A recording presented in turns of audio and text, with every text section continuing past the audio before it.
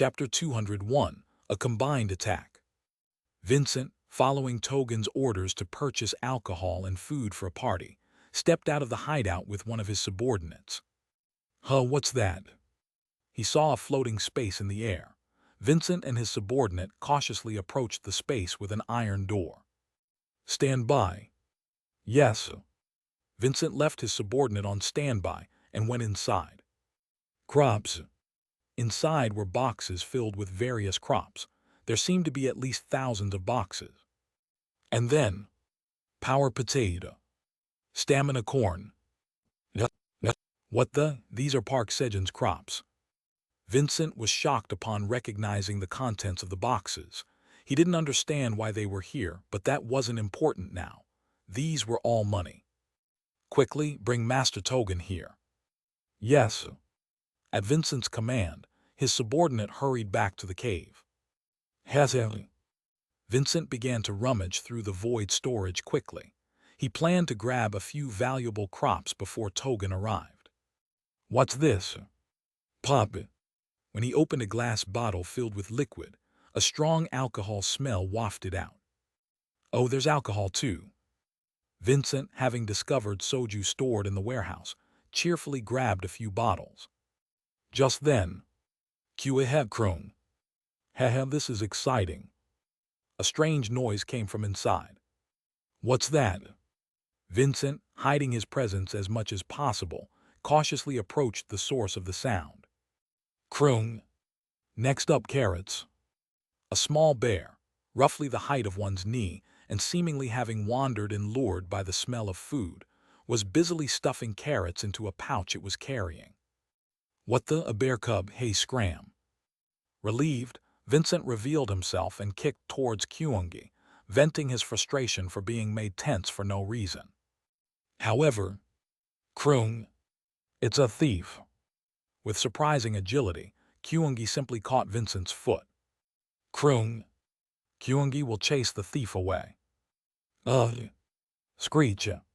The bear began dragging Vincent outside. Thwack thwack. While being dragged away by Kyungi, Vincent drew his sword and attacked Kyungi's back in resistance, but Kyungi's hide was incredibly tough. His sword couldn't even cut through the fur, let alone the hide. What the heck is this creature? Vincent, realizing too late that something was amiss, suddenly remembered just how dangerous a bear could be. Right, bears can rip people apart. Let go, save me. Vincent tried to call for help with a voice filled with fear, but Krung, punishment for thieves. But it was already too late. Kyungi had flung Vincent forcefully outside the entrance. Bang! As Vincent hit the ground hard, his unfinished plea for mercy became his last words. And then, this damn bear cub. From Vincent's body, a light shone, and a giant blue snake revealed itself. Krung, Kyungi will protect Daddy's warehouse. Kyungi stood at the entrance of the void storage, stretched its short legs as wide as he could, and roared towards the blue snake as if guarding it. As Sejun was coming up the stairs, Krung, no one steals food from Daddy's warehouse. Sejun saw Kyungi deliver a furious uppercut to the jaw of the giant blue snake. Bang! Arg! Hit by Kyungi's uppercut, the blue snake was flung into the air. SSSHHH. Clink! The snake's body turned to dust, and a bronze coin fell from the sky. An apostle of destruction. Sejun spoke, watching the falling bronze coin. The presence of an apostle of destruction meant the Three-Head Society was nearby. Vice Chairman Theo and Golden Bat, please check whether the Three-Head Society's hideout is located somewhere in this area. Understood, Meow. Yes. At Sejun's request, Theo and the Golden Bat moved quickly, and Sejun hurried toward where Kyungi was. Krung Krung. Daddy, this guy tried to steal food from the storage, so Kyungi punished him. Kyungi, picking up the bronze coin from the ground, handed it to Sejun and reported. Good job, you did well. So Kyungi's punishment meant sending them out of this world. Sejun petted Kyungi on the head and updated the data in the Kyungi language translator. Kuehe krung. Hehe, then Kyungi will go refill the snack pouch. Kyungi happily accepted Sejun's petting, but then remembered he hadn't finished his task and returned to the void storage to start filling the snack pouch. And then, Hydra's fourth bronze coin. Right arrow. Left alone, Sejun examined the newly acquired coin. It was the same type of coin that Theo had brought before. Swoosh. As Sejun was putting the bronze coin into his pocket. Thump. Something sharp stabbed Sejun in the back. Kyuka. He had been too careless. Normally, he would have had Kyungi or Theo around him. He had not expected an enemy that used stealth. He had let his guard down because it was a lower level. I'm sorry, everyone. Scenes from Sejun's life began flashing before his eyes like a spinning wheel of memories. Just as he was reliving the scene of holding his mother's hand on his first day of elementary school. Poke poke. He heard the stabbing sound from behind again. Cruel bastard, one stab would have been enough.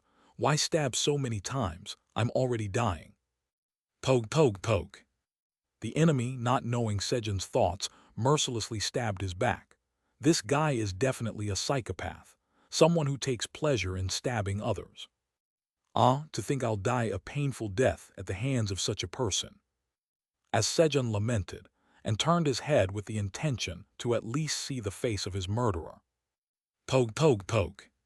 He locked eyes with a petrified hunter, panic-stricken as he madly stabbed Sejun. Eek, why isn't the dagger going in? Poke poke poke. Even as the hunter made eye contact with Sejun's eyes, he desperately stabbed Sejun's abdomen with a dagger, but it couldn't pierce Sejun's skin.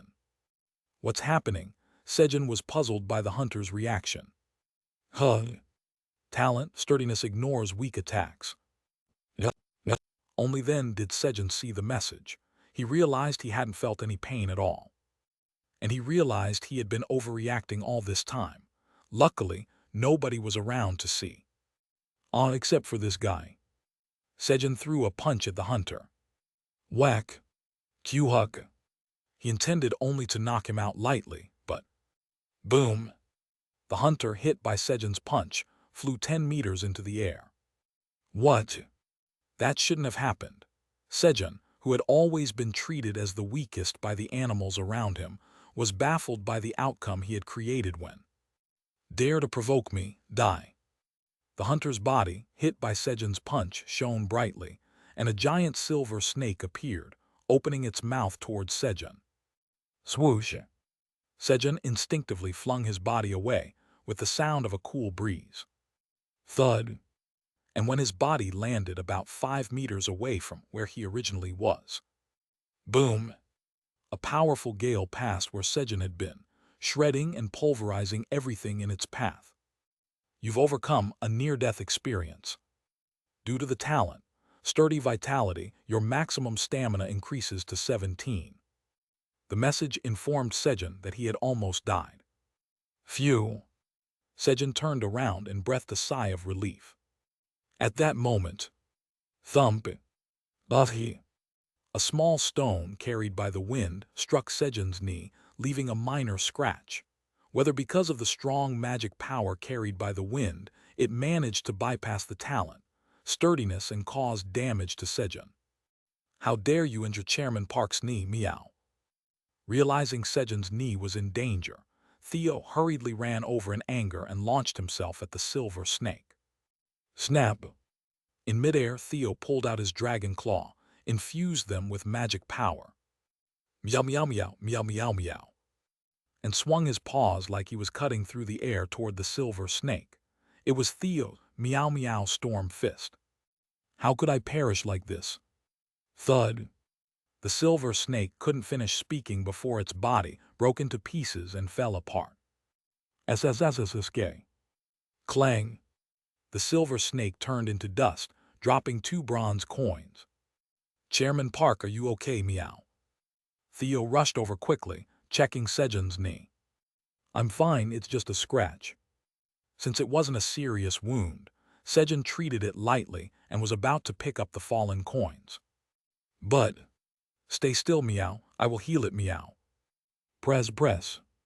Theo hurriedly climbed onto Sejun's knee and began gently massaging the injured spot with his front paw. It was a healing massage, and the wound began to heal quickly. "Thank you." Hut, of course, meow. I Vice Chairman Theo will protect Chairman Park's knee, meow. Theo puffed out his chest, looking quite pleased with himself. Okay. While Sejun was appreciating him and stroking Theo's head. Huh. Sejun's gaze met that of Togen, who was sneakily picking up the bronze coins the silver snake had just dropped. Togen, who had barely escaped with one subordinate after throwing his men to the golden bats that had suddenly attacked the hideout. That's when. What's that guy? Togen saw Sejun, who was at the lakeside, examining the coins Vincent had dropped at his death. A straw hat and shabby clothes. He didn't look strong at all. Bring me that bronze coin. Yes. Togen ordered his subordinate to assassinate Sejun and retrieve the bronze coin, but instead, the subordinate was defeated by Sejun, and the sixth head of the sealed Hydra was unleashed.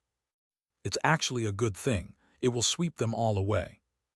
Togen hoped that Hydra's sixth head would annihilate all the enemies around. However, meow meow meow meow meow meow. The sixth head of the Hydra died, chopped into thousands of pieces by the sudden appearance of a cat wildly flailing in the air. What in the world is happening? Realizing the unfavorable situation, Togen hid himself deeper. That's when. Swallow the bronze coin dropped by the sixth head. A voice resounded in Togen's mind. I can't. If we come out now, we'll die. Togen resisted the opinion formed by the voice in his head. It was too dangerous. Don't worry. If you swallow that coin, no one can stop us. Really? Yes, I'm the first head of Hydra that commands all heads. I can take down all enemies. I will trust you then.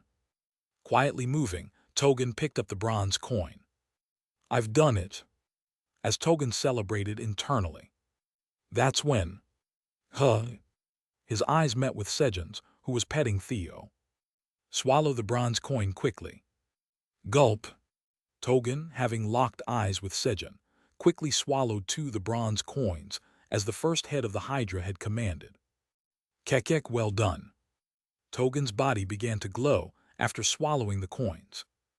Kekek, such overflowing power. I may have been careless before, but this time will be different. In front of Sejun appeared a snake with two heads appeared. A black snake twice the size of the silver snake that had appeared earlier, with the silver one right next to it, with only a head emerging. What the? As Sejun was taken aback. Chairman Park, don't worry, meow. I'll protect you, meow. Theo quickly shielded Sejun. And then, croon croon. Kyungi has filled the snack pouch. Oh, another bad snake. Dedada. Kyungi, who had filled his snack pouch, rushed out of the void storage and, upon finding the Apostle of Destruction, hurriedly ran to stand in front of Sejun. Heta, come at me. With Theo on the left and Kyungi on the right standing firmly, Sejun overflowed with confidence. Kekek, try to stop this. Assist the sixth head. Understood. The black snake inhaled deeply and spat a black liquid towards Sejun. Whoosh! And the silver snake blew wind to spread the black liquid further. That looks dangerous. Sejun sensed something ominous about the black liquid. Even a single drop seemed deadly poisonous. Guys, eat this. Sejun hurriedly handed detoxifying green onions to Theo and Kyungi. Crunch, crunch. Vice Chairman Theo used Meow Meow Storm Fist. Kyungi used Krunghool. Sejun, too, quickly ate a detoxifying green onion and instructed Theo and Kyungi. If they were combining their attacks, so would his side. Understood, meow. Krung. Understood. Following Sejun's command, Theo and Kyungi used their skills simultaneously. Chapter 202. Guys, catch only as much as we need. Meow meow meow meow meow meow. Krung Huo. As Theo's Meow Meow Storm Fist and Kyungi's Krung Huo merged, the formless magical blades of the Meow Meow Storm Fist mixed with the tornado of Krung Huo, completely pulverizing everything within its range. As a result, the Hydra, struck by their combined technique, perished without leaving behind a single word, let alone a trace. However, Quagwagwang, the power was too overwhelming, more than Sejun had anticipated. Not only the Hydra but also the space behind it was hollowed out in a circle. Several mountains disappeared entirely, altering the topography of the tower. I shouldn't have used it. Seeing the path created, which seemed endless, Sejun realized there was no need to use the combination technique. It was all because of the Hydra that unnecessarily provoked him into using the combination technique. His mistake, just a tiny bit. Guard Theo and Herbalist Kyungi have defeated the first and sixth heads of the Hydra, the nine-headed snake, holding the 10th seat among the 12 apostles of destruction who infiltrated the Black Tower. You've gained 17.5 million experience points, 50% of the experience points earned by Guard Theo. You've gained 17.5 million experience points, 50% of the experience points earned by Guard Kyungi. Guard Theo and Herbalist Kyungi have defeated a Black Crow. Consequently, an enormous amount of experience acquisition messages appeared, stating they had also defeated the Hydra and other monsters in the path of their combined attack. Though Theo and Kyungi had defeated them together, the experience was split evenly, but as a result, the experience points that Sejun gained were the same. And then, you have leveled up. You have acquired one bonus stat. You have leveled up. You have acquired one bonus stat. Sejun leveled up twice, reaching level 63. I need to collect the coins quickly. He couldn't be complacent, fearing another apostle of destruction might appear and swallow the coins. As Sejun hurried to the place where the Hydra died, he found 7 bronze coins scattered there. That's a lot. Sejun examined the coins he picked up. Hydra's first bronze coin. Right arrow. Hydra's 6th bronze coin. Right arrow. There were 2 types of coins, 5 coins from the Hydra's first head and 2 from the 6th. The black one must be from the first head, right? Sejun thought that the apostles of destruction who dropped more coins would be bigger and stronger. Now I need to complete the quest. Having gathered the coins, Sejun decided to move back to the Ice Island to complete the land deed quest. I need to take the kids. Before heading to Ice Island, Sejun went to fetch Theo and Kyungi with him. It's Meow Meow Crew Storm Fist Meow. Kroong Kroong. No Crew Meow Who is better. Theo and Kyungi were fighting over the name of their newly created combination technique. At that moment, then let's ask Chairman Park which is a better name between Meow Meow Crew Storm Fist and Crew Meow Who Meow. As Theo spoke, seeing Sejun approaching. Kroong. Great, let's ask Dad to decide the new technique's name. Kyungi also agreed. Pew Hu Hut, Chairman Park is on my side, meow. Hehe, Dad is on Kyungi's side. Both had their own hidden intentions. However, how about Theo Kyungi Park Storm Punch? Faced with a request to choose between 2 names, Sejun suggested a new name, sneakily inserting his own name into it. Chairman Park, you included your name in the technique, meow. Kroong. Dad included Dad's name as well. The 2 were shocked at Sejun's suggestion. If you don't like it. Thinking he might have been too greedy, Sejun hastily tried to retract his words, but, as expected of Chairman Park, meow, it's brilliant, meow. Kroong Kroong. Dad is amazing, we love it. Fortunately, both were very pleased to have Sejun's name included. Of course, they both adored Sejun. Thus, with the peculiar name Theo Kyungi Park Storm Punch, settled for the combination technique, Sejun set off for Ice Island with both of them on his knee. Ice Cube. In the meantime, the ice that Sejun had created melted, and he made new ice to travel to Ice Island. Upon arriving at Ice Island, Sejun followed the stairs to where the penguins were. Peng! Peng! The atmosphere had completely changed from just a while ago. It felt like a house in mourning. Vice Chairman Theo, Go ask Kona why the mood has suddenly changed like this. Sejun sent Theo, who was acquainted with Kona, to find out the reason. Understood, meow. Receiving Sejun's order, Theo confidently approached and asked, Peng Lord Theo. Kona, why is the mood like this, meow? He asked Kona, who was crying. Peng, the bear that just appeared, killed the hunter who was freezing our island for us. Now our village is finished. Without Ice Island, we who cannot survive in hot places will die. In response to Theo's question, Kona pointed at Kyungi and spoke. Kroong, did Kyungi do something wrong? Hearing Kona's words, Kyungi looked at Sejun with an anxious voice. Kyungi just punished the bad guy. No, it's not Kyungi's fault. And Kona, don't worry, I can freeze the island for you, Ice Cube. Sejun used the holy stone, and a 10-meter cubic block of ice appeared in front of him. Peng, there's ice. The penguins, who had been depressed, were surprised and approached the ice created by Sejun. At that moment, an additional quest reward has been added. Upon checking the quest reward. Reward. Recognition as the rightful owner of the land deed, the assistance of 300 blue-backed penguins in the lake's work. Added to the reward was the detail that the penguins would help with the work at the lake. A reward was added to the work that had to be done anyway. Sejun began in earnest to lower the temperature of the lake, infusing magic into the holy stone to create ice. Ice Cube. Boom. With a vibration, hundreds of cubic ice blocks enveloped the surroundings of Ice Island. Ice Cube.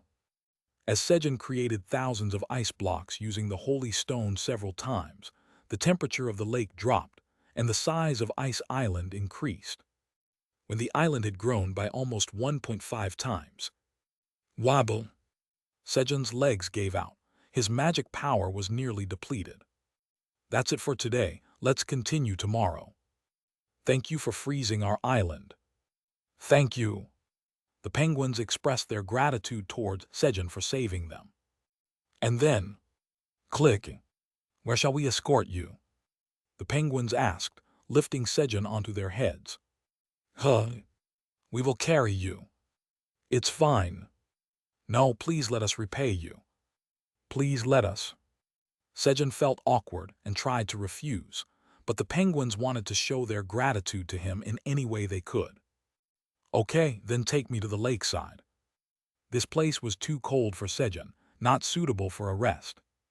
Yes, let's go, everyone. The penguins carried Sejun to the lakeside. Hut, nice, meow. Kuehe Kroong. Hehe, this is fun. Thanks to that, Theo and Kyungi, who were on Sejun's lap, also moved and had a fun experience.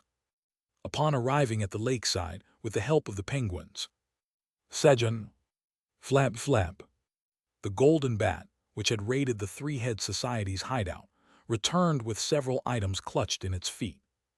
Is that a hunter phone? Sejun recognized the item brought by the golden bat. It was a hunter phone, a device made for hunters to use in the tower. Yes, I tried to secure evidence at the Three-Head Society's hideout, but someone destroyed all the evidence and escaped. Thus, with the evidence to bring to Sejun destroyed, the golden bat had taken the hunter phones of the dead Three-Head Society members, thinking they might contain some clues. As expected, it's locked. Picking up one of the 10 hunter phones, Sejun touched the screen to see what was inside, and a password entry screen appeared. Golden Bat, guide me to the Three-Head Society's hideout. We need a hunter's face or fingerprint to unlock this. That's gone. Gone. Well, I shredded them too much. Oh, I see. Although the Golden Bat was hesitating, Sejun roughly understood what it meant, but it was okay, because there were other options. Vice Chairman Theo, there's work for you to do. Sejun put the 10 hunter phones in Theo's bag as he spoke. What work, meow? Leave everything to Vice Chairman Theo, meow. Theo responded arrogantly to Sejun's words. Go down and deliver these hunter phones of the Three-Head Society members to Han Taejun. If anyone knew people who could unlock the hunter phone, it would be Han Taejun. Meow.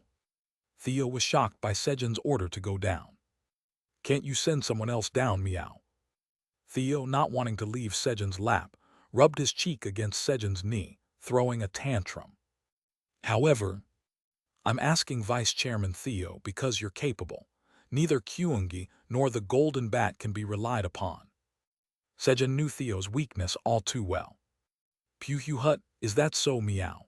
As expected, Chairman Park trusts only me, meow. Then of course I will go, meow. Upon Sejun's words, Theo quickly changed his attitude, stood up and picked up his bag. I trust you, Vice Chairman Theo. Puhu Hut, I'll be back soon, meow. Theo disappeared, running at full speed to return quickly. Since he only had to go down a few floors, he could return in as little as 30 minutes if he hurried. Let's sleep for now. Sejun took out some straw mats from the storage and lay down on the floor. He was tired from using a lot of magic. Snore. As soon as Sejun lay down, he fell asleep and Kurorong. Berorong. Kyungi and the Golden Bat settled down and slept on Sejun's stomach. Despite the tremendous battle that had taken place just a short while ago, the lakeside was peaceful. When Sejun woke up after a short sleep. Gororong. Kurorong. Berorong. Along with Kyungi and the Golden Bat, there was the sound of Theo snoring. Theo, who had quickly delivered the hunter phone to Han Taejun and returned. At that moment, gurgle. Sejun's stomach alarm rang. Come to think of it, I haven't eaten dinner. Sejun, taking the animals off his body, submerged his face in the lake to look inside. He was checking if there was anything good enough to eat for dinner. There are a lot of fish. Seeing the fish swimming leisurely in the lake, Sejun decided to have grilled fish for dinner tonight. Just as he decided on the menu. Swish. From the dark, distant place in the lake where the light didn't reach, a black silhouette of something rapidly approached Sejun. He. Sejun, sensing danger, hurriedly took his head out of the water. However, Master Sejun, you're awake. The black silhouette was someone Sejun knew. Kona. Yes, Master Sejun, please have these. Kona offered Sejun 3 fish, each as big as her own body, skewered on a harpoon. Thanks, but it's okay, we eat quite a lot. Sejun declined the fish Kona offered. They would need far more than 3 fish because of Kyungi, so he had to catch much more anyway. Then let me help catch more. Okay, thanks. With Kona's help, Sejun caught fish. Kona drove the fish to the surface, and Sejun froze that part entirely. Originally, using Thunder Throw would be easier, but there were too many penguins swimming in the lake to use it. At that moment, Puhu Hut, the fishing master, Vice Chairman Theo, has awakened, meow. Having woken up, Theo dove into the lake after seeing Sejun catching fish. Theo, who had a water affinity talent and didn't have to worry about getting wet, dived in without hesitation. And then, Krung. Kyungi is also good at catching fish. At Theo's shout, Kyungi, who had woken up, also dove into the lake. Stirred by Theo's shout, Kyungi, who had woken up, also dove into the lake. Guys, catch only as much as we need. Sejun watched over the two to ensure the fish in the lake wouldn't be overfished to extinction. Chapter 203, Can We Mind That? As Sejun had expected, Theo and Kyungi immediately started competing as soon as they entered the lake. Puhu Hut, Kyungi can't beat me because Vice Chairman Theo is not afraid of water, meow. Splash, splash. Theo created a path through the water, and using that path began to swiftly catch fish. He was utilizing his aquatic talent more dynamically than anyone else. Lord Theo, you are amazing. Kona, who was seated next to Sejun and preparing the fish, admired Theo's swimming skills. To the others, it appeared as though Theo was effortlessly swimming through the water with incredible skill. And then, Krung. Kyungi will catch more than Big Brother. Boom. Spurred by Theo's fishing skills, Kyungi struck the water hard, not wanting to lose. Pub pub. Due to the shockwaves, unconscious fish began to float to the surface. Kuehe Krung. Hehe Kyungi will win. Kyungi started eagerly catching the unconscious fish. Peng! Among them were penguins knocked unconscious by Kyungi's shockwaves. Kyungi, that's one warning for you. You even knocked out the penguins. One more warning and you're out. Sejun sternly warned Kyungi. Fishing like Kyungi would not only harm the penguins but could quickly lead to the extinction of the fish in the lake. Krung! Kyungi, get a warning for catching them like this. Thanks to that, Kyungi also started to swim and catch fish like Theo. Kyungi's swimming was also top-notch, making no significant difference from the speed at which Theo was catching fish. While the two were catching fish for about an hour. Stop catching the catfish now. Sejun, worried about overfishing, checked the fish they had caught and stopped them from catching too many, as he didn't want them to go extinct. Maybe it's time to tell them to come out, Sejun said, looking at the pile of fish next to him. At a glance, it seemed to easily exceed 1,000. You guys stop. Just as Sejun was about to call them out. Whoosh! A giant turtle's head emerged from the lake. And then, a mid-level administrator quest has been triggered. Mid-level administrator quest. The lake turtle, which spawns once every 1,000 years, has awakened 100 years earlier than its spawning period. Pacify the lake turtle and put it back to sleep within 5 days. Right arrow, there is only one lake turtle in the Black Tower. Right arrow, if the lake turtle dies or fails to spawn, it will become extinct. Right arrow, if the lake turtle goes extinct, the prestige of the Black Tower will decrease. Right arrow, lake turtles to be put back to sleep, 01. Reward, 100,000 experience points, 10,000 tower coins, flourishing of the lake turtle, an endangered species in 100 years. After a long time, a mid-level administrator quest message appeared. I have to put the turtle to sleep. Endangered lake turtle, but how does one put it back to sleep? Do we need to put that turtle to sleep, meow? Krung. We just have to put the turtle to sleep. Theo and Kyungi, who had caused the major incident of awakening the endangered lake turtle, were now standing next to Sejun and asked. Krung. Kyungi can put it to sleep. Kyungi said confidently, clenching his fist. No, Kyungi, Daddy will handle this. Sejun hurriedly stopped him. Somehow, he felt that if Kyungi were to try to put the lake turtle to sleep with a punch, they would probably never see another lake turtle in the Black Tower again. Let's go, guys. Sejun, with Theo and Kyungi equipped on each knee to protect him, approached the head of the lake turtle. Huff, huff. The lake turtle was panting heavily. What's wrong? Sensing something was off, Sejun hurried towards the lake turtle. Piwang. Don't come any closer. The lake turtle warned Sejun. It had a cute way of speaking for its size. Hello, I'm a mid-level administrator of the Black Tower. Are you uncomfortable with something? Sejun introduced himself, showing the mid-level administrator tattoo on his right hand, ensuring the turtle wouldn't feel threatened. Puang puang. You're the mid-level administrator. It's really hot. Hot. Sejun thought that maybe the lake turtle had woken up not because of Theo and Kyungi, but because it was too hot. I'll make some ice for you to cool down, ice cube. As Sejun created ice around the lake turtle to help it cool down. Crunch, crunch. The lake turtle hastily began to chew on the ice Sejun had created on the water's surface. And then, puang puang. Thank you, I feel much cooler now. After eating about 50 ice cubes, it finally looked satisfied and re-entered the water. However, no message appeared to indicate that the quest was completed. Then, gurgle. Krung. Daddy Kyungi is hungry.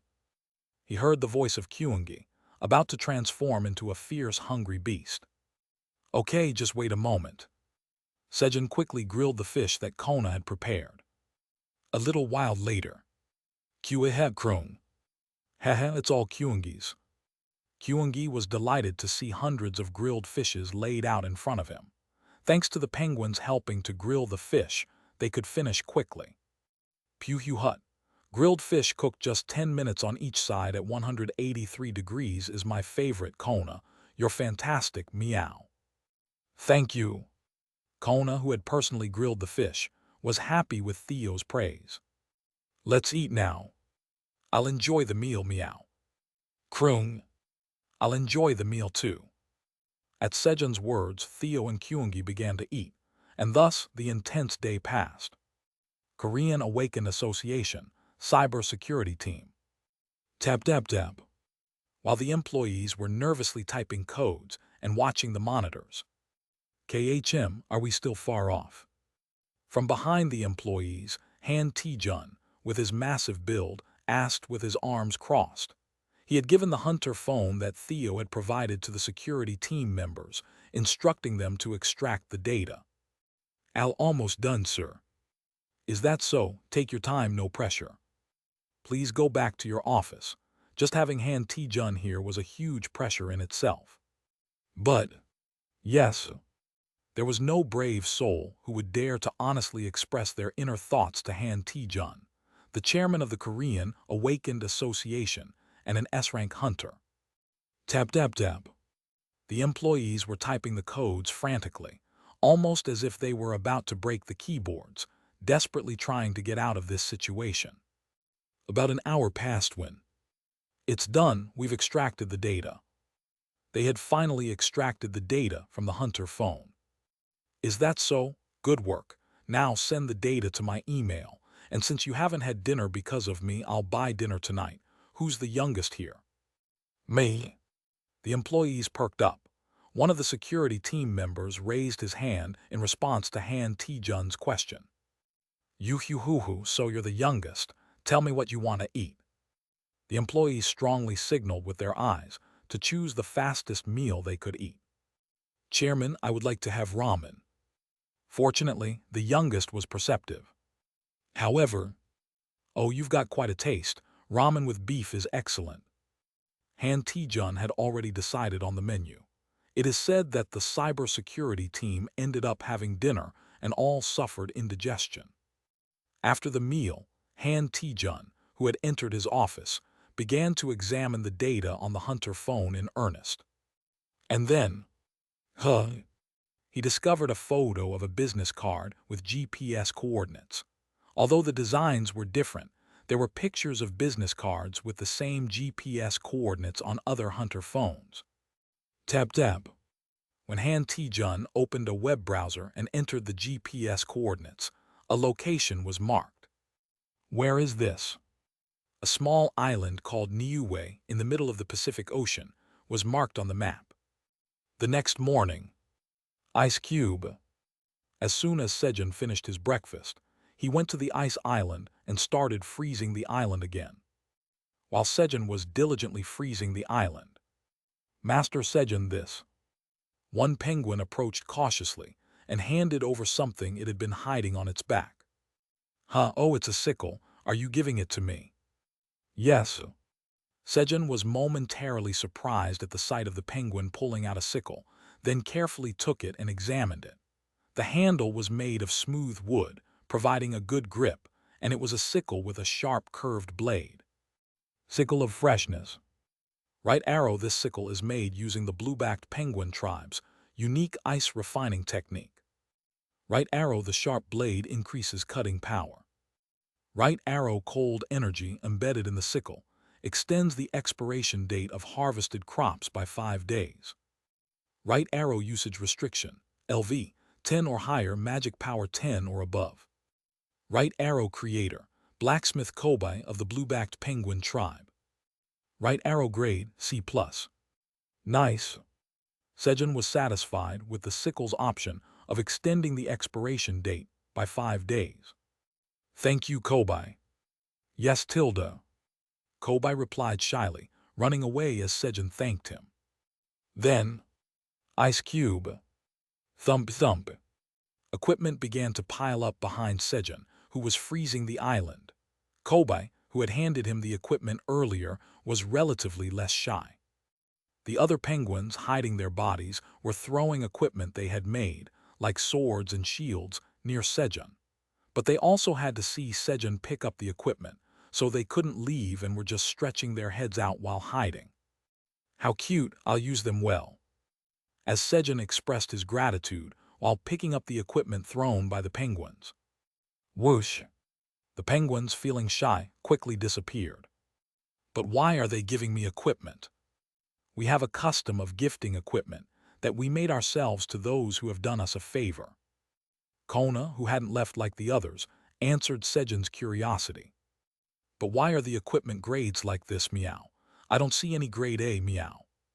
Theo, who had sold equipment on behalf of Kona, asked while examining the equipment Sejun had received. Most of the equipment grades were C or C+. There's no sincerity, meow. Bring better equipment for our Chairman Park, meow. We ran out of materials to make grade A equipment. Kona replied, looking disheartened at Theo's words. Materials? Yes, we've used up all the good materials we had to make money. Kona responded to Sejun's words. It's okay as it is. Sejun said, patting the gloomy Kona on the head. He wasn't greedy for equipment. He already had the Dragon Warrior helmet and Kaiser's scales for armor and Myler's hoe, which was legendary equipment. He was grateful for what he was given, but he didn't necessarily need it. However, don't worry, meow. I'll find the materials to make equipment for Chairman Park, meow. Theo exclaimed, raising his front paw, seemingly eager to find new A-grade materials for Sejun. Do you feel something pulling on your front paw? It's not, meow, but if I wish for it earnestly, there will be an attraction, meow. Then, pooing. Hot, so hot. The lake turtle, exhausted from the heat, reappeared, sticking its head out of the water. And, pooing. Mid-level administrator, I want to eat ice. Spotting Sejun, it requested ice. Here you go, ice cube. Sejun made ice for the lake turtle. Crunch, crunch. While the lake turtle was joyfully eating the ice. Pew hut, I found a good material, meow. Kona, can we mine that, meow? Theo, noticing the lake turtle's shell slightly above the water, asked Kona. Luckily, the lake turtle was preoccupied with eating the ice Sejun had made. It seems possible. Kona replied, holding a pickaxe. Chapter 204, Collecting Balinity TL, a type of barnacle. Just trust me, Lord Theo. For Lord Theo, Kona, with a determined look, jumped onto the back of the lake turtle. Splash! Splash! With short limbs flailing in the air, Kona glided as much as possible and dived into the water. Kona swam hard and climbed onto the back of the lake turtle. Is this the shell of the lake turtle? Kona spoke, looking at the red back of the lake turtle. The shell was densely packed with holes that looked like volcanic craters, varying in size from small to massive. It looked sturdy, and Kona thought it seemed like a good material for making equipment, though they would have to refine it first to be sure. Just then, scrape, croon.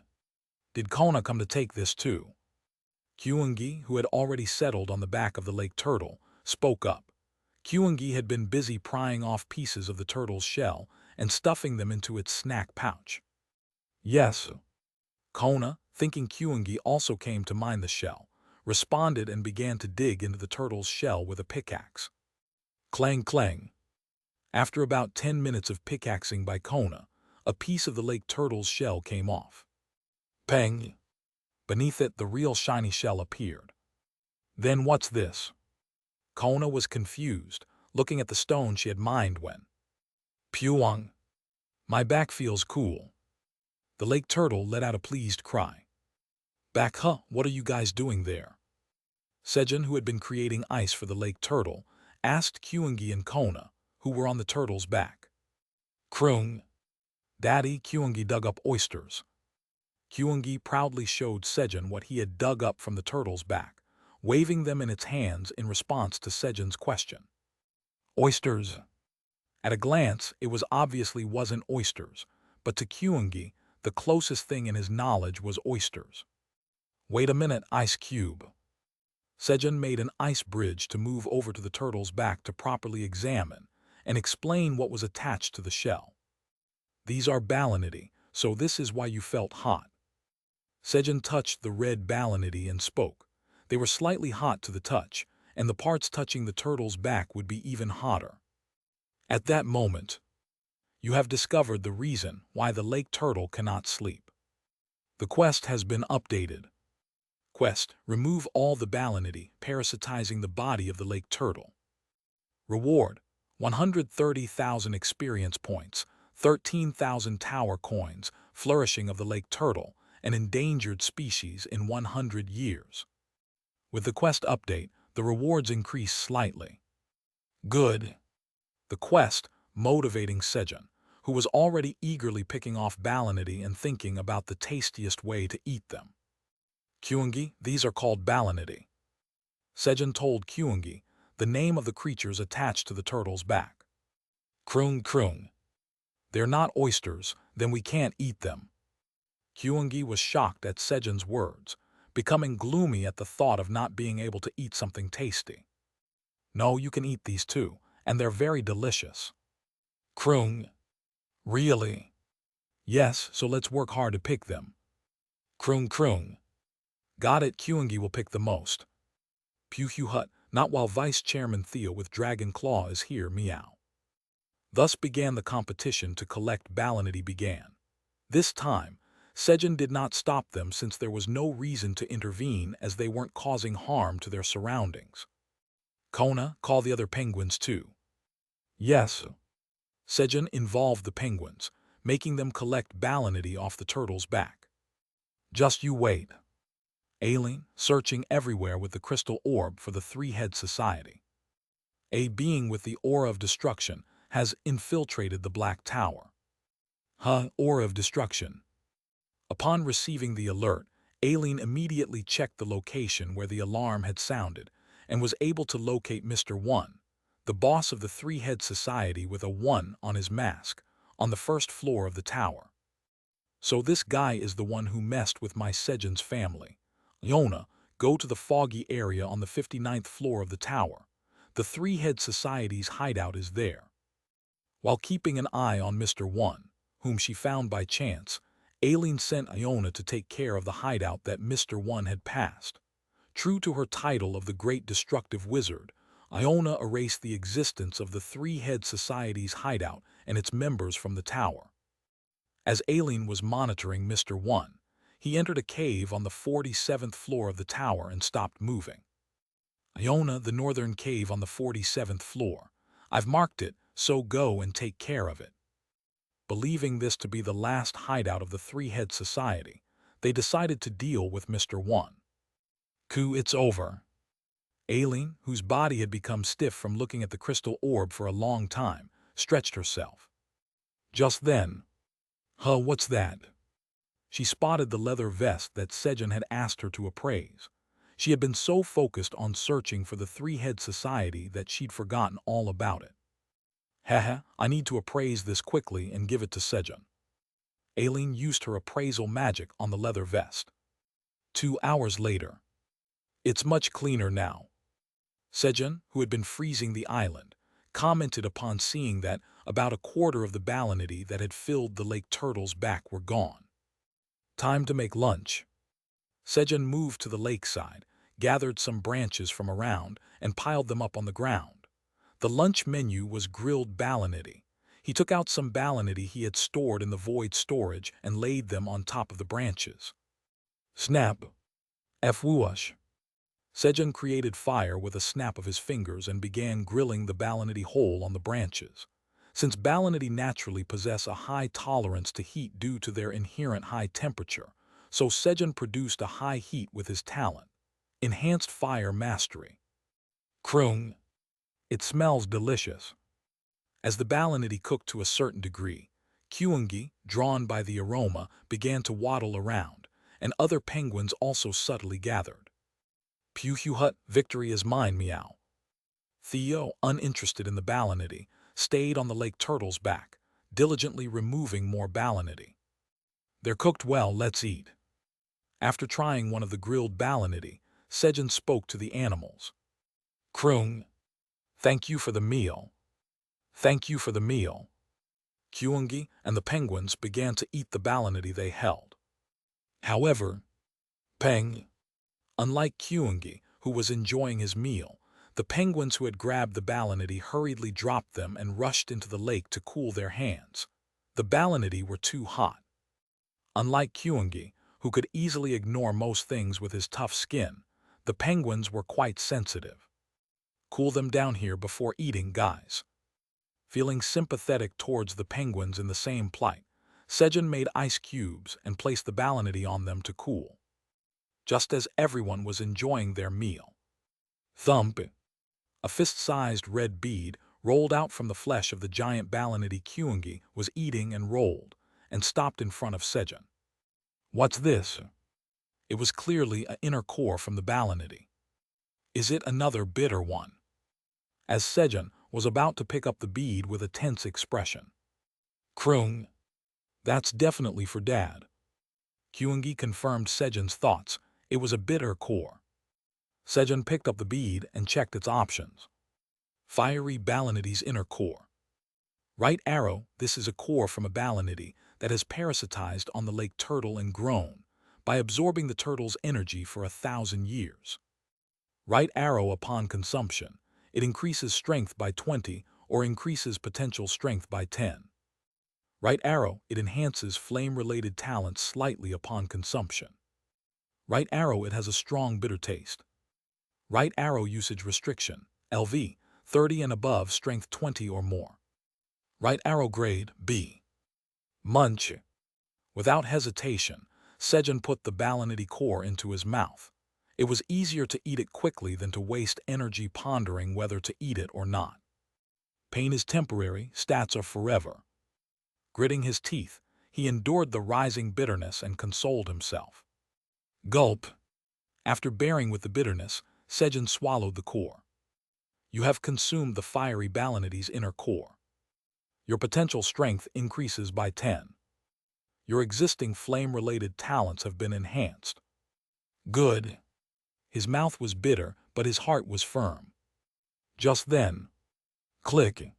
Huh. Da-da-da-da.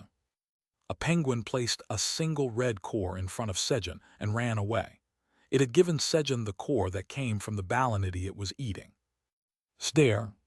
From a distance, the penguin watched to see if Sejun would enjoy the core it had given, quite anxiously. Overwhelmed by the intense stare, Sejun swallowed the balinity's inner core right away. He thought it better to consume it while the bitter taste still lingered in his mouth. Gug. Gulp. You have consumed the fiery balinity's inner core. Your strength increases by 10. Your existing flame-related talents have been enhanced. Although the bitterness was no different from the first one he had eaten, this time the options were as good as the first one, perhaps because the balinity was younger. As Sejun was cutting the meat into manageable pieces after swallowing 2 cores. Huh. He felt something hard and spherical inside, another core. Without suspicion, Sejun reached into the flesh. Chairman Park no meow. Theo, who had been diligently removing and collecting balinity from the back of the lake turtle, sensed danger approaching Sejun's knee and hurried over. But it was too late. With the core already in hand, Sejun, you have come into contact with the essence of fire. Your body has received a critical injury. Power indestructible body has been activated, consuming magic power to prevent your body from disintegrating.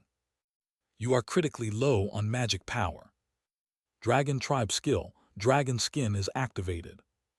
The scales of the great black dragon Kaiser have been destroyed. Arg! Sejun felt a searing pain in his hand. And then, boom! An explosion from the core sent him flying into the lake. Chairman Park, are you okay, meow? Theo hurried into the water, pulling Sejun out of the lake to check his condition. Fortunately, other than his body feeling as hot as fire and minor burns on his right hand, there seemed to be no serious injuries. Press. Pressing his paw on Sejun's right hand, Theo used the healing skill. Krung. Daddy, it's hot. Please get up, Daddy. Kyungi also rushed over in a panic. not knowing what to do, and massaged Sejun's legs while crying. "Don't worry, Kyungi, meow. I'll heal Chairman Park, meow. Kyungi, go fetch some water to cool him down, meow." Krung. Okay. Kyungi brought water in a balinity shell, continuously doused Sejun's body. For over an hour, as Theo and Kyungi were cooling and attending to Sejun. The tower's administrator is infuriated, questioning why Sejun has fainted. The tower's administrator inquires why Sejun's body is filled with fiery energy. Aileen, who had been about to give Sejun an appraised leather vest, asked Theo in anger, noticing that Sejun's body was so full of fiery energy that it seemed he might burst into flames at any moment. "Aileen, Chairman Park got hurt touching that core over there, meow. But he's not waking up, meow." Whoosh. Pointing at the red core that continued to produce intense heat since the explosion, Theo explained. Swoosh. Aileen hurriedly collected the core, knowing its true nature was crucial to understanding why Sejun had collapsed. But, ouch, it's hot. The red core was so hot that not even Aileen could touch it. "Grandfather, help." Aileen quickly called for Kaiser's assistance, as everyone was worried about Sejun. "You have absorbed a minute amount of the fiery energy. Your fire attribute talent has been enhanced." Sejun was gradually absorbing the fiery energy within his body, enhancing his fire attribute talent. Chapter 205. You still have things to do. Realizing that something was interfering with their consciousness, Kaiser attempted to check his mental state through a conversation with Kellyan. However, through the conversation with Kellyan, he realized that Kellyan's condition was more serious than his own. "It feels like it's been about 10 years since I moved the tower." "So you mean the White Tower hasn't moved for over 10 years? Kaiser was greatly surprised by Kellyan's answer. Normally, it takes about 10 years for a tower to appear and disappear, so they had neglected the collapse of an entire world. "Yes, hearing you say that, I don't even know why I didn't do that." Kellyan spoke with a confused expression in response to Kaiser's question. "Kellyan, it seems like something is interfering with the consciousness of our dragon race." Kaiser was certain after Kellyan's answer. "However, how dare anyone intervene with the brilliant dragon race's consciousness? That's impossible." Kellyan strongly denied Kaiser's words. It was an unthinkable event. Dragons were supreme beings. Their mental defenses were so strong that not even gods could easily penetrate them. And not just one dragon, but the entire dragon race. That would have been impossible even for a creator god. "Then Kellyan, why didn't you move the tower for 10 years? Tell me." "That is..." Kellyan couldn't answer Kaiser's question. Like fog, the memories of that part were faint. "Kellyan, first, go and move the tower." "Understood." Kellyan hurriedly focused on his main body to move the tower. Phew, hopefully, this isn't the case with all the other dragons. Kaiser realized the seriousness of the situation through his conversation with Kellyan. As Kaiser worried about the other dragons, "Grandfather, help." He heard Aileen's urgent voice. "What's the matter with our granddaughter?" At Aileen's call, Kaiser hurriedly moved to the administrator area. And then, "Is this in the Black Tower?" After hearing the situation from Aileen, Kaiser was perplexed to see a core continuously spouting fire and burning on the floor. This item wasn't supposed to be here. "Grandfather, do you know what this is?" "This is the essence of fire, but you're saying Sejun touched this and fainted." Kaiser spoke as if he couldn't understand Aileen's words. "That's because the essence of fire was an object filled with powerful fire energy that only the red dragons could handle. The moment Sejun touched it, he should have turned to ash, but he just fainted. It was fortunate that Sejun did not die, but it was a mysterious event." "Yes, now Sejun's body is now full of fire energy, completely like a fireball. I need to see this for myself." Kaiser checked Sejun's condition through the crystal orb. "How is it?" "Now relax. The fire energy is gradually decreasing. It seems like Sejun is absorbing the fire energy." "Really? Phew, that's a relief." Aileen felt relieved at Kaiser's words after checking Sejun's condition through the crystal orb. Why is the essence of fire on the 44th floor of the tower? I don't know. According to Theo, it came out of the body of a balinity that was parasitizing on the back of the lake turtle. For now I will keep this essence of fire, seal. Gulp. Kaiser sealed the essence of fire with magic and transmitted it to his main body through the black dragon statue. If the essence of fire kept emitting heat, the surrounding environment would be filled with fire energy, transforming the environment into a desert. Kachachach, hang in there, Sejun. Aileen cheered for Sejun, who was absorbing the fire energy through the crystal orb. Inside Sejun's consciousness. Munch, munch. Sejun was sitting at the dining table, earnestly eating sweet potatoes engulfed in flames. The fire sweet potatoes kept appearing no matter how much he ate, never decreasing. It's too hot. The sweet potatoes were so hot that Sejun strongly felt like he wanted to stop eating, but each time, he felt strongly that he needed to eat this to survive. But, I can't do this anymore. Soon, he felt like his stomach was so full it would burst. Moreover, because of eating something hot, it felt like his stomach was on fire. If only Kyungi were here, he would have eaten all of it. Sejun thought of Kyungi. But, I can't eat anymore. He was not Kyungi. Thud. Sejun fell forward, his head hitting the dining table, and the sweet potatoes kept piling up on the table. Soon, the sweet potatoes were stacked like a tower, trying to burn Sejun's body. Then, swoosh. Young farmer of the Black Tower, you still have things to do. A woman with a silver silhouette appeared, placing her right hand on Sejun's back and extending her left towards the sweet potatoes piled on the table. Then she absorbed the sweet potatoes, infusing red energy into Sejun's back. A massive fiery energy explosively evolves your fire attribute talent. Talent, enhanced fire mastery, evolves into friend of fire.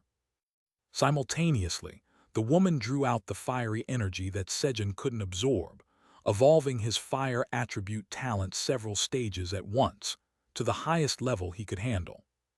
But there was still a lot of fiery energy left, and more sweet potatoes kept appearing on the table. The power of creation transforms the fiery energy into a job skill appropriate to your attributes. New job skill Greenhouse LV, 1 acquired. Using the fiery energy as skill proficiency to increase the proficiency of Greenhouse. Job skill Greenhouse LV, 1 proficiency is full and the level increases. Job skill Greenhouse LV, 3 proficiency is full and the level increases. The woman used the remaining fiery energy to create the greenhouse skill and quickly depleted the fiery energy with the skill's proficiency. When no more sweet potatoes appeared on the table, she sighed in relief. Phew, fortunately. If it weren't for those who cherish you, I wouldn't have had the chance to step in. I look forward to your future exploits and see you next time, young farmer of the Black Tower. Pad pad. The woman patted Sejun's back and disappeared. Chairman Park's body is cooling down, meow. Theo, who had been kneading Sejun's body, shouted to the other animals as Sejun's body temperature began to drop. Kroong. Big brother, is Dad really okay? Pew hut, of course, meow. Didn't I, Vice Chairman Theo, say I would protect Chairman Park, meow? Theo spoke with an arrogant tone. Then, you have overcome countless near-death experiences. Due to the talent, sturdy vitality, your maximum stamina increases to 37. Sejun struggled to open his eyes. Chairman Park. Kroong. Dad, are you okay? Theo and Kyungi rubbed their faces against Sejun's, clinging to him. At first, Sejun was going to ask why they were doing this, but feeling the moisture at the corner of their eyes, he silently hugged them both. While he was holding them, the tower's administrator asks if you are all right now. Aileen, who was anxiously worried about Sejun, asked how he was.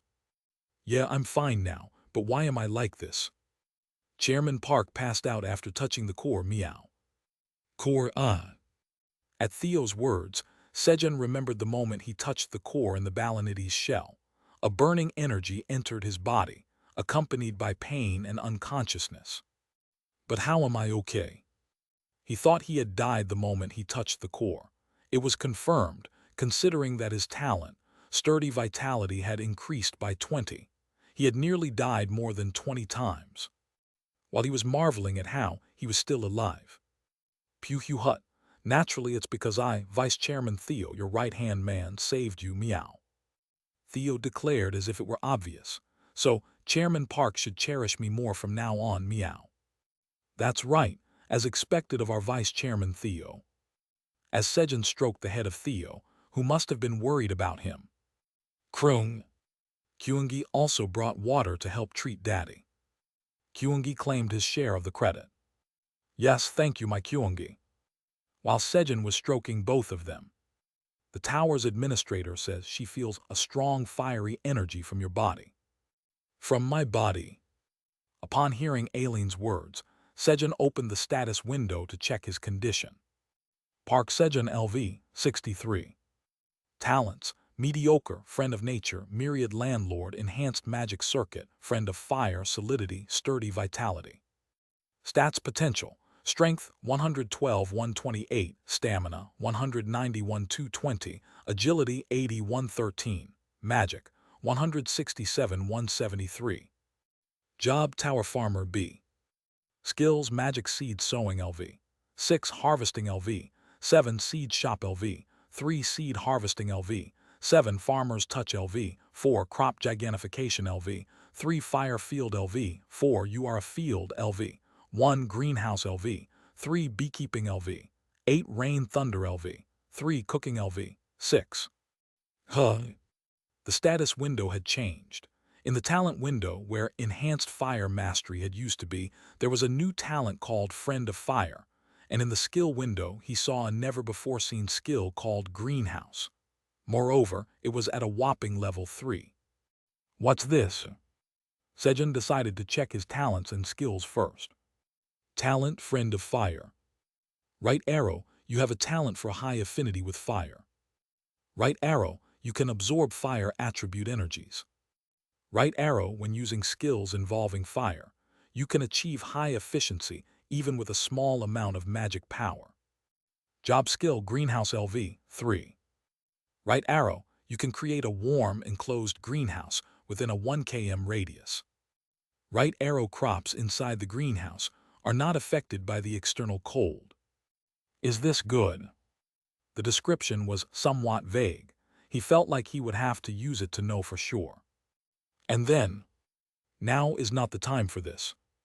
Sejun, holding Theo and Kyungi, stood up from his spot. It was to complete the mid-level administrator quest. At that moment, the tower's administrator says she has appraised the leather vest you entrusted to her. The tower's administrator says wearing this will make things a little less dangerous for you in the future. A little less dangerous. Sejun looked at the black leather vest in his hands. Thankfully, the leather vest that Theo had brought, which had been tattered, was now transformed into a sleek leather vest with a suede feel. Sejun checked the vest. The Great Hunter Molten's leather vest. Right arrow, this is a leather vest used by the Great Hunter Molten. Made from the leather of a black buffalo, it provides significant defense. Right arrow, the vest has absorbed Molten's experiences over the long time he had worn it. Right arrow, it senses murderous intent directed at the wearer from the surroundings. Right arrow, it instinctively helps to more efficiently dodge attacks when ambushed. Right arrow usage restriction, LV, 50 and above, agility 80 or higher. Right arrow creator, leather craftsman Isna. Right arrow grade, A. Well, it was a customized defensive gear for Sejun, who lacked combat experience. It even had the effect of sensing murderous intent and instinctively aiding evasion when ambushed. Aileen Theo, thank you. Expressing his gratitude, Sejun put on the leather vest and climbed onto the back of the lake turtle with the animals for the quest that had been delayed because of him. It was to pluck the turtle's barnacles directly. as soon as Sejun touched the shell to pluck the barnacles. Talent, friend of fire, absorbs a faint fire energy. A red energy was absorbed from the barnacles into Sejun, and the barnacles transformed like they were wilting. Huh. Krung. Both Sejun and Kyungi were flustered as their food disappeared. In front of a cave on the 47th floor of the tower. Kaiwo, is this where the boss of the three-head society who messed with Sejun's family is? Following Aileen's instructions, Yona, who had destroyed the three-head society's hideouts, arrived where Mr. One was. O power of gravity, heed my command and enhance your power. Gravity control. Quagwing. Yona had no intention of sparing anyone from the three-head society, so she collapsed the hideout, crushing the organization members inside. And then, O power of dimensions, obey my command. As Yona was preparing her next spell, waiting for the enemy that would appear soon. Dares to attack me. A three-headed snake, the Hydra, burst through the ground and appeared. Chapter 206, It's Really a Shrimp. As the Hydra, the snake with 9 heads and holding the 10th seat among the 12 apostles of destruction, made its appearance. Mini black hole.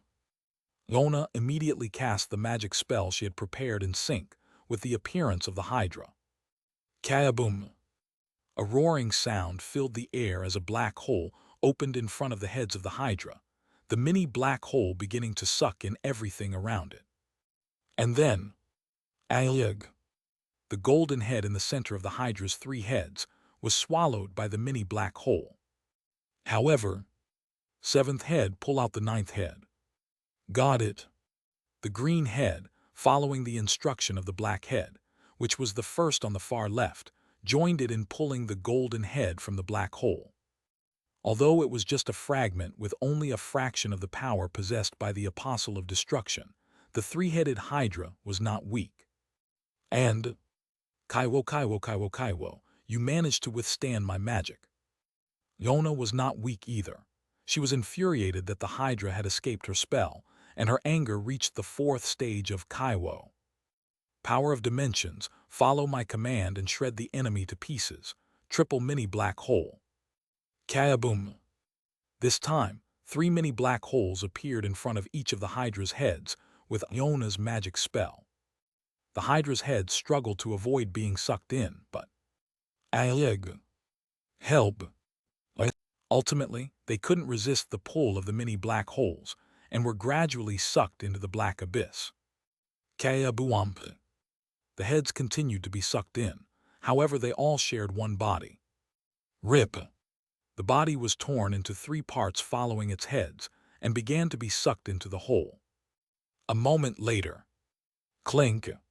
12 bronze coins dropped to the floor as the body, now divided into thirds, was completely sucked into the mini black hole. Kaiwat, that's why you should have just gone when I sent you off peacefully. Yona said as she picked up the bronze coins. Kaiwoam, I need to sleep now. Yawning, Iona headed down to the 44th floor where Sejun and Theo were. Absorb. Talent, friend of fire, absorbs faint fire energy. Sejun placed his hand on the shell of a ballinity and absorbed its fire energy. Initially, he was surprised when the ballinity disappeared, but it didn't matter since the back of the lake turtle was overflowing with ballinity. Moreover, there were many ballinity on the belly of the lake turtle, so Sejun took care of the ones on the back, while the other animals harvested those on the turtle's stomach. As Sejun was in the midst of ballinity removal. Talent, friend of fire, absorbs faint fire energy. The absorbed fire energy consolidates, partially improving your constitution. Talent, mediocre, evolves into talent, beyond mediocre. All stat potentials increase by 5. Sejun was surprised. The basic talent he first obtained upon awakening had evolved. I've heard that the basic talent you get first almost never changes. He wondered if his talent, friend of fire, was much more remarkable than he had initially thought. Sejun chuckled and examined his evolved talent. Talent beyond mediocre. a slightly superior talent than the mediocre. Receive one bonus stat every time you level up. All stat potentials increase by 5. Sejun was pleased with the growth of his base talent. However, Sejun realized something odd. As his basic talent grew, so did his potential. This meant that the potential of hunters differed based on their basic talent. And these base talents, when descriptors like beyond are removed, were categorized mainly into 3 levels: mediocre, skilled, and genius. What does that mean? The other hunters' maximum potential isn't 99. Sejun felt unfairly treated. He had spent hours diligently making footsteps for the crops and had to eat bitter things to increase his potential, while some people didn't have to go through such trouble from the moment they awakened. This world really is unfair. Sejun suddenly realized the irrationality of the world and proceeded to absorb the energy from the Balinity, removing them. Had other skilled or genius hunters heard Sejun's words, they might have felt even more aggrieved. Those other hunters hardly had any methods to increase their potential. Just walking and eating increased his potential, such a luxury. Absorb. Sejun, unaware of this, was diligently removing Balinity. Then, Sejun, I brought ramen. The golden bat, which had briefly gone to Earth, returned. Sensing a little while ago that it was about to go to Earth, the golden bat immediately asked Sejun what to bring, and of course, Sejun ordered ramen. 2 bundles of ramen hung from the golden bat's feet, a total of 10 packets. It was thanks to the elixir-grade cherry tomato Sejun had fed it. He'd have to feed it more diligently from now on. Good job. Sejun, looking proudly at the golden bat, lifted it onto his hand and stroked it. Pip pip. The golden bat melted under Sejun's touch, basking in the pleasure. A moment later, Berorong, carefully placing the golden bat, which had dozed off under his touch, on his back. Rustle, rustle. With its eyes closed, the golden bat clutched its feet to secure itself on Sejun's clothes and began to sleep soundly. Sleep well. Just when Sejun had put the golden bat to sleep. Gurgle. A loud noise echoed from the water. It was the stomach alarm of a hungry Kyungi. It was dinner time. Ice cube. Sejun quickly moved to the lakeside. Then, snap. He flicked his fingers to ignite a flame, and a huge flame emerged. Even without firewood, the fire sustained through Sejun's magic. Sejun fixed the fire in one spot, filled a pot with water, and started boiling it. Tonight's dinner menu was Balinity ramen. However, 10 packets of ramen weren't enough for everyone here. So, he added Balinity, potatoes, green onions, Xinjiang green peppers, and other vegetables to increase the quantity, and seasoned it to ensure it wasn't bland. As the dish neared completion, Sejun scooped up some of the soup to taste it. He had finely chopped some of the Balinity to ensure their flavor infused the broth, which gave the broth a greenish color, but in turn, the broth became flavorful. Yep, that's it. After tasting the broth, Sejun added the ramen noodles to the pot and called out, "Everyone, time for dinner." He called the animals over. Soon, as the ramen was almost ready, animals began to emerge from the lake. Tab, tab, tab. Splash. Theo was the first to emerge from the lake, clinging to Sejun's knee. Sniff, sniff. Kroong. It smells like ramen. As soon as Kyungi came out of the lake, it took its place in front of the ramen pot, sniffing. Here you go. Sejun dished out ramen into bowls for the animals, and also filled his bowl with Balinity ramen before sitting down. And then, scoop. With his left hand, he scooped up some tuna porridge and fed it to Theo, who was lying in his lap, and with his right hand, he began eating his ramen. Slurp. Chew, chew, chew. As the meal was coming to an end. Chairman Park, something is approaching, meow. Theo, swaying his tail back and forth, spoke. What is it? As Sejun became alert from Theo's words. Sniff, sniff. Dad, it smells like Sister Yona. Kyungi sniffed around and then spoke. Ah, it's Yona, Kyungi which way? When Sejun asked. Krung. That way. Kyungi pointed with its front paw in the direction of Yona's scent. All right, should we go greet her? Sejun decided to go for a walk to help with digestion. However, got it meow. Krung. Understood. The two clung to Sejun's legs as they answered. In reality, Sejun was the only one actually walking. After walking for about 30 minutes to meet Iona. Kaiwat, long time no see Sejun. Iona shouted as she quickly flew towards him.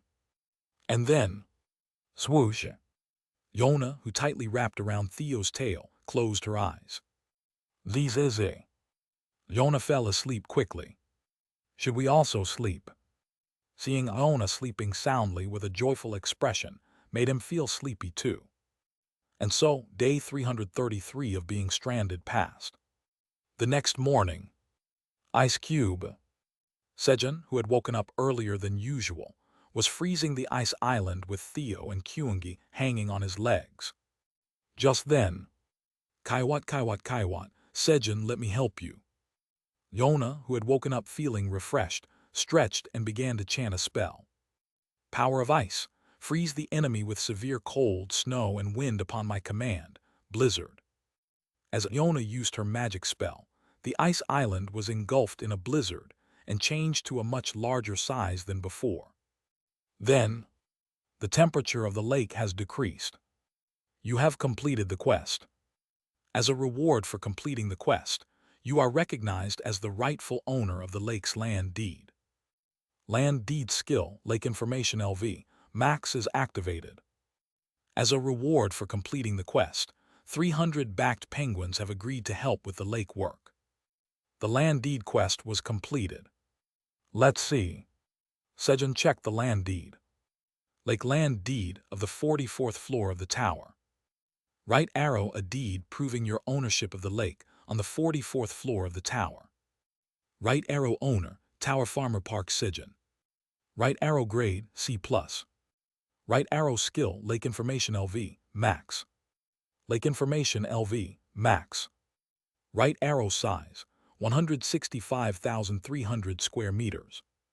Right arrow workers, 301, landowner, 300 blue-backed penguins. Right arrow special note, there are a lot of freshwater shrimp. Freshwater shrimp here. Sejun looked into the lake closely after reading the description on the land deed. However, all he could see was clear water and other fish with his eyes. Chairman Park, cheer up meow. Thump thump. Theo, who had just woken up, kneaded Sejun's face, who was looking at the lake. Just looking at the lake won't smooth out your rotten face, meow. What's there to cheer up for? But Theo, have you ever seen shrimp in the lake? They look like this. Sejun bent his fingers to make a shape similar to a shrimp. However, meow, I don't know meow. Theo showed a clueless expression. Then, Pwang. Good morning, Tilda. The lake turtle, who had woken up from sleep, came up from the bottom of the lake to greet Sejun. Is Chairman Park talking about those things, meow? Theo pointed at the lake turtle and asked. Huh, what? Don't you see those creatures jumping off the back of the lake turtle, meow? Jumping off. Convinced by Theo's words that they might be shrimps, Sejun squinted and stared intently at the lake turtle's back, but, I don't see anything. Sejun couldn't see anything. Of course not, meow. They've all gone back into the lake now, meow. What, turtle, can you go down and come up again? Pwang. Understood, Tilda. At Sejun's request, the lake turtle dived to the bottom of the lake and then surfaced again. Do you see them now, Theo? Yes, meow. Got it, let me know when they disappear. Despite Sejun's focused observation, he still couldn't see anything. Turtle, go down once more, Ice Cube. To get closer to the turtle's back, Sejun created ice to step on, but he still couldn't see the freshwater shrimp. Why can't I see them? Pew hut, Chairman Park, I'll catch them for you, meow. Shashashak. As Sejun got frustrated, Theo boldly climbed onto the back of the lake turtle and lightly waved his front paws, as if catching something. And then, Pew Hut, Chairman Park, did you see my prowess, meow? Theo returned with a smug look on his face and spread out his front paws. Huh? There was nothing on Theo's paws, but slowly, small freshwater shrimps began to appear in Sejun's vision. They were revealing themselves as their camouflage skill wore off upon death. It's really a shrimp. Sejun's face lit up with emotion as he saw the shrimp. Finally, he could make salted shrimp TL, Aka fermented shrimp or Sejun. Chapter 207, Acquiring the Great Sword. You have achieved the feat of making the first spicy and refreshing freshwater shrimp soup in the tower. The recipe for spicy and refreshing freshwater shrimp soup is registered under Cooking LV. 6. Your proficiency for Cooking LV. 6 greatly increases. Your proficiency for Cooking LV. 6 is filled and the level increases. An achievement message appeared as the shrimp soup made with the freshwater shrimp caught by Theo was completed. Heh, nice. Furthermore, with the message that his cooking level had increased, Sejun smiled contentedly and took a spoonful of the shrimp soup to taste it. Slurp. So refreshing. Sejun made a satisfied expression after tasting the shrimp soup. The flavor of the shrimp soup was spicy yet refreshing, and the more he chewed the shrimp, the more the savory taste came out. With this, the shrimp bait was completed. Guys, let's have breakfast. Sejun called the animals. Krung. Daddy, is this edible? Kyungi looked at the shrimp in the shrimp soup Sejun was offering and asked. He had seen shrimps while picking balanity, but he thought they were too small to eat. Yes, give it a try. Krung. Okay. Trusting Sejun's words, Kyungi started eating the shrimp soup without doubt, and Peng. The penguins, who had already tasted it before, eagerly ate the shrimp soup with the freshwater shrimp. How is it? Delicious, right? If you guys catch shrimp, I'll make another tasty dish with freshwater shrimp for lunch. This was the reason Sejun had worked hard to make shrimp soup since morning. He couldn't see the hidden freshwater shrimp himself, so he was making animals catch the shrimp for him, using the shrimp soup as bait. Krung. Understood. Peng. Kyungi and the penguins nodded enthusiastically at Sejun's words. Now let's eat too. Slurp. Chomp chomp. Gulp. After successfully assigning the shrimp-catching task to the animals, Sejun fed Theo homemade churu and ate his shrimp soup. While they were having breakfast, next to Sejun, Kona and the other penguins who were eating shrimp soup started to become transparent one by one and disappeared. Chairman Park, what's wrong, meow? Theo stopped eating his churu and asked Sejun, who looked panicked. Vice Chairman Theo, suddenly Kona and the penguins, they disappeared. What are you talking about, meow? Can't you see Kona right here, meow? Theo looked next to him and said, seeing Kona still eating shrimp soup just fine. They're still there. When Sejun cautiously reached out to where Kona was, his hand touched something in midair. Peng, Lord Sejun, what's the matter? Kona, who had been engrossed in eating soup, asked Sejun. Is that you, Kona? Yes. I suddenly couldn't see you. You couldn't see me? Yes. Kona looked puzzled by Sejun's words because Kona hadn't done anything. Realization dawned on Sejun, and he hurriedly checked the soup's options. Spicy and refreshing freshwater shrimp soup. Made with freshwater shrimp that hide and live only in clean water, combined with detoxifying green onions, stamina radish, and Xinjiang green peppers. Right arrow, the addition of radish enhances the refreshing taste of the broth. Right arrow, when consumed, stamina increases by 3 for 10 minutes. Right arrow special effect, stealth. Right arrow chef, Tower Farmer Park Sejun. Right arrow expiration date, 30 days. Right arrow grade, B. As I thought. Sejun realized that the shrimp's unique property was transferred as a special effect in the soup, making the penguins invisible to him. Oh, does that mean I can become invisible too? Sejun hurriedly ate the shrimp soup. You have consumed the spicy and refreshing freshwater shrimp soup. Stamina increases by 1. Special effect. Stealth makes you invisible for 30 minutes. Sejun's body became transparent. However, I can't see myself either. Sejun, who didn't have the ability to see through stealth, was in a peculiar situation where other animals could see their bodies, but he couldn't see his own. Let's work hard today to catch a lot of balinity and shrimp. Krung. Got it. Peng. In response to Sejun's words, the animals, now invisible due to the stealth effect, energetically replied and headed into the lake. Aren't you going? Sejun asked Theo, who was hanging on his knee. I'm tired of removing balinity now, meow. I will join Chairman Park later, meow. And Yona needs to sleep too, meow. Theo, who didn't want to be separated from Sejun, sold out Yona, who was in his tail. Even though Yona was able to sleep comfortably underwater using magic when Theo entered the water. I understand. Sejun accepted Theo's argument. Honestly, it was a bit boring to work alone. Absorb. Talent, Friend of Fire, absorbs a faint flame energy.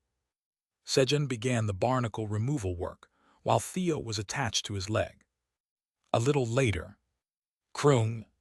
Kyungi caught a lot of shrimps. Peng. While catching balinity, Kyungi, along with some penguins who had caught shrimp intermittently while removing balinity, brought the freshwater shrimp they caught to Sejun. Put the freshwater shrimps in here. Sejun had them put the shrimp into a large pot filled with water, first to remove any impurities. After about 2 hours, Kaiwawoot. Yona woke up stretching. And then, I've been away from the wizard tower too long, I should go now. Sejun, this is for you. SSSSH.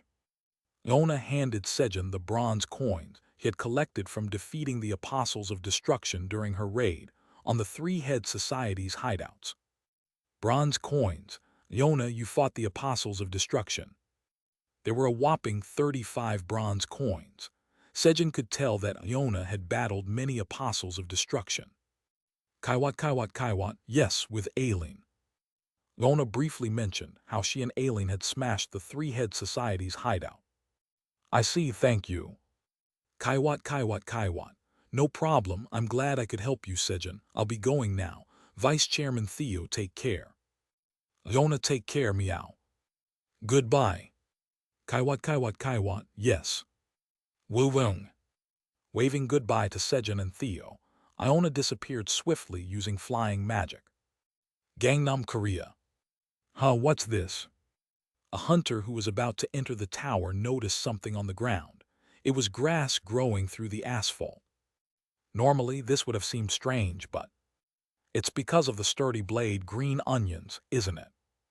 Seeing the sturdy blade green onions around, the grass growing on the asphalt didn't seem so unusual. They thought it was possible because they had dug up the asphalt around the tower to plant the green onions. Recently, the sturdy blade green onions planted around the towers on Earth, which initially had been planted by the Earth Defense Force, were now directly managed and planted by the governments of various countries due to the Brasilia incident. Governments were shocked when the tower in Brasilia disappeared, and hunters who entered through the vanished tower couldn't return to Earth. Hunters climbing the towers symbolized a nation's power, and for these hunters not to come out of the tower, it meant a massive loss of national power.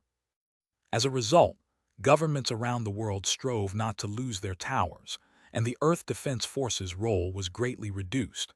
They only had to transport the sturdy blade green onions to the first floor and hand them over to each government. Yimin, come on. Coming. The hunter who had been looking at the grass on the ground left at the call of a collie. Crag. There was a sound of something growing from the ground.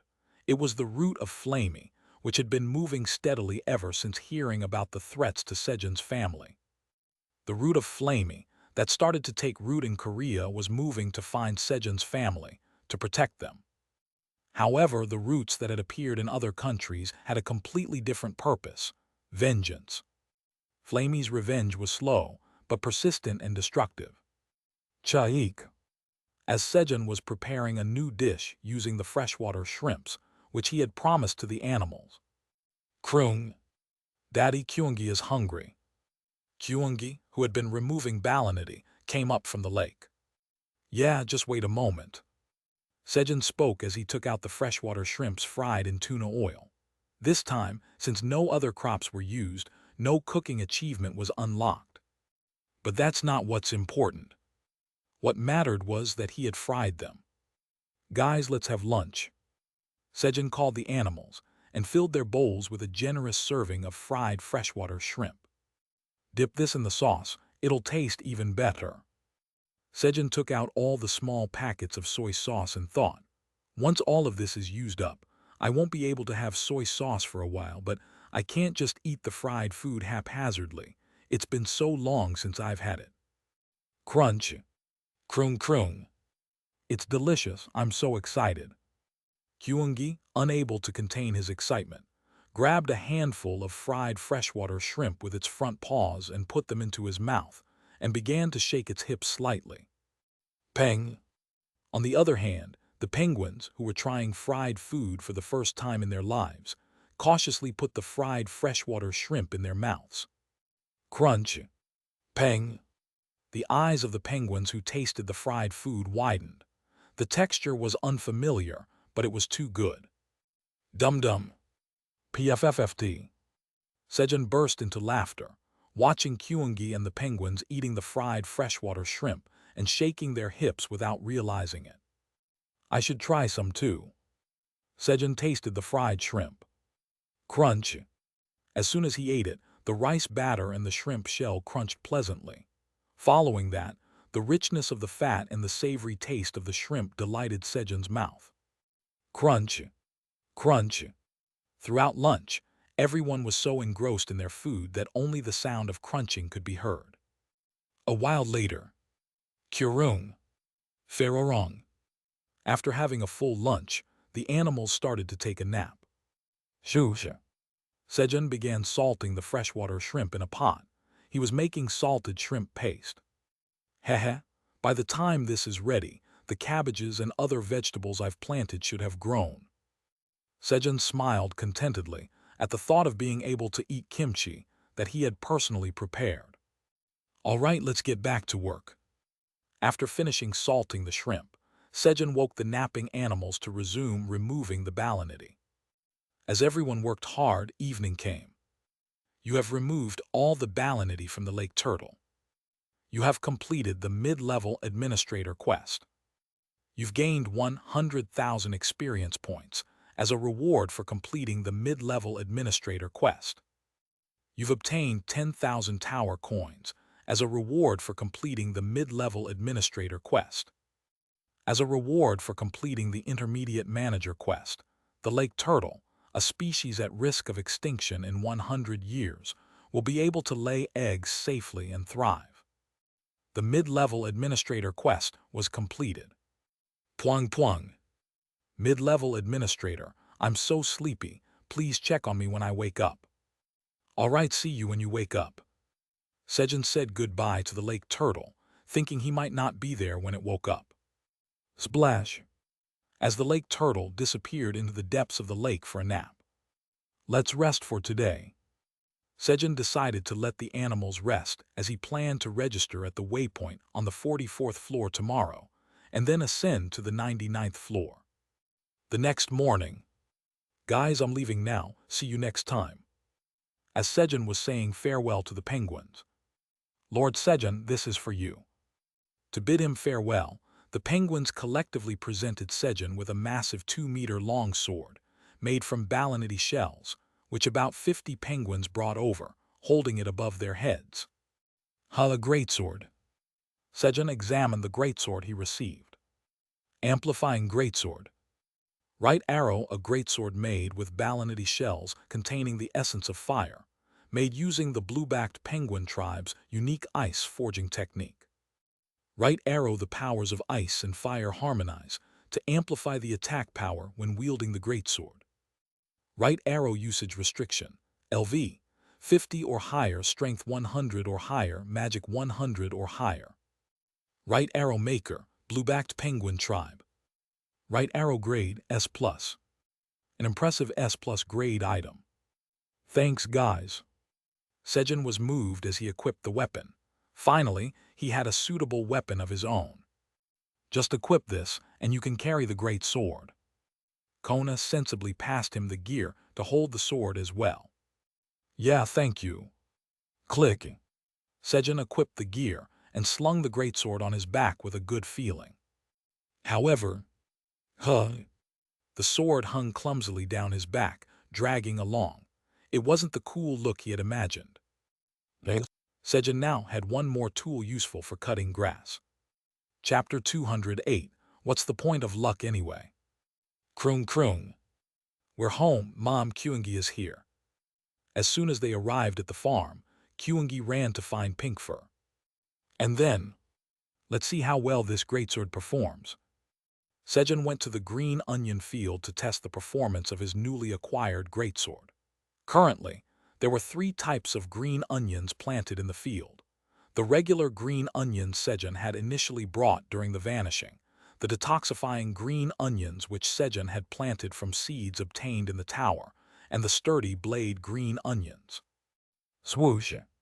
Sejun positioned himself in front of the vast regular green onion field that seemed endless, and pulled out the greatsword from the void storage. The area of the onion field was vast since he kept planting more green onions by splitting their roots. Yeah. Sejun took a deep breath, shouted and swung the greatsword sideways.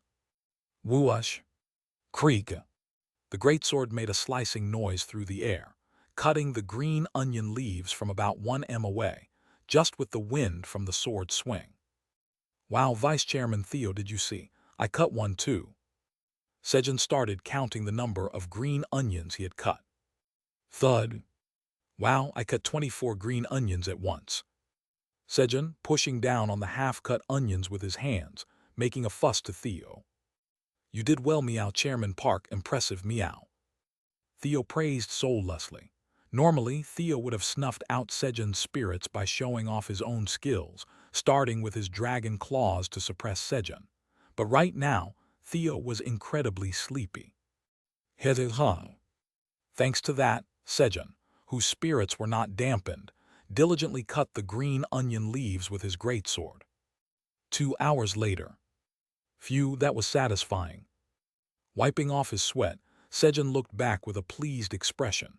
He felt proud looking at the vast field of onions he had cut. However, what? The previously cut green onions had already grown back to their original height. It was due to Sejun's farmer's footstep shoes. The green onions had grown rapidly upon hearing Sejun's footsteps. I'm trapped. Sejun was trapped in the middle of the onion field.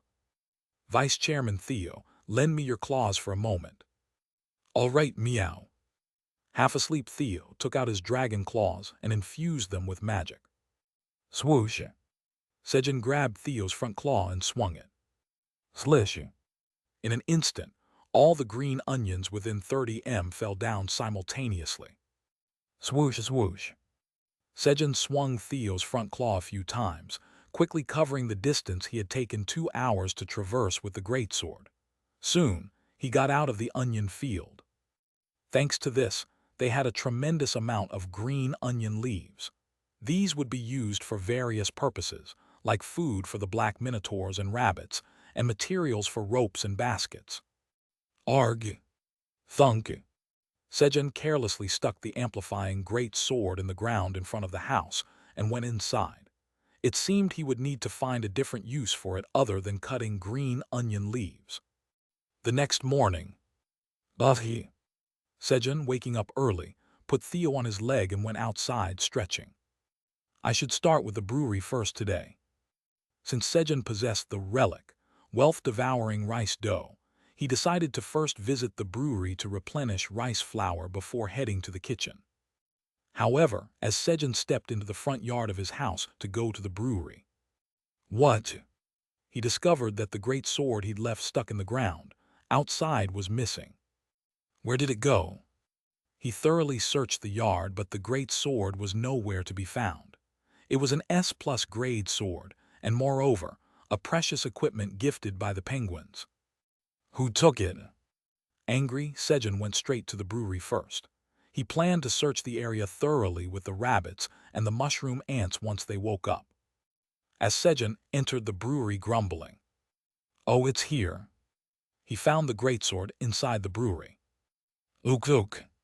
Two banana monkeys were holding the amplifying great sword together and stirring makgeolli rice wine contained in a giant jar. The monkeys, while searching for a stirring rod, had found and used the sword. It seemed they had found a good purpose for the great sword. "Hey, what are you guys doing?" Sejun asked the monkeys. "Ook. We're making samyangju TL, aka triple brewed makgeolli." Samyangju. Ook ook.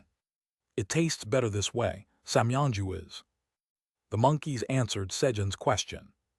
According to the monkeys' explanation, if you ferment makgeolli once and use it as a base, then add steamed rice for a second fermentation to make iyangju, and if they ferment it again after adding more, it becomes samyangju.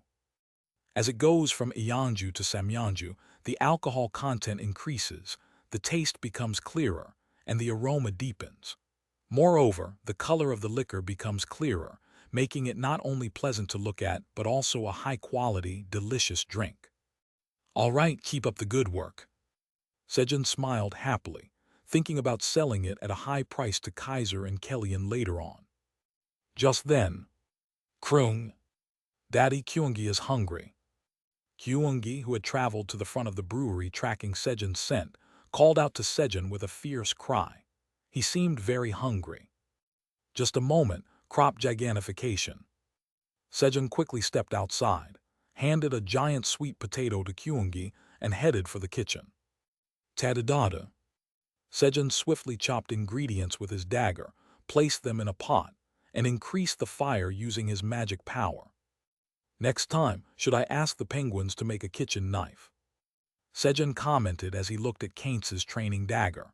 Though it cut well, it wasn't specifically made for cooking, so it was a bit uncomfortable to use. Bubbling. The contents in the pot began to boil, and soon a freshwater shrimp soup was prepared. Sejun had made this keeping in mind the rabbits that hadn't tried shrimp soup before. Once the shrimp soup was ready, "Slurp. Guys, let's eat." Sejun quickly ate a bowl of shrimp soup and called out to the rabbits. However, "Peepa, Pia."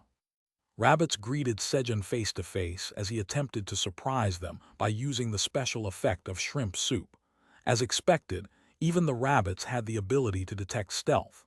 I'm the only one without detection ability. "Okay, line up." Sejun, feeling a bit dejected, served the shrimp soup into bowls for Kyungi and the rabbits. Sometimes, because he couldn't see his own hands, he accidentally poured soup onto his own hand, but it was okay. "Hey, I'm a friend of fire." A little burn like this wasn't a threat to Sejun. While the animals ate their breakfast, Sejun stepped outside. It was awkward to move in the kitchen with the hidden animals around. "How have you been, Flamey?" Exiting the kitchen, Sejun went down to the cave below and exchanged greetings with Flamey. "Yes, oh, I can feel a strong energy of fire from the master's body." "Yeah, my ability evolved this time. Hehe, check this out." Snap. Sejun flicked his fingers, showing off a giant flame to Flamey. But, whoosh. Before Sejun could react, the flame he created was absorbed into Flamey's leaf. Talent, ruler of fire, is stealing your fire energy.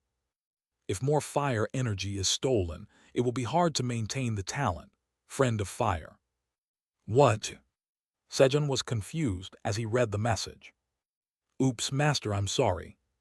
Flamey, having accidentally absorbed Sejun's flame, hurriedly apologized in a panic. "Ah, it's okay."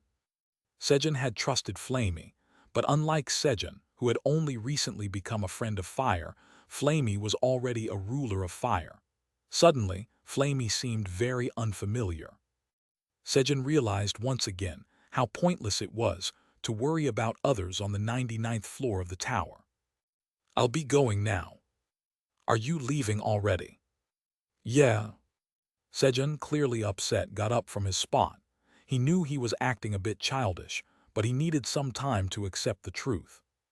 Exiting the cave, Sejun wanted to be alone and entered the storage. Of course, with Theo clinging to his knee, he wasn't entirely alone.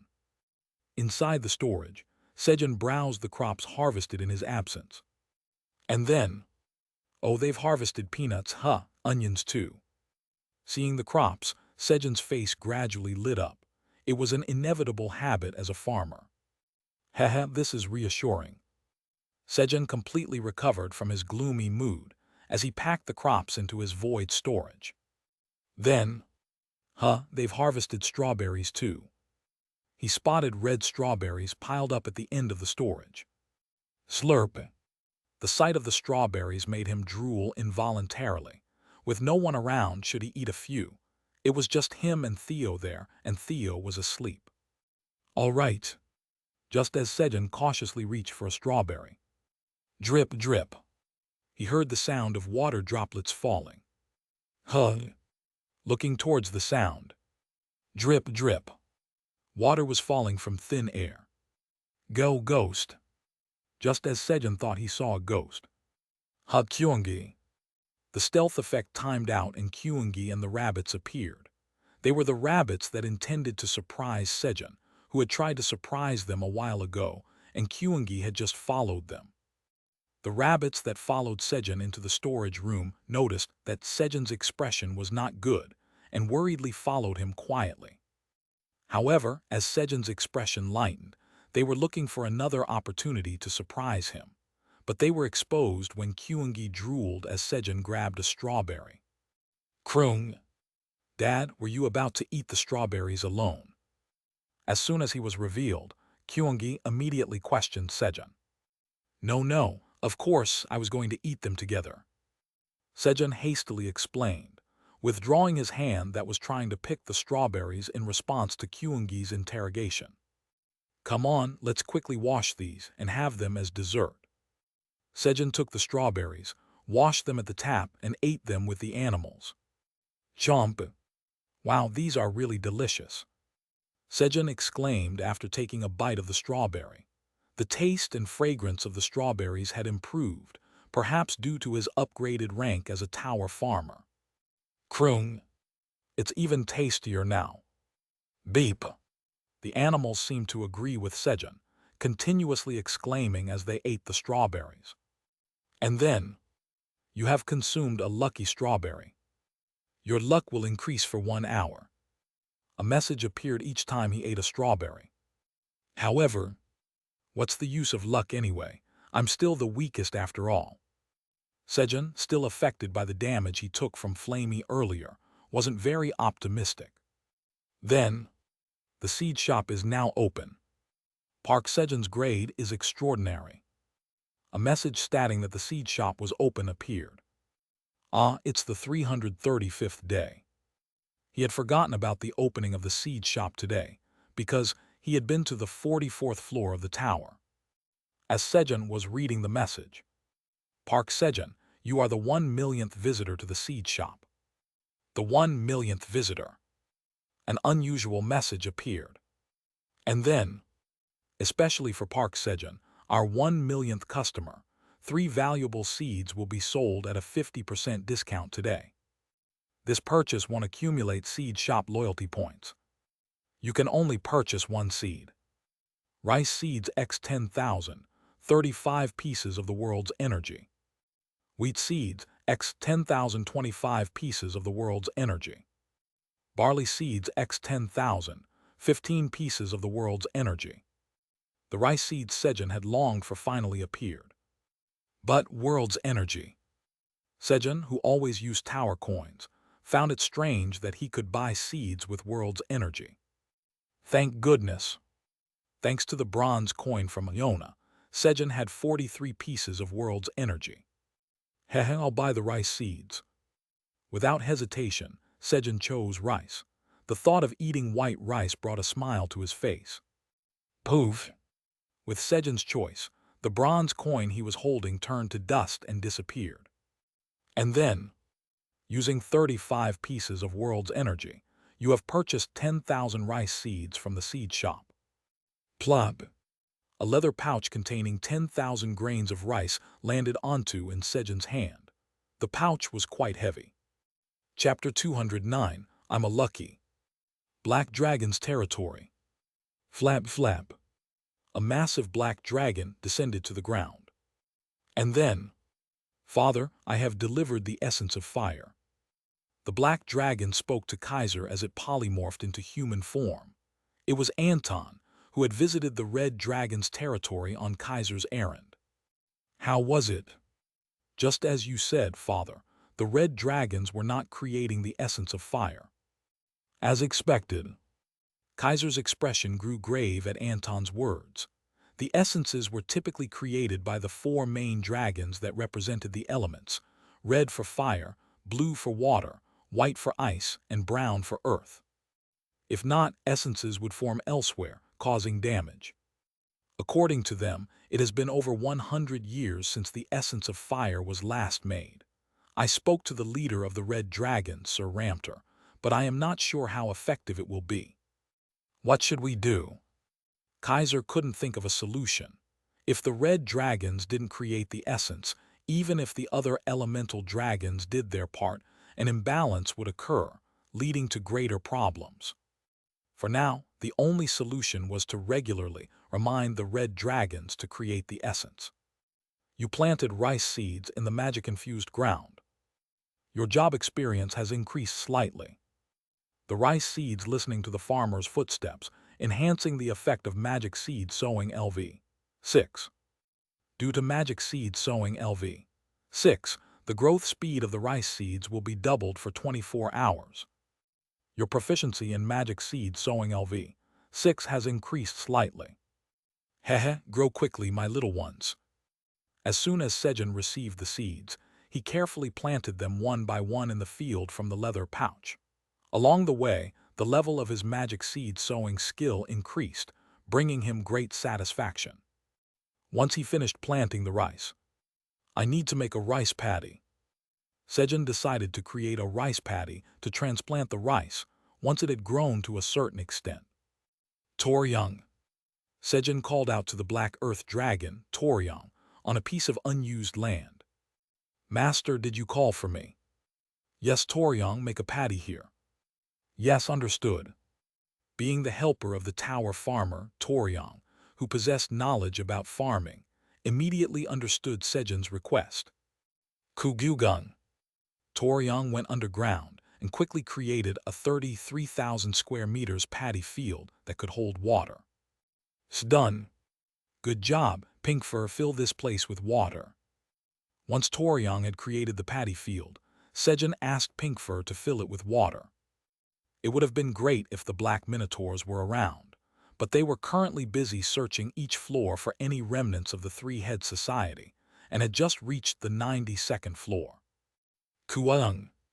Upon Sejun's request, Pinkfur started filling the paddy with water from the canal using a large pot. Krung. Kyungi will help too. Kyungi also enlarged his size and started filling the paddy with water using a large pot, assisting Pinkfur.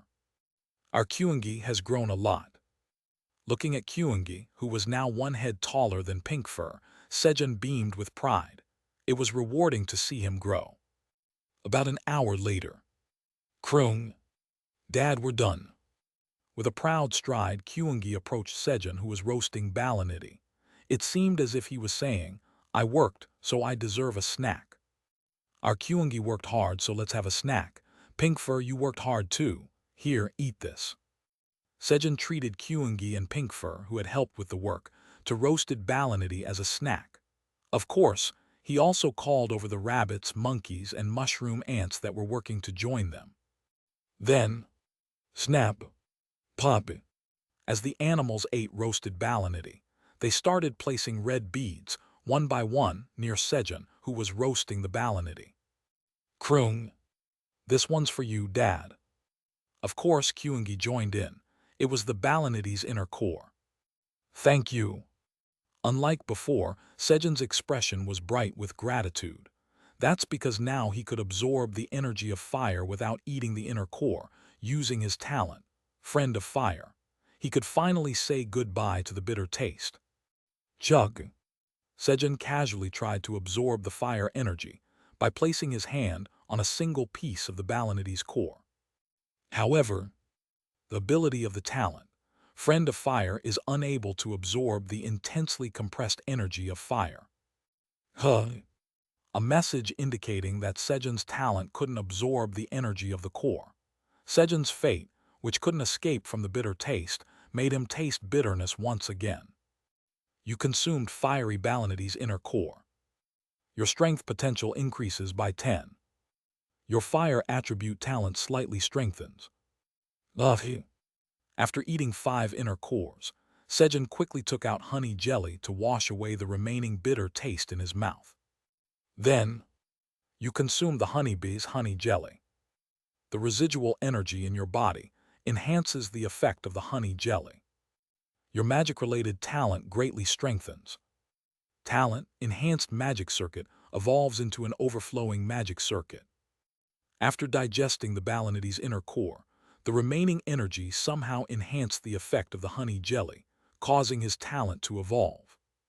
Things are going well today. He became the 1 millionth customer at the seed shop, got rice seeds, increased his seed sowing level, and even experienced talent evolution. It seemed like a lucky day, perhaps thanks to the lucky strawberries. But is it okay to be this lucky? As things were going too well, Sejun felt a slight unease. He checked his evolved talent. Talent, Overflowing Magic Circuit. A talent that establishes a powerful circuit capable of circulating abundant magic, allowing for efficient use of magic power. Magic Stat plus 30. Magic Recovery Speed plus 250%. Magic Usage minus 5%. While Sejun was checking his talent, Kryuong, Pink Fur, having had its fill, stood up to patrol the surroundings. Squeak, Ook, Kwek. Other animals, full from Balanity, went on to do their own work. And Kroong, Kyungi's sleepy. Kyungi, feeling sleepy after a full meal, clung to Sejun's leg like a koala and began to sleep.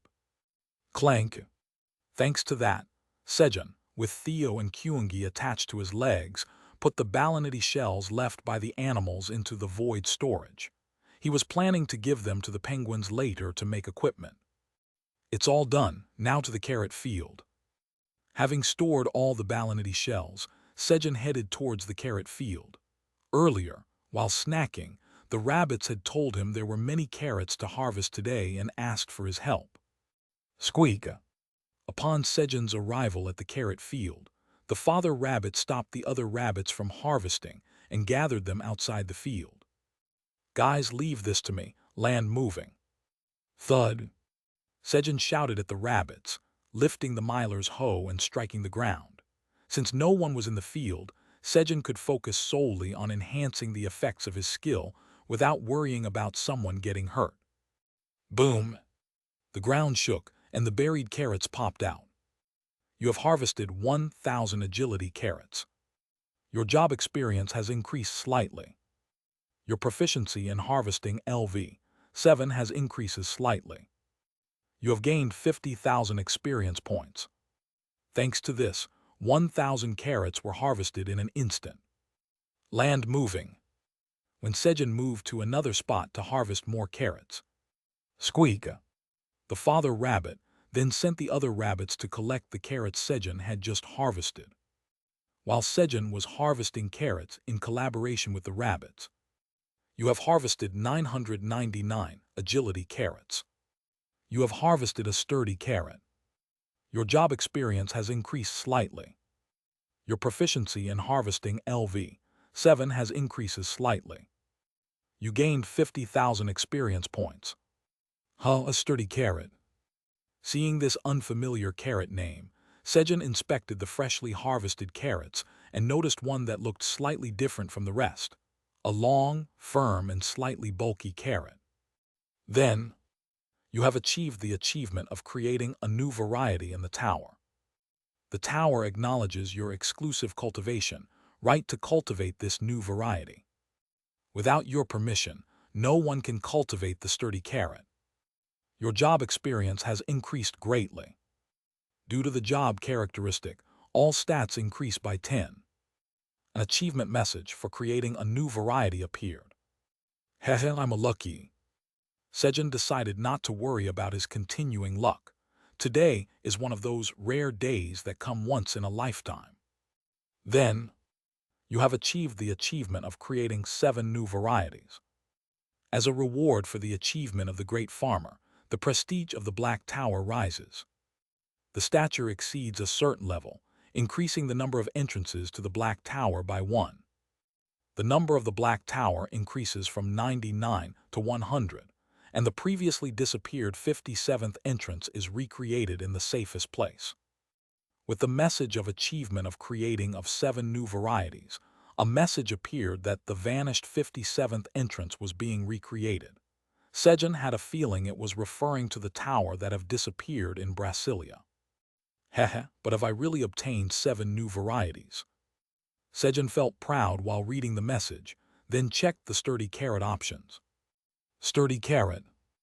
Right arrow, a carrot that grew inside the tower. It consumed plenty of nutrients, but this mutant carrot used all its nutrients to strengthen itself. Right arrow, it's very hard. Right arrow, there is no effect when consumed.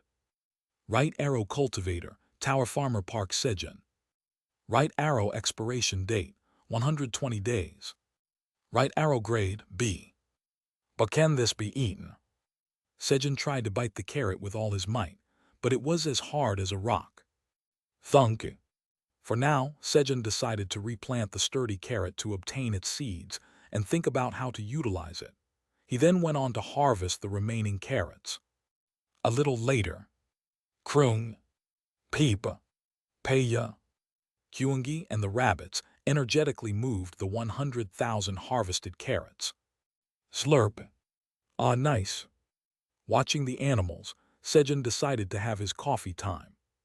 The tower's administrator thanks you for the recreation of the 57th entrance of the Black Tower. Really? Where was it created? The tower's administrator says they are not sure, but it was created near the 100th entrance. The 100th entrance, where is that? Ah, now is not the time for this. Sejun got lost in thought for a moment, then hurriedly got up. It was lunchtime. Aileen, what do you want to eat? The tower's administrator says any food you make is delicious. Really? Then let's have balanity porridge. Sejun went to the kitchen and started cooking with all his heart. Hanamdong, Korea. Look over there. Passers-by were taking photos and looking at the 990 tall black tower that had appeared. And,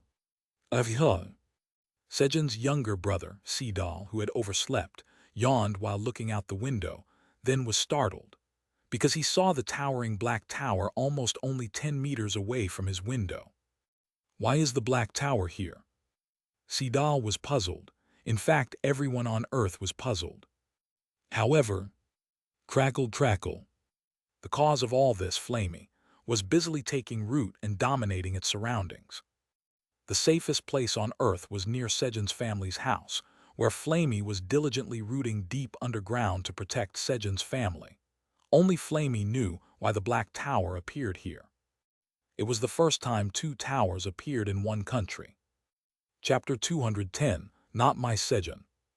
Hello, Lord Sejun.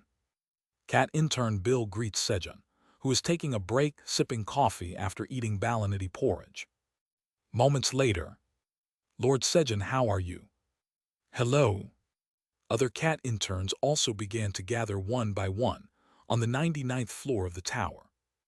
When all 8 cat interns had gathered, Pew Hut, has everyone gathered? Meow. Yes, Vice Chairman Theo. Theo, who was hanging on Sejun's leg, descended from his lap and addressed them. Theo had called the cat interns together today. And we will now start the employee promotion ceremony, meow. The purpose of gathering them was to promote the interns who had shown good performance to full-time employees. Bill, Jeff, come forward, meow. Yes. Bill and Jeff stepped forward at Theo's call. Their faces were filled with pride. Now, unlike other cats, they had secured a permanent position, which means they could work beyond their contractual period of 10,000 days. Listen up, meow. Bill swiftly requested aid from the Black Orcs when I, Vice Chairman Theo, was attacked by the Three-Head Society and greatly contributed to the search of the Three-Head Society's hideout. As Theo recited Bill's achievements. From now on, Bill is an official employee of our farm, meow. Everyone congratulate him, meow. Bill was appointed as an employee. Clap, clap, clap. Following Theo's announcement, the interns looked at Bill with envy and clapped their front paws. Jeff has demonstrated excellent communication skills with other animals while working. When a need arises, he quickly locates them and assigns them to the right place at the right time. Jeff's achievements were then read out, and he was appointed as an employee. Thank you, we will work even harder in the future. That's right, meow. You both must continue to work hard for Chairman Park, who has promoted you guys, meow. The one who decided their promotions was Sejun. Theo, being quite whimsical if left to his own devices, might soon end up promoting cats and appointing 8 cat chairmen. Yes, Chairman Park, we'll continue to do our best. Good, I'm counting on you. As Bill and Jeff expressed their gratitude to Sejun. From now on, both newly promoted employees will receive 3 grilled fish daily and a sales incentive of 2%, meow. Theo explained the benefits for the employees. 2%. Well, the cat's interns were astonished to hear about the employee benefits. Not only the grilled fish, but the incentive had also doubled. They would now earn twice as much for the same amount of work. However, the employee benefits didn't stop there. There was something even more extraordinary waiting for them. And Bill will be in charge of potato distribution, and Jeff will handle carrots, meow. Bill and Jeff were given responsibility for the distribution of power potatoes and agility carrots, crops that made several times more revenue than the magical cherry tomatoes. Thank you. Thank you. Stunned by the generous benefits, Bill and Jeff thanked Theo once again. Pew hut. The rest of the interns should work hard and aim to become employees quickly, meow. Theo addressed the other interns.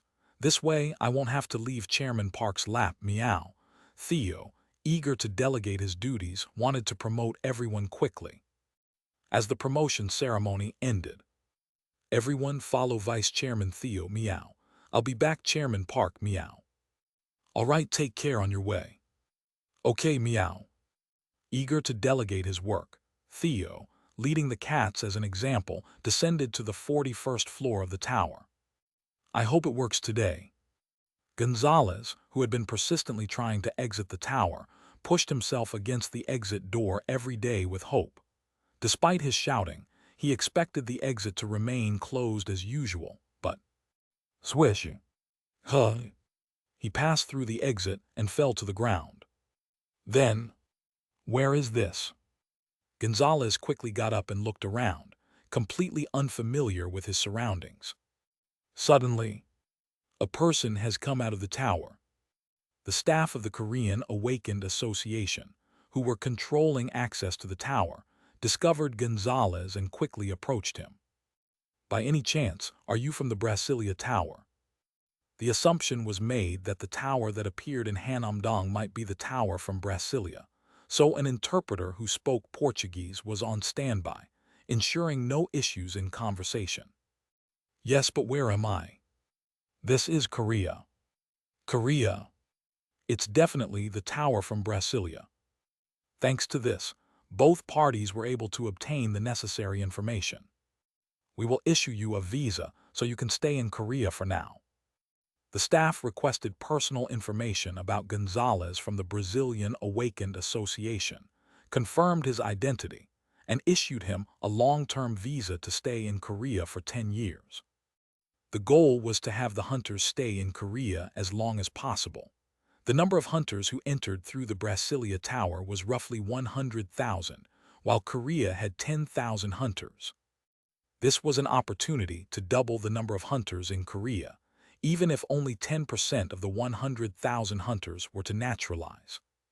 Furthermore, it was known that among those who entered the Brasilia Tower, A significant number were top-tier hunters ranked within the top 10,000 worldwide. Simply making a good impression on them would be hugely beneficial for Korea. How about accommodations? If you don't have a place in mind, we can arrange a nearby hotel. The employees kindly asked. Just a moment. First, I need to go into the tower and let the people know they can come out.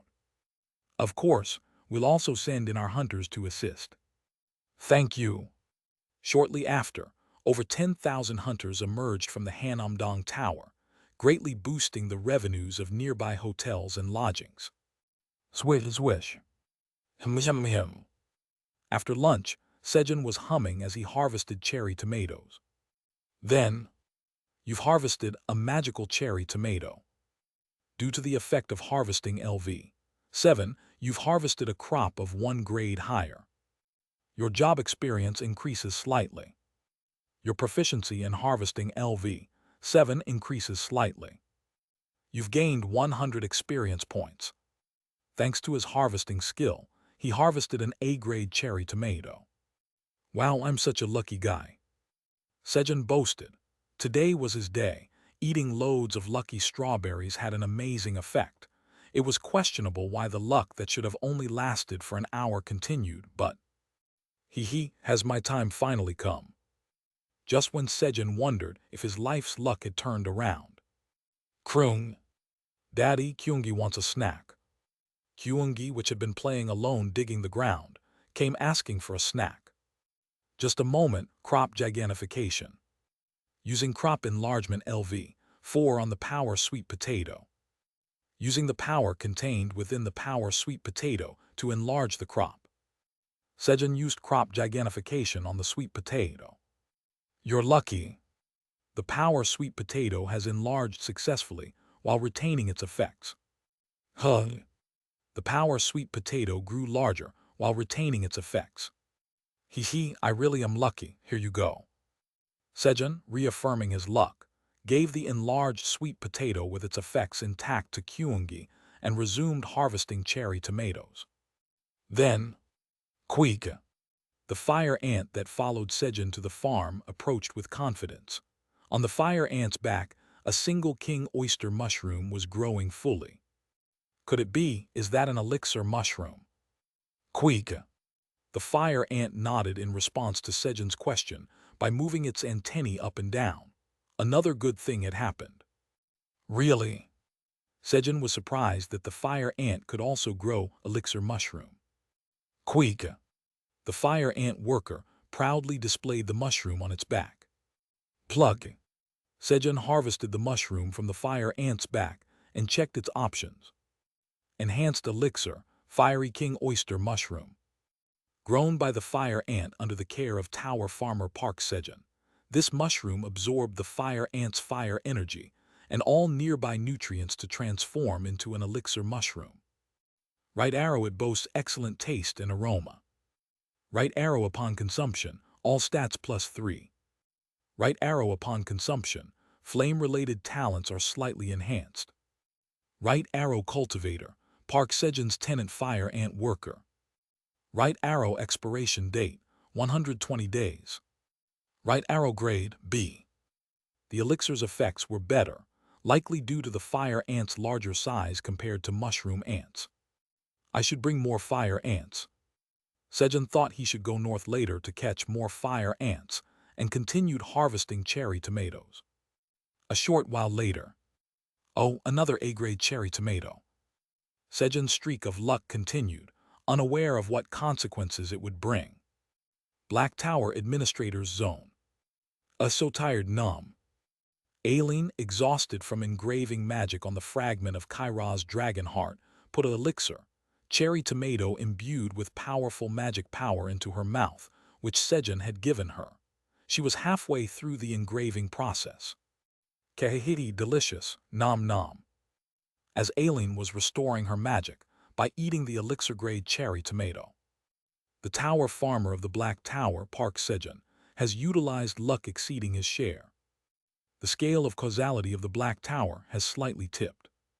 The scale of causality activates. The scale of causality imparts misfortune on Tower Farmer Park Sejun to restore balance. An alert appeared on the crystal orb indicating misfortune would befall Sejun. Krarung, not my Sejun. How dare they bring misfortune to our Sejun? That's unacceptable. Aileen, fuming, poured her magic into the crystal orb, invoking her administrator privileges. Then, Black Tower's administrator intervenes in the adjustment of causality. Causality adjustment is in progress. The misfortune intended for Tower Farmer Park Sejun is now distributed among the beings of the 99th floor. The misfortune meant for Sejun scattered. As a result, the misfortune that would have made any seed Sejun planted have a 0% germination rate for the next 3 days was instead distorted and passed on to other beings. 99th floor's western forest. Thump thump. A young ant was playfully tapping the ice in front of it. Then, crack. A small crack appeared on the ice, which seemed unbreakable when hit by a branch of the young ant. Crack crack. Starting with that small crack, fissures rapidly spread in all directions, creating a web of cracks in the ice. And then, crash. The giant wall of ice crumbled, releasing the corrupted ants from the core of the western forest. Their bodies began to warm, spreading the aura of corruption. Rustle, rustle. After harvesting the magical cherry tomatoes, Sejun energetically swung the amplifying greatsword, cutting leaves in the green onion field. It was Sejun's own way of swordsmanship training, as he had no skills in wielding a sword. While he was diligently cutting the green onion leaves. Plop, plop. Thud, thud. Hug. Turning towards the source of the sound, Sejun saw a massive number of ants approaching from the west. What's happening? Feeling that something was off, Sejun approached the purified ants. What's going on, guys? Sejun, sir, the ice, it broke. Ice? Yes, the ice that was imprisoning the corrupted ants. Really? Only then did Sejun recall the corrupted ants that Yona had trapped behind an ice wall. Got it, you guys guard the surroundings. Kyungi, Pink Fur. Sejun asked the ants to defend the farm and called for Kyungi and Pink Fur. Let's head to the western forest. Krung. Understood. Kruang. Got it. Riding Kyungi and accompanied by Pink Fur, Sejun rushed towards the western forest. Sejun's dispersed misfortune had led the purified ants to inadvertently release the corrupted ones from their icy prison. However, the misfortune was equally applied to the corrupted ants as well, creating an opportunity for Sejun, whose luck hadn't diminished, to gain a massive amount of experience points. Level up, let's go. Sejun and the animals rushed towards the western forest, prepared to bring misfortune to the corrupted ants. Chapter 211. This is as far as it goes. Thump thump. About 10 minutes into their journey to the western forest, Sejun heard the sound of a massive object moving. At that moment, Kruang. Bang. Pink Fur suddenly slammed its front paws onto the ground. Then, Guard Pink Fur has eliminated the corrupted Ent's underground root infiltrator. You've gained 2,000 experience points, 50% of the experience points earned by Guard Pink Fur. A message indicating the enemy had been eliminated appeared. Underground root infiltrator. It seemed there was a monster moving underground, although he hadn't seen what the enemy looked like due to Pink Fur's attack. Kruang. After Pink Fur killed the infiltrator once, Pink Fur taught Kyungi how to hunt enemies moving underground without doing it directly. Krung. Is it here? Kruang. Kyungi touched the ground and spoke, but Pink Fur shook her head. It must be the wrong spot. Krung. How about here? Kruang. After about 10 such failures. Krung. Mom, Kyungi can feel something moving here. Kruang. Pink Fur nodded at Kyungi, who seemed to have caught on. Krung. Now Kyungi will take care of it. Bang. Herbalist Kyungi has eliminated the corrupted Ent's underground root infiltrator. You've gained 2,000 experience points, 50% of the experience points earned by herbalist Kyungi. Afterward, Kyungi skillfully found and cleanly eliminated the underground infiltrators as they moved on. Of course, enemies also swarmed from above ground, but snap! Kyungi krung huo. Krung! Kyungi spread the fire Sejun had started, burning the enemies with it. You have eliminated the corrupted Ent sticky flower attacker. You have gained 1,200 experience points. You have eliminated the corrupted Ent's large branch scout. You have gained 500 experience points. Then, Fire Field LV3 has been activated. Grass and trees burn even better. Perhaps because of killing plant-type enemies, the Fire Field skill was activated. It made the enemies that were already flammable burn even faster, clearing the way to the corrupted Ents. Thump thump. Through the black smoke, 10-50-meter-tall corrupted Ents slowly approached. The giant trees moving together looked like a small mountain in motion. Kruung! Krung!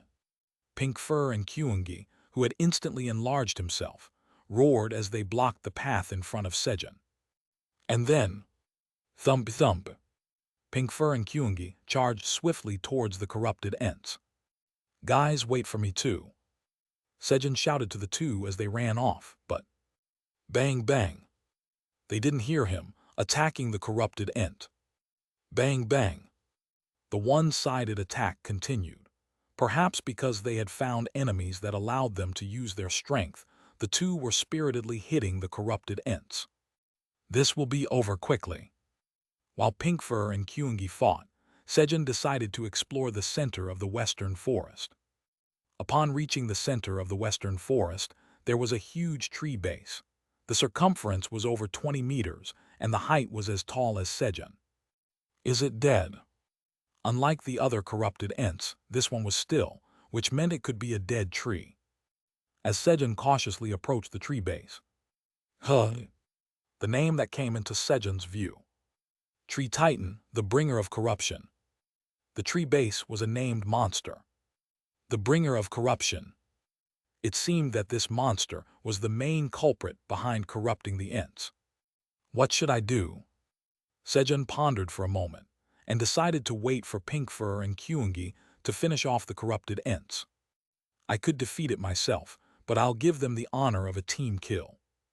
Whoosh whoosh. Bored, Sejun grabbed a handful of kudzu fruits and scattered them towards Tree Titan, planning to increase his skill proficiency while waiting. You are a field LV. One has been activated. You have planted kudzu fruits on the body of Tree Titan, the bringer of corruption. Your job experience has increased slightly. Your proficiency in you are the field LV. One has increased slightly. The kudzu absorbs the life force of Tree Titan, the bringer of corruption. The life force of Tree Titan, the bringer of corruption, continuously decreases. Crunch crunch. Kudzu fruits scattered on Tree Titan's body began to absorb life force and grow rapidly.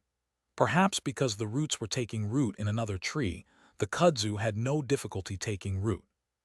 Whoosh whoosh. Why aren't they coming?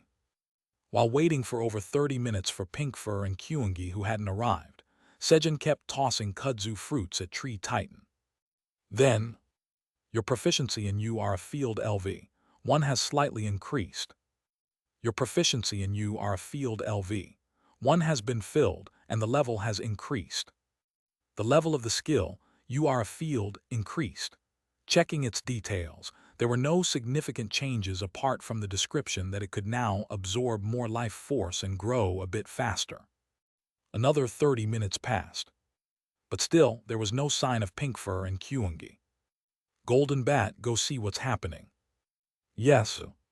Sejun, who had been still planting kudzu on Tree Titan's body, sent the Golden Bat, suspecting something had happened to the two who still hadn't returned. A short while later, they keep recovering. The Golden Bat returned and reported that the bodies of the corrupted Ents were continuously regenerating, and Pink Fur and Kyungi were becoming exhausted. I'll have to go. Sejun hurriedly ran towards the two. after Sejun had left. Crag Trek. The kudzu roots Sejun had planted began to burrow into the bark of Tree Titan and started to aggressively drawing out its life force. As Sejun arrived, huff puff puff, bang, Pinkfur and Kyungi were gasping for breath, fighting against the corrupted Ents. Guys, eat this and rest for a while. Crop gigantification. Sejun hurriedly enlarged a sweet potato to provide to the two, who had expended a tremendous amount of energy in a short time. You're lucky. The power sweet potato has enlarged successfully while retaining its strength. Thanks to Sejun's luck, the enlarged power sweet potato still retained its strength this time. Chomp chomp. While the two earnestly ate the giant sweet potato Sejun had handed them. Golden Bat, support me. Yes. Sejun and the Golden Bat bought some time. Swoosh swoosh. The Golden Bat swiftly flew, slicing the branches of the corrupted Ents with its wings, and snap! Sejun flicked his fingers, creating fire to burn the bodies of the corrupted Ents. Whoosh whoosh. Simultaneously, in the bodies of the corrupted Ents that did not catch fire, he planted kudzu. After about 10 minutes of buying time, Kruung, Pinkfur and Kyungi, having somewhat recovered, joined the fight. Bang bang. The two, with renewed strength, hit the corrupted Ents with tremendous force again. However, Crag Trek. The corrupted Ents were recovering again. Then, Sejun noticed that only the parts where the kudzu was planted were recovering slowly. It was clear that the kudzu, by absorbing life force, was hindering the proper recovery of the corrupted Ents. Good. Sejun, having figured out how to deal with the corrupted Ents, quickly climbed up Kyungi, reaching his shoulder 35 meters high. Kyungi, hit the enemy and get me closer. Kruung. Understood. Bang. Kyungi struck the body of the corrupted Ent with its giant right front paw, creating a wound, and carefully held Sejun with its left front paw, approaching the wound he had just made. Then, swish swish. Sejun scattered kudzu fruits. It clearly had an effect, as the corrupted Ent was unable to properly heal its body. Heh, planting kudzu in wounds. Sejun laughed like a villain. The subsequent battle was very easy. Pinkfur, Kyungi, and the Golden Bat created wounds, while Sejun diligently planted kudzu, hindering the enemy's recovery. And then, thud, Herbalist Kyungi has defeated a corrupted Ent. You've gained 10 million experience points, 50% of the experience points earned by Herbalist Kyungi.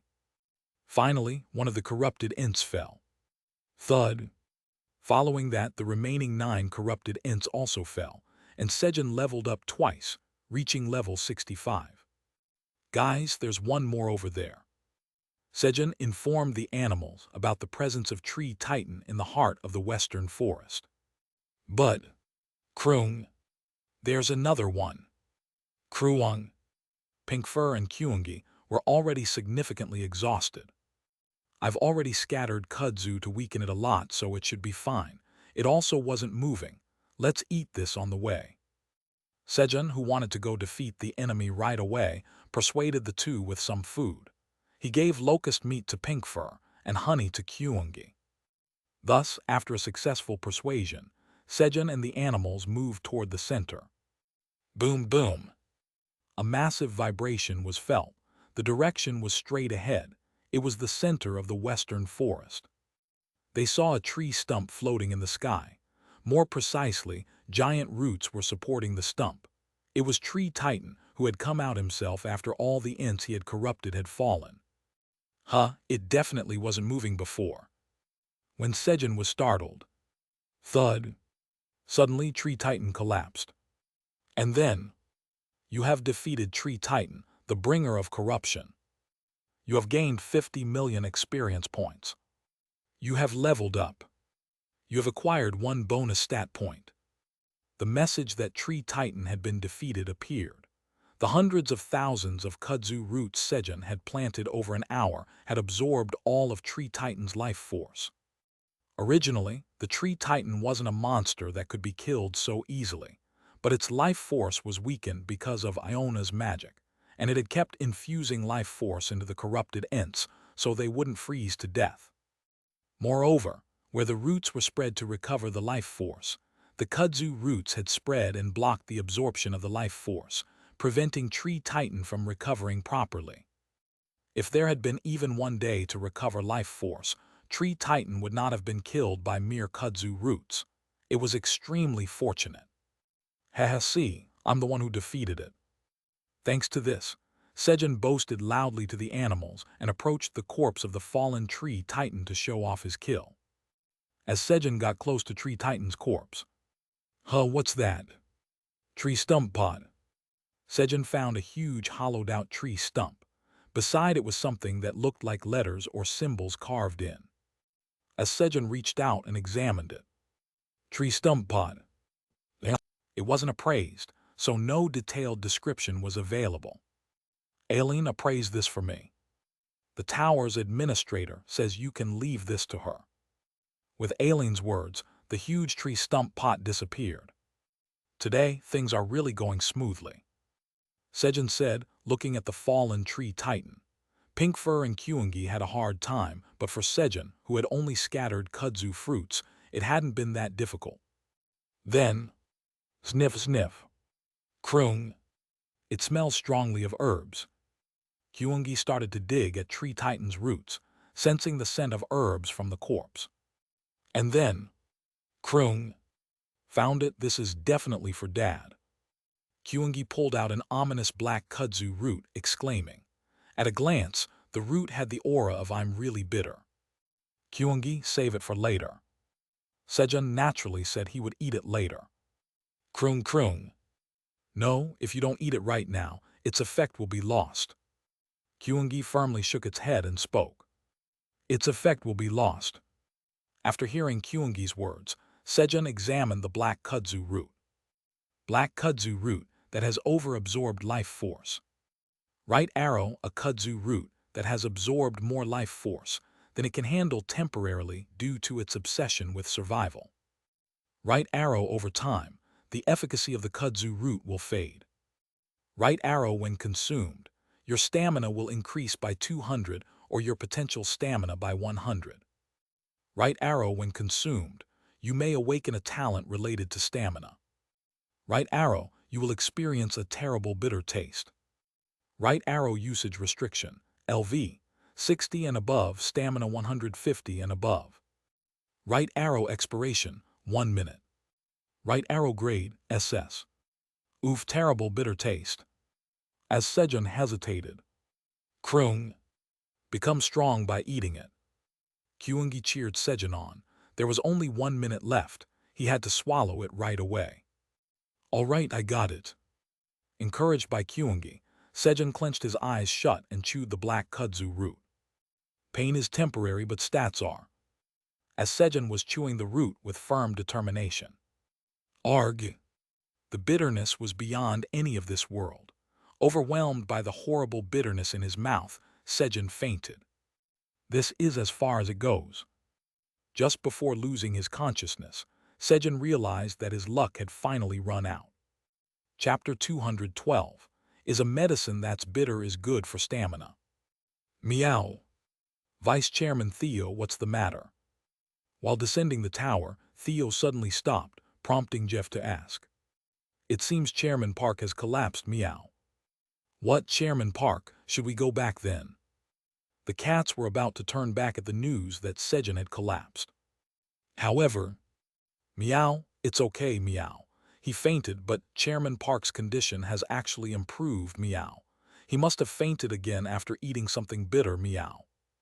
Theo, who could now remotely discern Sejun's condition in detail with his Sejun knee detector, stopped the cats. Vice Chairman Theo, you can tell the chairman's condition from afar. Pew hut, yes, meow. I, Vice Chairman Theo, can know everything about Chairman Park from a distance, meow. Vice Chairman Theo, you are incredible. Pew hut, it's nothing for Theo Park, deadly dragon-clawed yellow cat and subordinate of the great black dragon. Meow. Thus, Theo arrived at the hunter's camp on the 41st floor of the tower, walking with a swagger, basking in the admiration of the cats. Humans, Vice Chairman Theo has arrived, meow. As the cats announced Theo's arrival. What, the Vice Chairman? Theo came this early.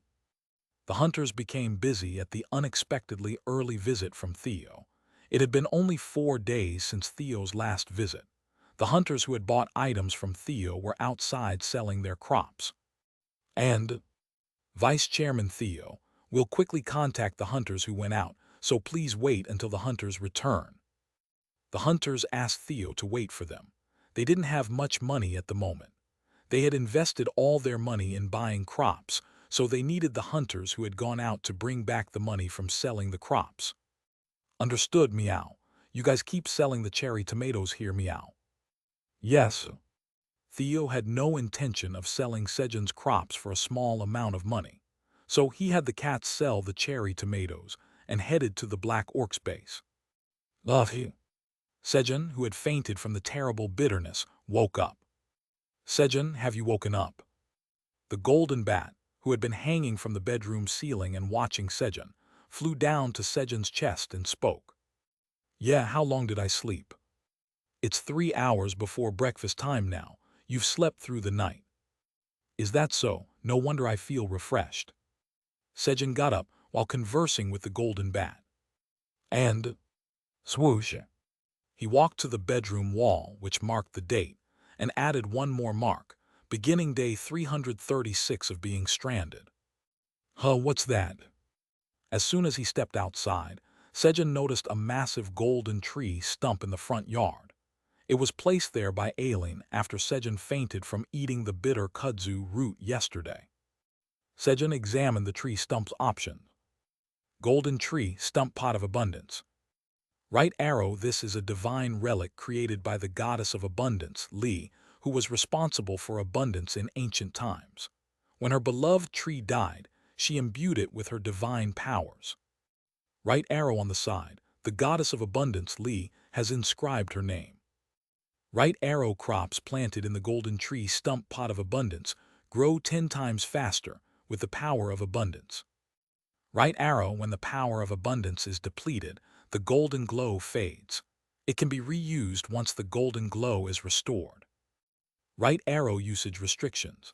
Must have experience in growing crops, magic power 100 or more. Right arrow creator, goddess of abundance, Li. Right arrow grade, SS. Hehe, this is a divine relic. Sejun couldn't hide his joy after checking the options of the item, thanks to the option that sped up growth by 10 times. If he planted rice here, it would be ready to harvest in less than a month. Sejun took out 50 rice seeds he had previously planted in the field and transferred them to the tree stump pot. Grow quickly. Sejun looked affectionately at the spot where the rice seeds were planted and stood up. And, Aileen, thank you. Sejun expressed his gratitude to Aileen, who had appraised the item. The tower's administrator boasts that she can now appraise any divine item, as it is a black dragon capable of doing so. The tower's administrator says she will perfectly appraise your items in the future as well. Aileen, pleased with Sejun's thanks, replied. Aileen, who had listened diligently to Kaiser about the name of gods and divine relics, and had also studied about them separately in the library. As soon as Aileen saw the name Li written next to the relic, she thought of the goddess of abundance, Li, and was able to perfectly appraise the divine relic without Kaiser's help. Yes, of course I believe in Aileen. The tower's administrator says that she also believes in you too. Although the point was slightly missed, the conversation flowed naturally between them. At that moment, you have come to know the name of the forgotten goddess of abundance, Li. Among the items you possess, there is something related to the goddess of abundance, Li. The grade of the already appraised golden box of abundance has increased to S+. A message appeared that the grade of the golden box of abundance had been upgraded. It seemed that the golden box of abundance was also an item made by Li. Sejun opened the void storage to check the options. The original effect of increasing one crop to 2 the next day had now changed to increasing one crop to 3. Instead of 1 plus 1, it had become 1 plus 2. That's right, Aileen, aren't you short on cherry tomatoes? Here, I'll give you more. Sejun passed on 3,000 cherry tomatoes to Aileen with a satisfied expression. A few days ago, he had received 5,000 elixir-grade cherry tomatoes from Inter-Tower Transportation, harvested by Ajax. He planned to use the remaining cherry tomatoes as snacks for the animals. I should visit the brewery. After giving Aileen the elixir-grade cherry tomatoes, Sejun headed to the brewery. He realized he hadn't even tasted the Ayanju.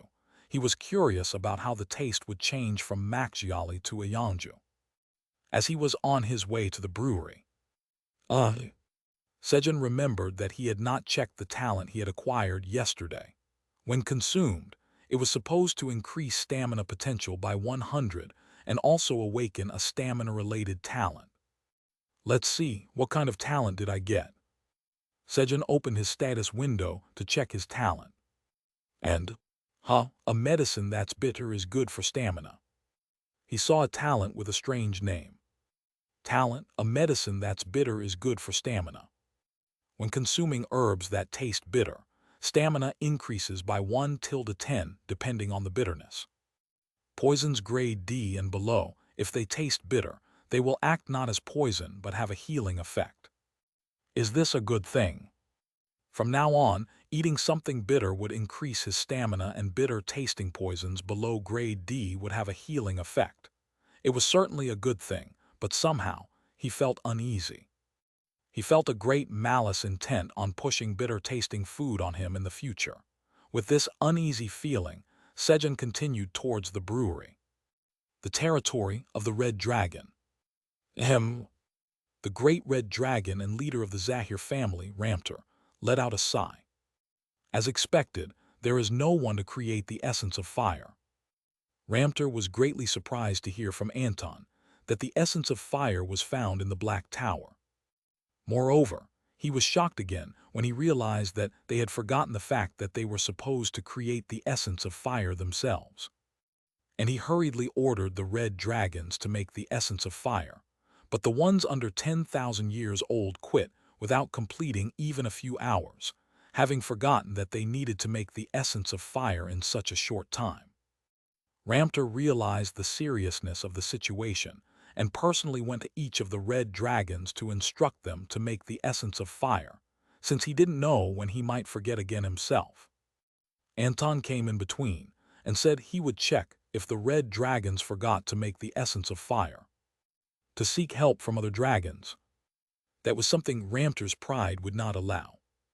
Then, Ramter found a red dragon who was creating the essence of fire without being told to do so. Felix Zahir.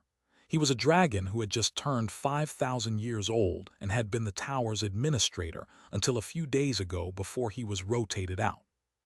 Why is he the only one who's unaffected? Puzzled, Ramter observed Felix closely.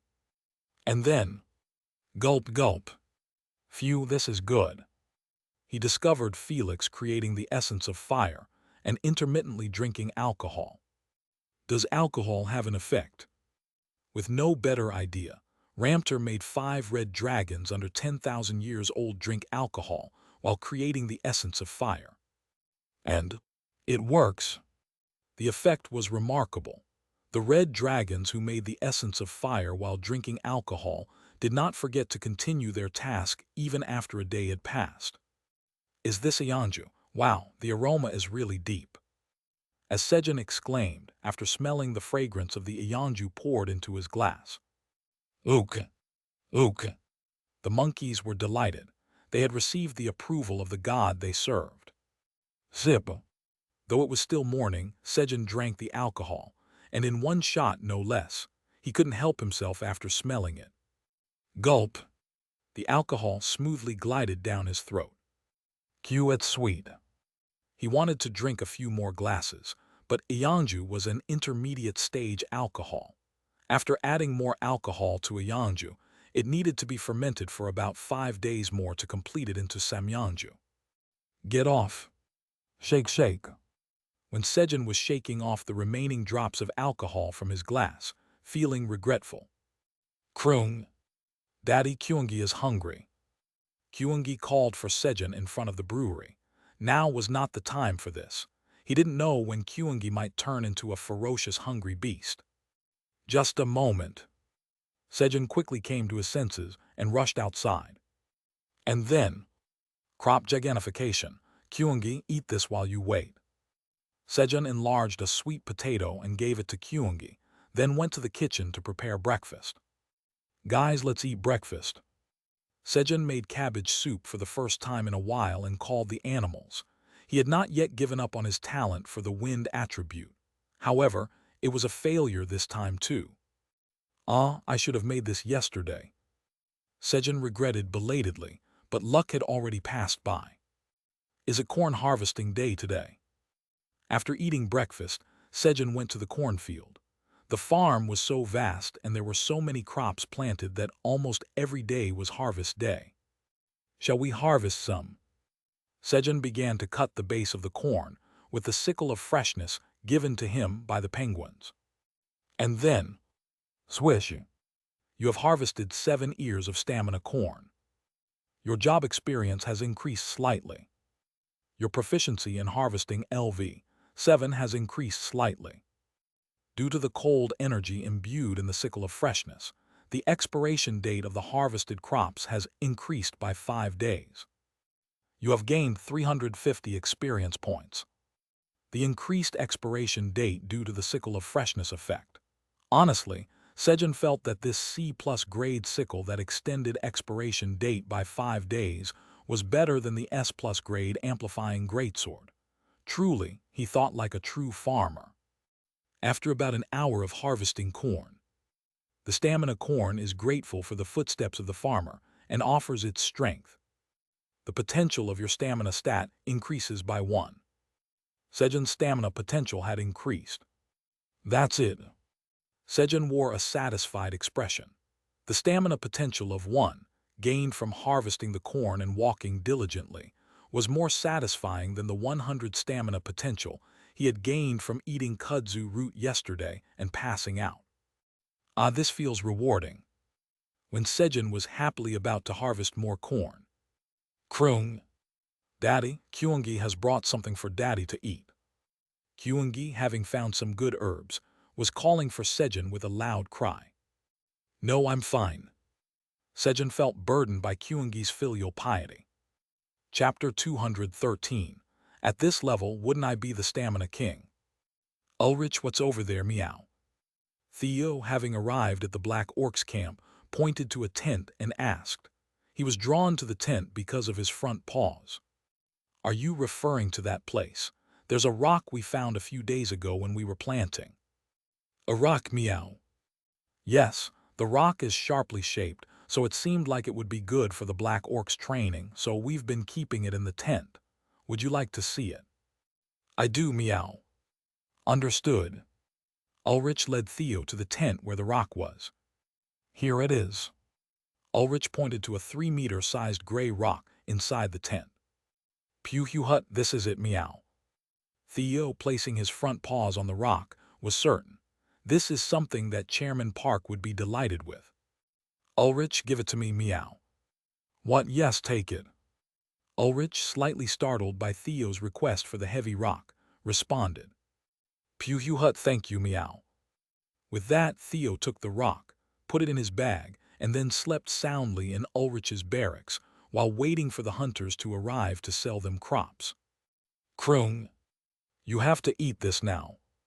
Kyungi, as if sensing Sejun's talent, pushed the bitter kudzu root towards him, demanding he eat it. It turned out Kyungi had gone to the western forest to dig up the kudzu roots that Sejun had planted in the corpses of the corrupted Ents and Tree Titan. Sejun had originally planned to burn the enemies' corpses along with the kudzu to prevent it from spreading, but Kyungi persuaded him not to. Thanks to that, Sejun could now eat the kudzu roots harvested by Kyungi as herbs, even on the 99th floor of the tower. Even if the seeds were to spread, Sejun had a separate plan in mind for the kudzu in the western forest, so there was no need to worry. Okay. Unusually, today Sejun willingly followed Kyungi's instruction. Sejun also wanted to experience the effect of a medicine that's bitter is good for stamina. Crunch. He. Gulp. Bearing the bitter taste, Sejun swallowed the kudzu root.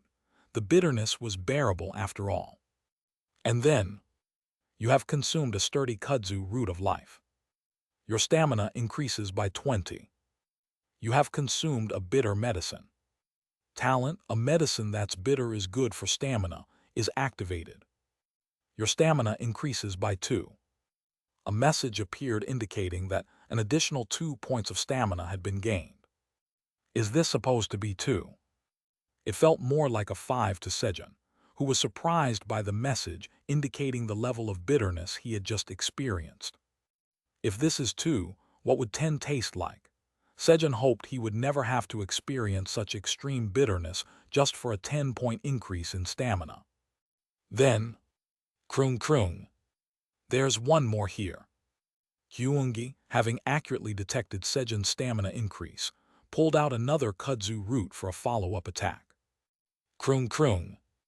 Eat this one right away too. It was effective when you ate it just now. Kyungi, having keenly observed the increase in Sejun's stamina by 2 after eating the root, insisted. It seemed Kyungi was keeping a thorough check on Daddy's health. Love you. Sejun, who had been caught with the added stamina, weakly responded. I should have refused it earlier. Sejun regretted not burning the kudzu, but it was too late. Urgh. With a grimace, Sejun reluctantly chewed and swallowed another kudzu root. Talent, a medicine that's bitter is good for stamina, is activated. Your stamina increases by 1. This time the stamina increased by 20 again, but the bitterness was slightly less this time. Or rather, Sejun's mouth had become accustomed to the bitterness. Having eaten 2 such bitter kudzu roots, Sejun took out some honey jelly to clear the aftertaste from his mouth and shared it with Kyungi as well. Here, 1 bottle of honey jelly for Kyungi and 1 piece for Daddy. Though both were 1, the unit was different. Sejun gave Kyungi a whole glass bottle full of honey jelly, while he himself ate just 1 piece. Kyuehe krung. Hehe, delicious. Kyungi, having received the bottle of honey jelly, took a seat outside the cornfield so as not to disturb Sejun's work, hugged the bottle to his chest, and started popping out honey jellies one by one. And then, time to get back to work. Sejun resumed harvesting corn. Rustle, rustle. Sejun harvested corn without straightening his back even once until lunchtime. Now that I think about it, I haven't been getting tired lately. Although Sejun worked for several hours and was sweating, he marveled at his own tirelessness. But that was to be expected. Sejun's stamina was at 244, thanks to Kyungi diligently feeding him kudzu roots and thus increasing his stamina. Hehe, at this level, wouldn't I be the stamina king? Sejun said proudly. Of course, that was by human standards. Kyungi would have sighed if he had heard. By Kyungi's standards, Sejun's stamina was still dangerously low for dropping dead of sudden death somewhere. How are the other dragons? Zip. Kaiser asked as he drank the soju Sejun had given him. After confirming the anomaly with the red dragon, Kaiser had Anton go to the blue and brown dragons, who produced the essence of ice and earth, to check on their condition. Zip. The other dragons were normally producing essences. Anton answered, drinking the soju that was filled in his glass. That's a relief. Any other anomalies? None.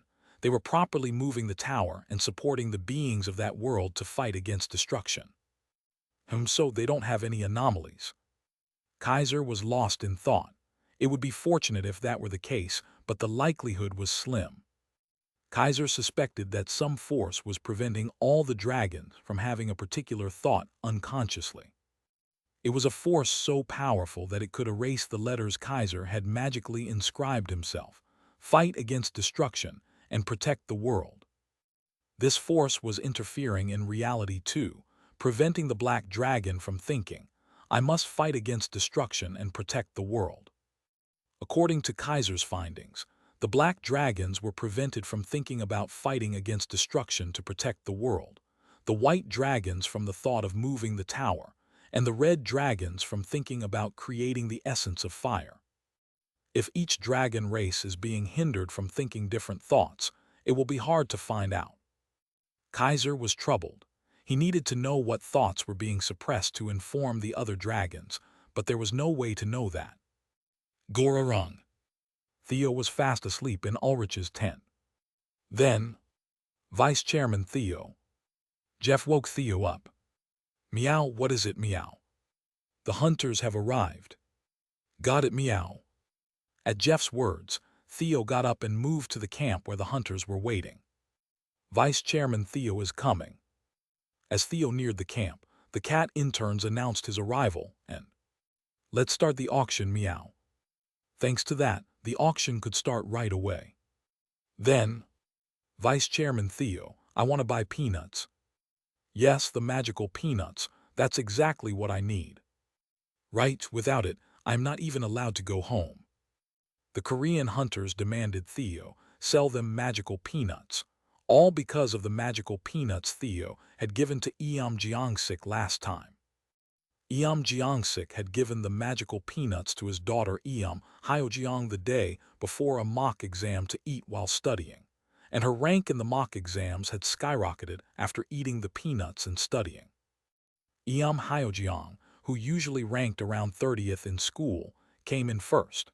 Because of this, the mothers of the students who were originally at the top of the class approached Eom Jeongsik's wife to find out the secret.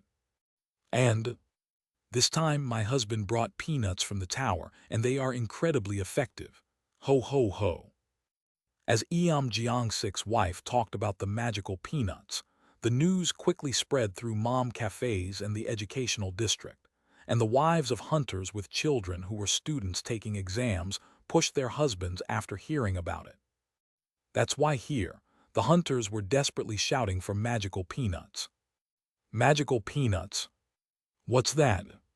When hunters who had not yet received information about the magical peanuts were confused. Pew Hugh Hut, I've brought the magical peanuts, meow. Theo chuckled and took out the magical peanuts from his bag. The ones he had given to Eom Jeongsik last time were all for today's sake. He didn't know they would be this enthusiastic.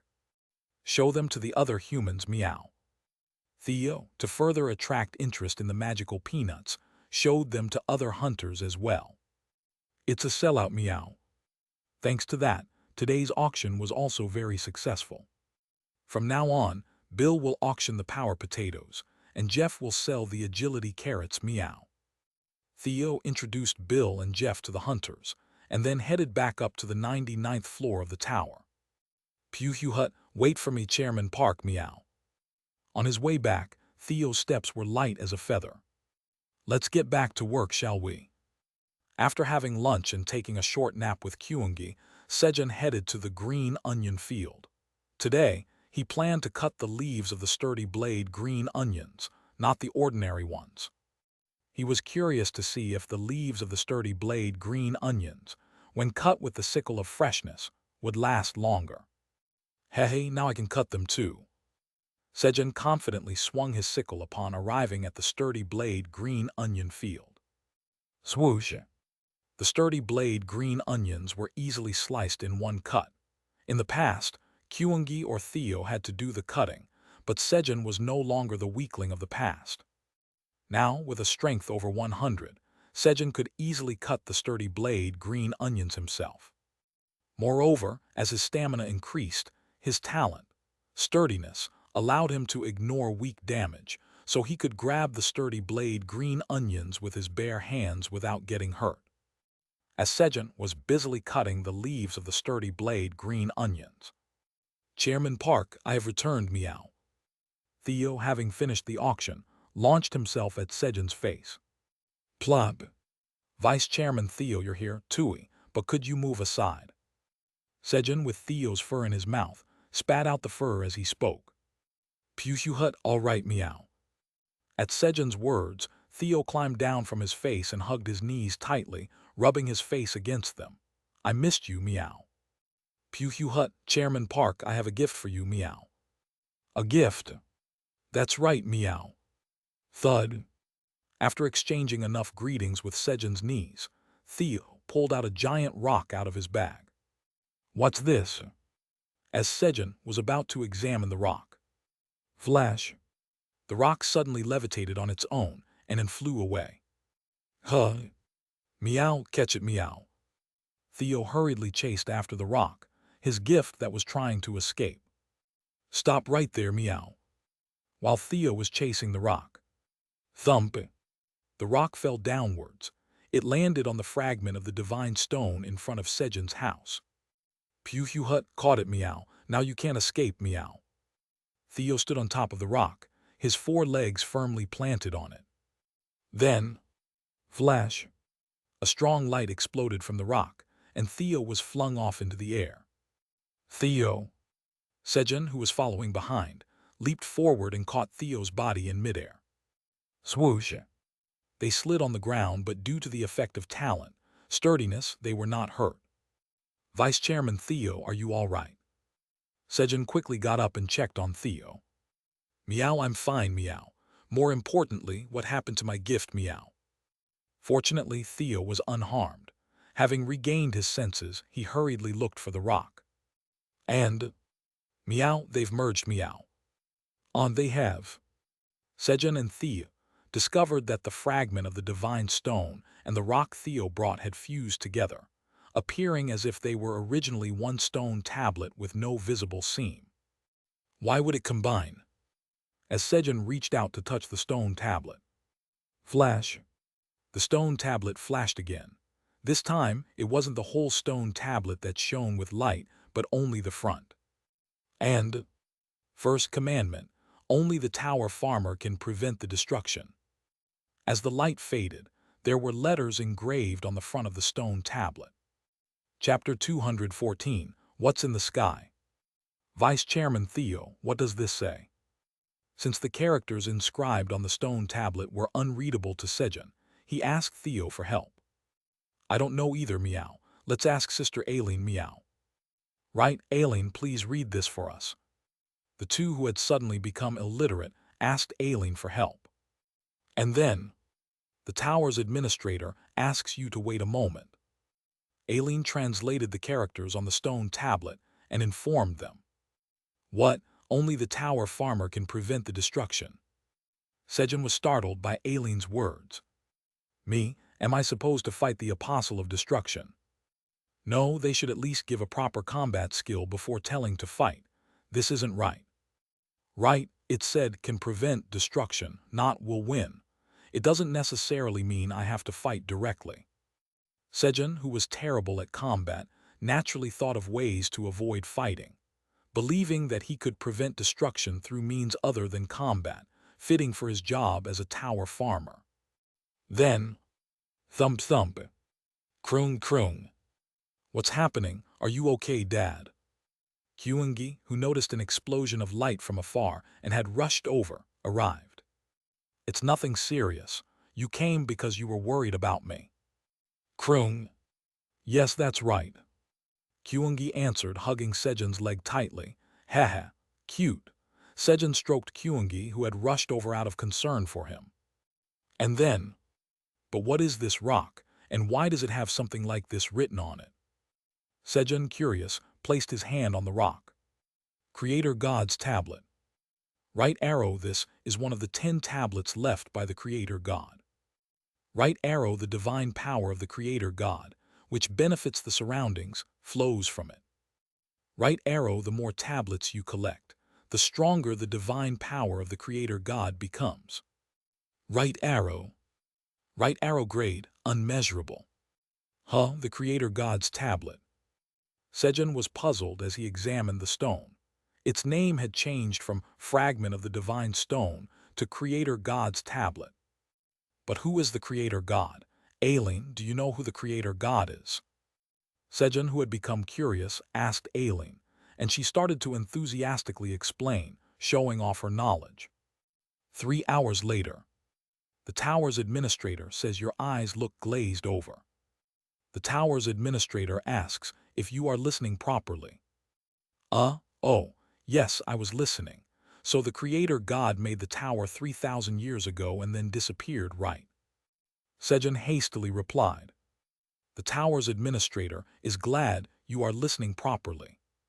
The tower's administrator says it's all important, so listen carefully.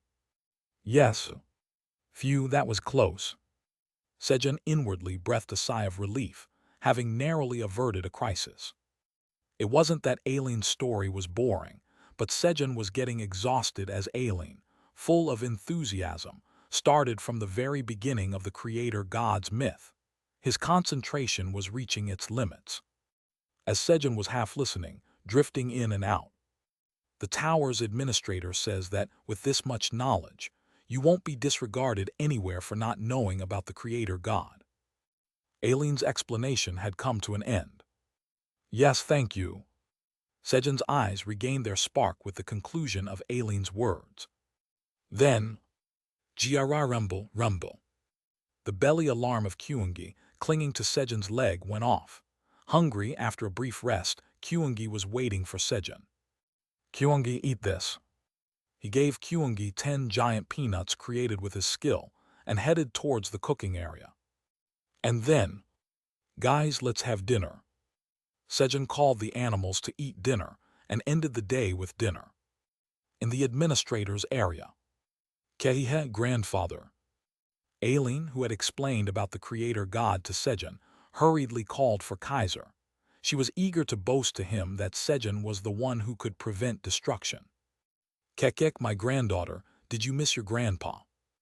At Aileen's call, the black dragon statue began to move. Kaiser had been preoccupied with external affairs and had not been using the black dragon statue. Grandpa, Sejun is said to be the one who will prevent the destruction. What do you mean? How can that weakling prevent destruction? I'd believe it if Kyungi were to prevent it. Kaiser shook his head in disbelief at Aileen's words. Really, look here. Ignored by Kaiser, a frustrated Aileen showed him the creator god's tablet through the crystal orb. What's this? Kaiser was surprised by the writing on the tablet. Right, our Sejun is going to stop the destruction. Aileen said with a proud expression. It says Tower Farmer, not Sejun specifically. Kaiser quietly kept the words he wanted to say to himself. Kihihi, this isn't the time. I need to finish the gift for Sejun quickly. Aileen went to engrave magic on the fragment of Kaira's dragon heart, which was to be Sejun's gift. And then, strained, left alone, Kaiser found it odd that the creator god's tablet was unsealed without any damage. When the seal was lifted, the aura of the creator god should have flowed out.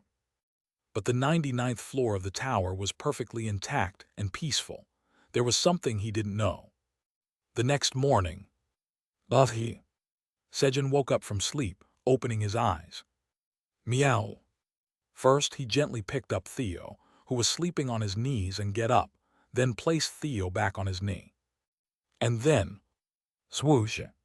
He marked the date on the bedroom wall, beginning the 337th day since being stranded. When Sejun came out, there was a signpost that hadn't been there the day before, erected in front of the tablet. Last night, Sejun had Theo translate the writing on the tablet into a language everyone could read and put it on the signpost. Today, I feel like eating bixialgi. Sejun went to the kitchen and put coins into the wealth-devouring rice dough relic to get rice flour. After receiving the flour, he placed it into a steamer. As he waited for the rice cake, Krung. Good morning, Dad. Kyungi came to the kitchen to greet Sejun. Seeing Sejun was already preparing breakfast, Kyungi was quite docile today. Yep, did you sleep well, Kyungi? Krung. Kyungi slept really well. Kyungi answered, naturally climbing onto Sejun's lap. Swoosh, swoosh. Sejun stroked Theo and Kyungi lying on his knees, waiting for the rice cakes to be done. After a while, guys, let's eat. When the rice cakes were ready, Sejun called the other animals to eat breakfast. After all, the animals had eaten their breakfast, and the dishes were done. Just gather around for a moment. I have an important announcement. Sejun had all the workers of the 99th floor gather in front of the tablet. And then, take a look here. He had them read the writing on the sign in front of the tablet. Haha, see, I am the hero who will save the world from destruction. Sejun, who had no intention of fighting himself but wanted to boast, spoke to the animals with his arms crossed and a smug expression. Puhu hut si meow. I am the right hand of Chairman Park who will save the world meow. Kuehe kroon kroon. Haha, see, Kyungi is Dad's bodyguard who will save the world. Following Sejun, Theo and Kyungi stood to his left and right, arrogantly showing off their grandeur with their arms crossed. Let's head down now. After the bragging, Sejun prepared to go down the tower with Theo and Kyungi to remove the kudzu that had likely regrown on the 85th floor in the past few days. Though the stems were burnt, the roots were still alive, and the kudzu had not completely disappeared. It was necessary to go down periodically and remove the kudzu. So Sejun went down to the 85th floor to burn the kudzu. But, there was no need. On the 85th floor, black minotaurs were not only devouring the growing kudzu vines, but were also digging up and eating the roots. We can go back now. After checking the state of the tangerine tree, Sejun was about to return to the 99th floor when he casually asked the Minotaur King to eat all the kudzu on the 85th floor and chatted about various things. During the conversation, Right, I found this on the 98th floor. The Minotaur King handed over a light green fruit he had found on the 98th floor of the tower. It was a fruit with a rough, net-like pattern on the outside. Isn't this a melon? Sejun recognized the fruit immediately. This is incredibly delicious. As Sejun recognized the melon, the excited Minotaur King snorted and replied. So Sejun quickly changed his mind about returning to the 99th floor of the tower and switched his next destination to the 98th floor. It seemed like a good opportunity to check with the monsters living on the lower floors if there was any difference between floors. Then, Kroon Kroon. Kyungi found something for Dad. You have to eat it. Kyungi, who had been out of sight for a while, held out a golden kudzu root to Sejun. And, gulp. He chewed and swallowed the kudzu root right away. You have consumed the kudzu root of life. Your stamina has increased by 50. You have consumed a bitter medicine. Talent, a medicine that's bitter is good for stamina activates due to its bitterness. Your stamina has increased by 3. So this is the bitterness of a 3. Sejun made a bitter face as he read the message. Still, thanks to Kyungi's enthusiasm, Sejun's stamina was almost reaching 300. Guys, go inside the void storage. Got it, meow. Kroon. Got it. Sejun put Theo and Kyungi into the void storage and unfolded the land deed for the 98th floor of the tower. Creak. The white dragon statue, which hadn't moved on the roof of Sejun's house, began to move. I want a drink. Kellyan, tired from a lot of work to move the tower and settling it in place in the world, looked for alcohol first. Then, Kellyan discovered the Creator God's tablet in front of Sejun's house. Only the tower farmer can prevent destruction. Kellyan was thrilled by the words on the tablet. Of course, my grandson. That meant Ajax was the one who would prevent destruction. But then he remembered something. What happens if he's become Sejun's slave for 100 years? Kellyan was momentarily confused, but then. To prevent destruction, we need someone like our Ajax. Sejun is, well. He lightly dismissed Sejun as a candidate for preventing destruction. And, Kaiser, let's drink, where are you? He began calling for Kaiser, his drinking buddy. You have arrived at the 98th floor farm of the Black Tower.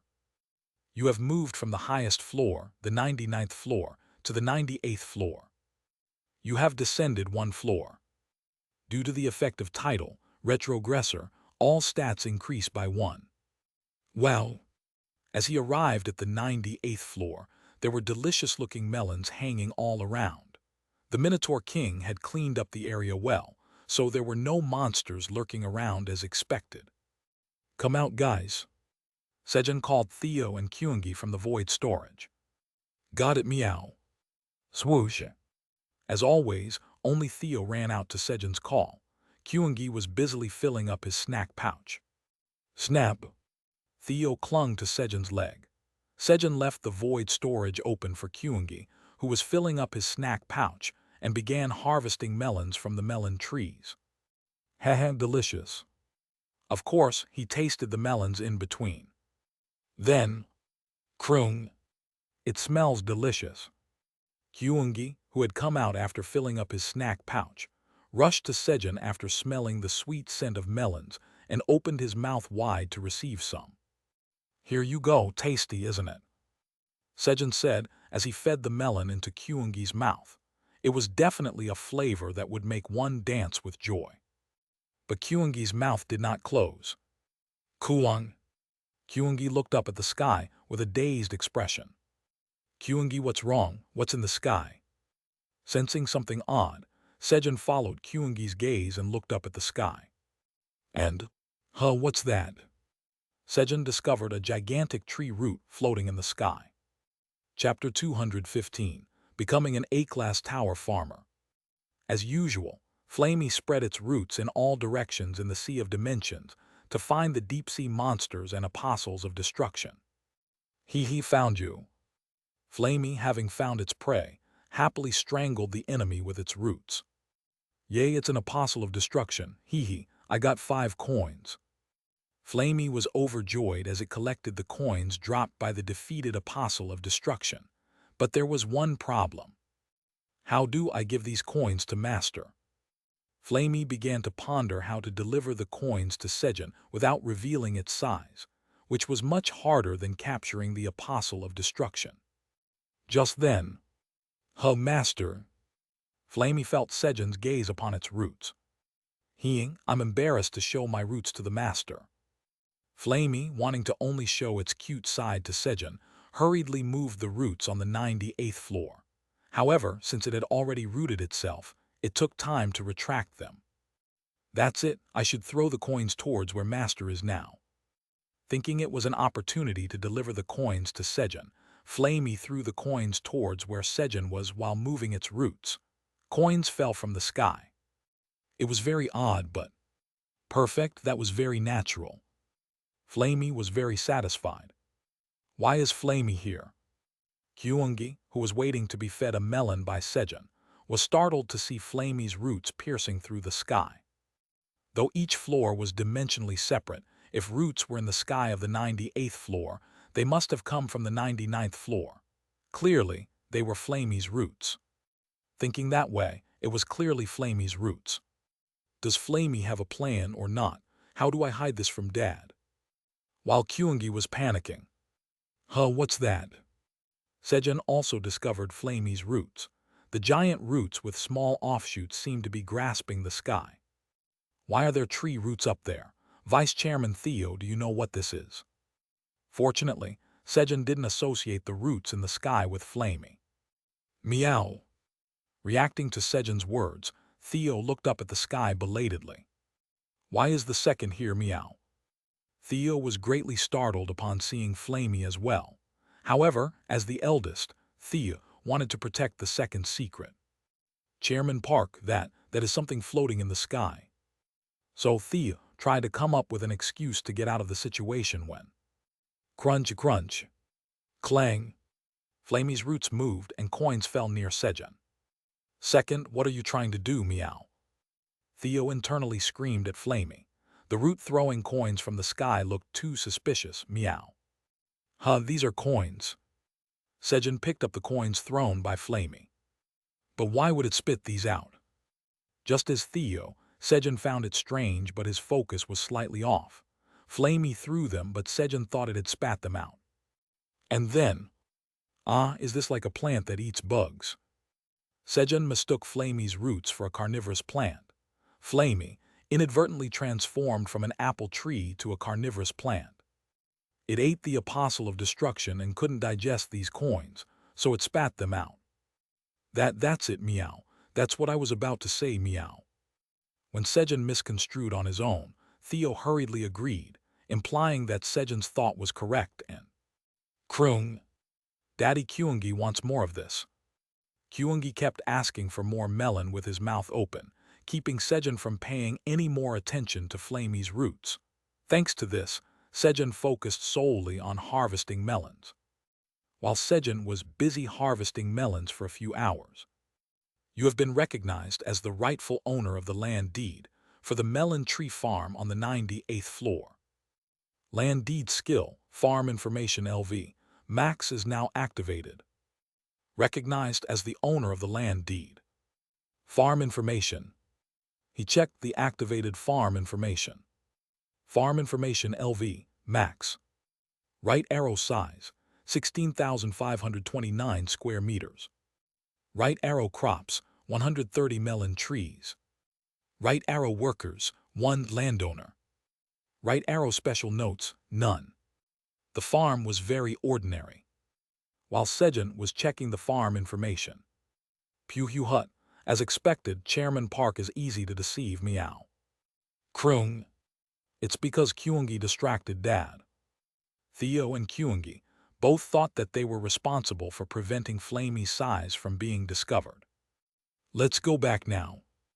After finishing the melon harvest, Sejun called for Theo and Kyungi. Understood, meow. Krung. Understood. When Sejun, along with the two, reached the waypoint on the 98th floor. Boss of the 98th floor, Black Eagle Redin. A giant 5 m tall Black Eagle humanoid appeared. Well, welcome, Lord Sejun. Redin, who had been thoroughly mentally trained by the Minotaur King, was about to block Sejun but, seeing the black dragon tattoo on Sejun's left arm, hurriedly bowed his head at a 90-degree angle to greet him. Yes, nice to see you. The 98th floor waypoint has been saved. Loading waypoints from other saved floors. Saved waypoints from other floors, 6. 99th floor. 85th floor. 83rd floor. Thanks to this, Sejun easily registered the waypoint and returned to the 99th floor. On the 23rd floor of the Blue Tower, Kekek founded. A man with green scales covering his body stepped onto a giant floating land in the sky and spoke. And then, thud thud. As if it were the most natural thing, the man began to walk through the wasteland towards the center of the land. How long had he walked? A bright white building appeared in the distance. It was the place where Sejun had seen Emila's garden before. As the man approached the garden, SSSSSH. The crops around the man turned to ash, and the land began to turn into a wasteland. The garden's area started to shrink little by little. When the area of the garden had halved in size. Is this as far as it goes? Along with the man's words, Emila's garden expelled the man and moved to a different location. Krung Krung. We're home, Kyungi will go check the herbs. As soon as they arrived at the farm on the 99th floor, Kyungi ran towards the western forest to inspect the herbs. And then, shall we take a nap? Good idea, meow, but first I'll eat some churu and then sleep, meow. Okay. Sejun, intending to nap, headed home with Theo. Just then, an emergency job quest has arisen. Quest, Emila's garden has suffered significant damage and needs to be restored.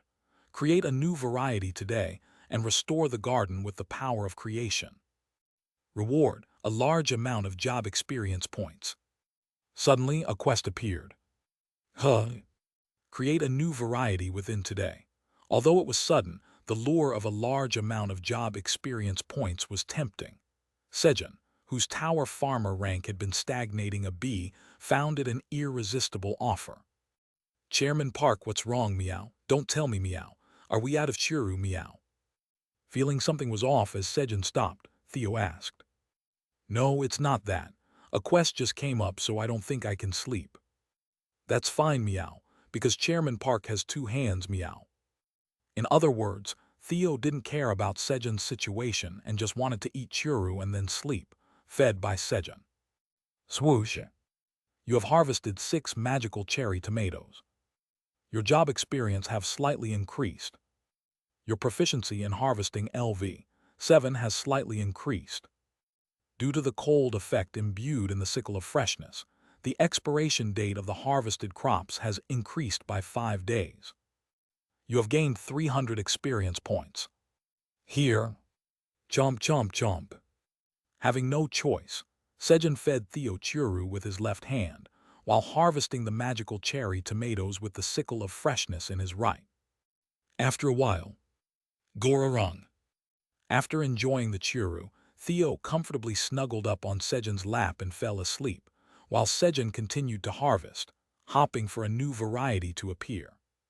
All cherry tomatoes are harvested now. Time to move to the sweet potato field. Having harvested all the cherry tomatoes, Sejun moved to the sweet potato field. And then, land moving. Using Myler's hoe, he harvested sweet potatoes. You have harvested 500 power sweet potatoes.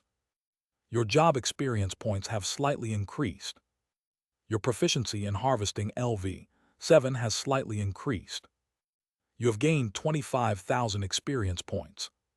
This field is done too. Sejun finished harvesting the sweet potato field and quickly moved on to harvest the potato field, carrot field, peanut field, and green onion field in succession. With about an hour left before the day end, I guess I can't complete the quest. Having harvested nearly hundreds of thousands of crops, Sejun was about to give up on the quest. There were simply no more crops left to harvest in the farm. At that moment, squeak! The father rabbit pointed to the radish field, calling Sejun's attention. There, 5 radishes that had not been harvested remained. Oh, there were still some radishes left. Sejun hurried to the radish field and swoosh! He pulled out a radish. You have harvested a stamina radish. The first radish was a dud. Swoosh! Swoosh! The second and third radishes were duds as well. Now, only 2 radishes were left. Vice Chairman Theo, which one should I pick first? Sejun, becoming more cautious, asked Theo. Meow. Responding to Sejun's question, Theo brought his front paw towards the radishes, feeling if there was any attraction. But, Chairman Park, there's no attraction, meow. Theo did not feel any attraction. Okay. Sejun, who wasn't expecting much to begin with, decided to pick the left radish. Just then, but strangely, my whiskers are drawn to this right radish, meow. Theo mentioned, noticing his whiskers pointing towards the radish on the right. Really? With a flicker of hope, Sejun trusted Theo's words and swoosh! He pulled out the right radish. You have acquired a radish of strong lower body.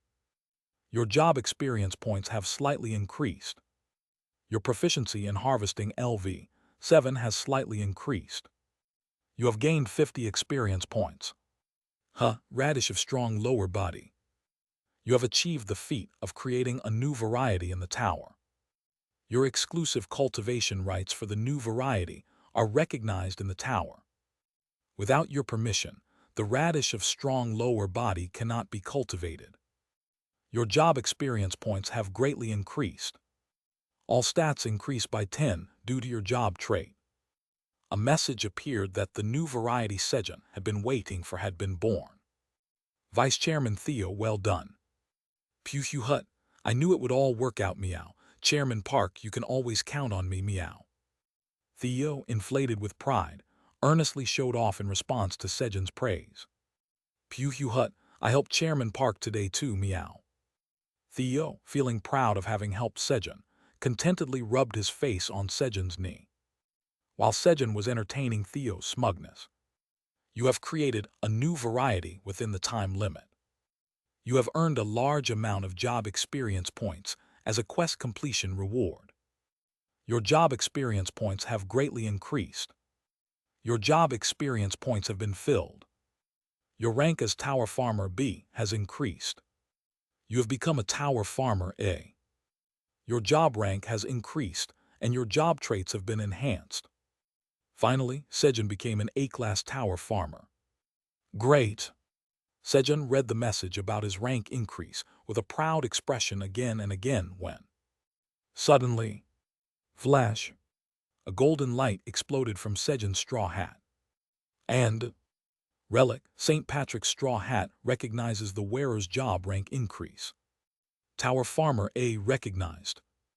Relic, St. Patrick's straw hat restrictions are completely lifted. St. Patrick's straw hat revealed its true form. Chapter 216, It's useless to me. The restrictions have been lifted. Sejun took off his straw hat to look into it more closely. There seemed to be no change in its appearance, so he immediately checked the options of the straw hat. Earth God St. Patrick's straw hat.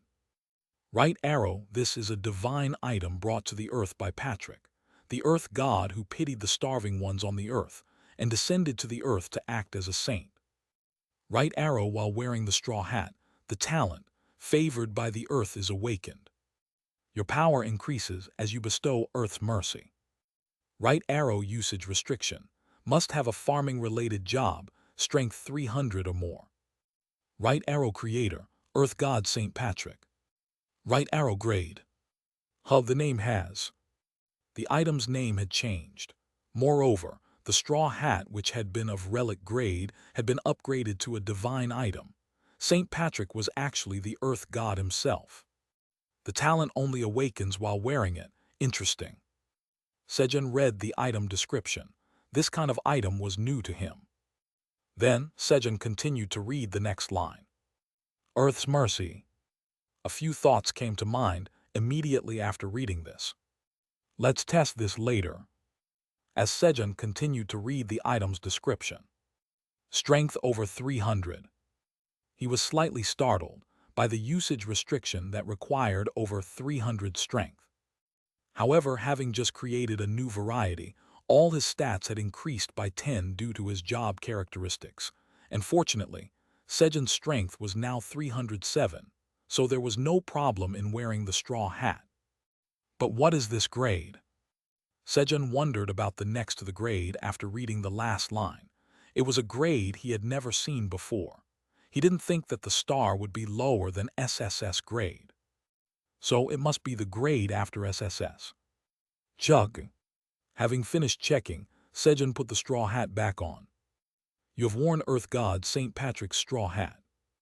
Talent favored by the earth has awakened. Having confirmed the message that the talent had awakened, Sejun checked the talent window in the status window. Right arrow talents. Beyond mediocre, friend of nature, myriad landlord, enhanced magic circuit, friend of fire, sturdiness, sturdy vitality, a medicine that's bitter is good for stamina, favored by the earth. Right arrow talent. The favored by the earth was indicated in parentheses, likely because it was only activated when wearing Earth God St. Patrick's straw hat. Talent, the favored by the earth. Right arrow, it's a talent for receiving the earth's love, while having the highest affinity with the earth. Right arrow, the earth moves favorably for you. Moves favorably, ah.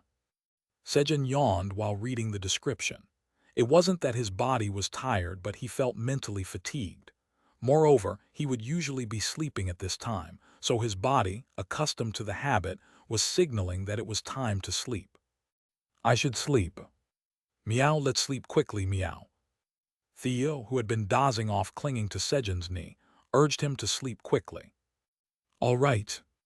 Sejun hurried to the tap to shower, wash his clothes, and then quickly dried them with a flick of his fingers, creating fire. Thump. Ah, this is nice.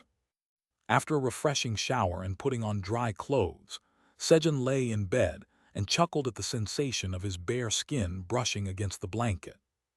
What happened to Patrick? Before falling asleep, Sejun wondered about what had become of Patrick, the earth god who descended to earth for the starving people. But Sejun's thoughts didn't continue. As soon as his head hit the pillow, he fell asleep. Gorarung. The sounds of Sejun and Theo snoring, layered upon each other in the bedroom. The next morning. Ugh. After a good night's sleep, Sejun sat up. And then.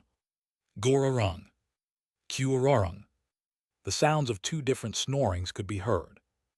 Did Iona come? Iona, who must have arrived at dawn, was wrapped in Theo's tail, sleeping. Meow. Sejun lifted Theo's body onto his knee and marked the date on the wall. The 338th day had begun. First, I need to check the radishes harvested yesterday. He had fallen asleep yesterday without checking the options of the new radish variety. Is this it? Sejun picked up a thick radish that resembled a calf. Radish of strong lower body. Right arrow, a radish grown within the tower, rich in nutrients and delicious to eat. Right arrow, upon consumption, it activates lower body muscles, promoting the growth of leg muscles. Right arrow consumption increases reproductive capabilities. Right arrow cultivator, Tower Farmer Park Sejun. Right arrow expiration date, 120 days. Right arrow grade, B. As its name suggested, it literally had the effect of strengthening the lower body. It seemed like something people who disliked leg exercises would appreciate. But what's this? Sejun frowned upon seeing the second ability benefit from consumption. For some reason, it made him angry. But why am I getting angry? As Sejun pondered. Squeak. Beep. Father Rabbit and the male rabbits approached, wanting to reserve the next harvest of the radish of strong lower body. That's why. Sejun realized why he was feeling angry. It's useless to me. No, absolutely not. Being petty to the rabbits, Sejun replanted the radish of strong lower body into the ground. He had to wait for the radish to bloom to harvest seeds. After planting the radish, Sejun went to the kitchen to make breakfast. The menu was locust meat and potato soup. Guys, let's eat breakfast. Once the potato soup was ready, Sejun called the animals to eat together. After breakfast, Kroong, Kyungi will go take care of the herbs. Okay, see you later.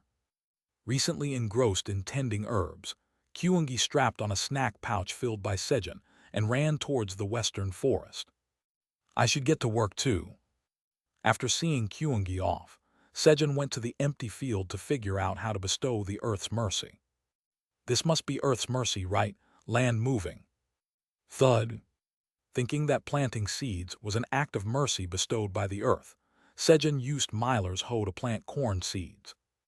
The Earth moves favorably for you.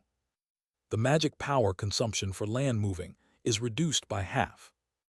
You have planted 500 stamina corns. Your job experience has increased slightly. Stamina corns can hear the farmer's footsteps, enhancing the effect of magic seed sowing LV. 7. Due to the effect of magic seed sowing LV. 7. The growth speed of the stamina corns doubles for the next 24 hours. Your proficiency in magic seed sowing LV. 7 has slightly increased. No message about bestowing the Earth's mercy appeared. Instead, the Earth moved favorably, having the magic power consumption he needed for land-moving skill. Good. Sejun was then able to quickly plant 100,000 corn seeds by planting them in batches of 1,000. After planting the corn, Sejun tried various methods to figure out how to bestow the Earth's mercy, but all attempts failed. What on earth is the Earth's mercy? As Sejun was getting exhausted from continuous failures.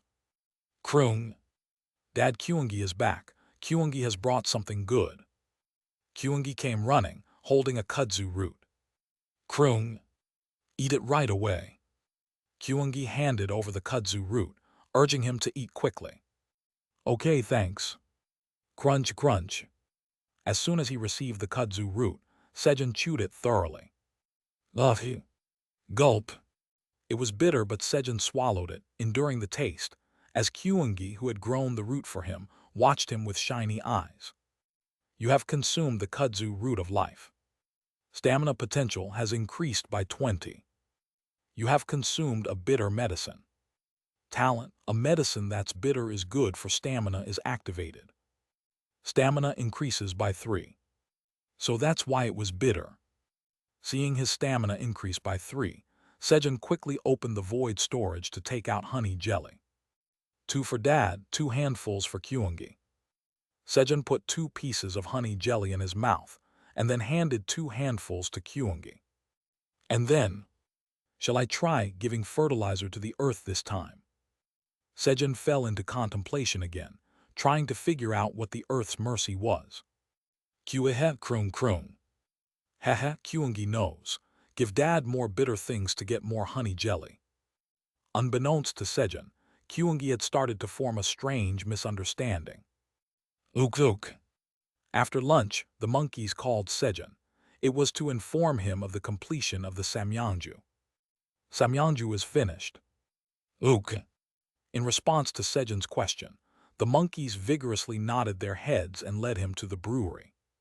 Upon arriving at the brewery, wow! The fresh scent like that of flowers and a profound aroma filled the brewery, and on the table there were about 100 bottles of Samyeonju already poured into bottles. It seemed that the scent of Samyeonju had spread while it was being transferred into bottles. Gulp! Just smelling it made Sejun imagine the taste, causing him to involuntarily swallow saliva. Hehe, I should hold a tasting session with Kaiser and Kellyan. Sejun imagined what he would receive in exchange for the Samyeonju and headed towards the fountain where the 2 dragons were. Ah, excellent. Expected, the liquor made by Sejun is the best. Above the fountain, Kaiser and Kellyan heartily praised the soju made by Sejun as they enjoyed drinking it. Then, suddenly, Kellyan downed the soju in one shot and began to refill his glass. Wait, Kellyan, what are you doing? Kaiser stopped Kellyan. What? Of course the last shot is mine, it's my liquor. What are you talking about? There are exactly 8 shots in one bottle. We have to drink 4 each fairly. By the way, I've had only 3 shots. Where does it say that? You going to be petty like this? Both became very sensitive over the last remaining liquor and started to emit energy without realizing it. Crack! Because of this, the tower supporting the fountain shook. Yuka! Sejun, who was climbing up to the fountain, fell from the tower. What's that sound? The 2 dragons hurriedly looked toward where the noise came from. Buffy! Thump! Sejun landed safely on the ground with a superhero pose. With his increased strength, such a fall was no longer dangerous for Sejun. Safe! Sejun was pleased that he hadn't been hurt. However, Pew Hut, that landing is still lacking, meow. You still have a long way to go, meow. It's because I fell suddenly. I can usually do better. Sejun, irked by Theo's lukewarm evaluation, was busily making excuses, saying this wasn't his true skill. Sejun, you've gotten a lot stronger. I thought you would have been hurt. Kaiser and Kellyan flew over and marveled at Sejun, who was perfectly fine. Sejun was like a sunfish that even something like this could surprise the dragons. What were you doing climbing up for? Kaiser asked Sejun. I've completed a new liquor, so I thought you'd like to try it. What, a new liquor? Go. Excited by the mention of new liquor, the 2 dragons were eager. They were feeling disappointed since they were running low on alcohol anyway. So they moved to the brewery. Here, have a drink each first. Sejun poured Samyeonju respectfully into the dragons' cups. And the 2 dragon statues swallowed their cups and sent the cups filled with Samyeonju to their true bodies. Hehe, what will they give me in return? Sejun smiled, looking forward to the dragon's response. At the black dragon's lair. What's this scent? Kaiser grabbed the cup filled with Samyeonju. Gulp! As soon as Kaiser smelled the Samyeonju, he swallowed the liquor without a second thought. And then, Kaiser felt his mind clear up, as if things obscured by fog had disappeared. It's gone. At the same time, Kaiser realized that something had truly disappeared. Lately, Kaiser had been expending a tremendous amount of mental strength resisting a force that was trying to hinder his thoughts of fighting destruction to save the world. That force had disappeared now. This liquor has such an effect, Kuahaha, can't help it, I need to keep drinking. Having found a justification for drinking, Kaiser laughed heartily and savored the taste. Chapter 217, It's Not Ugly. Chairman Park, you should change your claws to dragon claws like me, meow.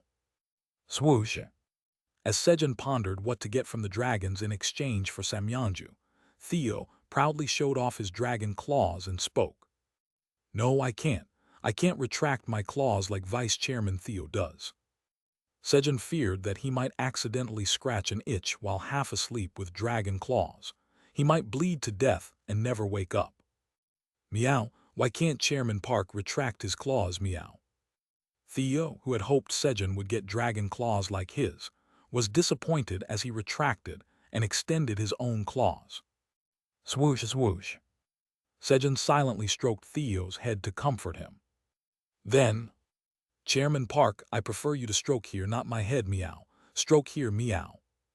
Theo boldly laid on his back, exposing his belly, seizing the perfect moment to be pampered by Chairman Park. He didn't miss his chance. All right. Unaware of Theo's intentions, Sejun stroked his pink belly. A while later. Chairman Park, I'm hungry, meow. I want churu, meow. Having his belly stroked made Theo hungry, so he asked for a churu. All right. Clank. Sejun took out a glass jar containing churu from the void storage and spooned some homemade churu in front of Theo. Slurp, slurp, slurp. Pew hut. As expected, the churu made with Chairman Park's sincerity tastes the best, meow. While Theo enjoyed the homemade churu. A job quest has occurred. Quest. Dragons are gradually going insane due to the power of destruction, unknowingly. Provide 30,000 bottles of Samyeonju to each dragon tribe within 100 days to delay the deterioration of their minds. Brown Dragon, 030000 bottles. Black Dragon, 030000 bottles. Green Dragon, 030000 bottles. Reward, a large amount of job experience plus 100 to all stat potentials, the 10th Tower's trial. 99 completed bottles of Samyeonju will be distributed among the tower administrators, 11 bottles each. Along with the quest notification, the 99 bottles of Samyeonju in front of Sejun disappeared, leaving only one bottle he had just poured. What? This can't be happening. That's my alcohol. Who's taking them? You need to pay a price to take it.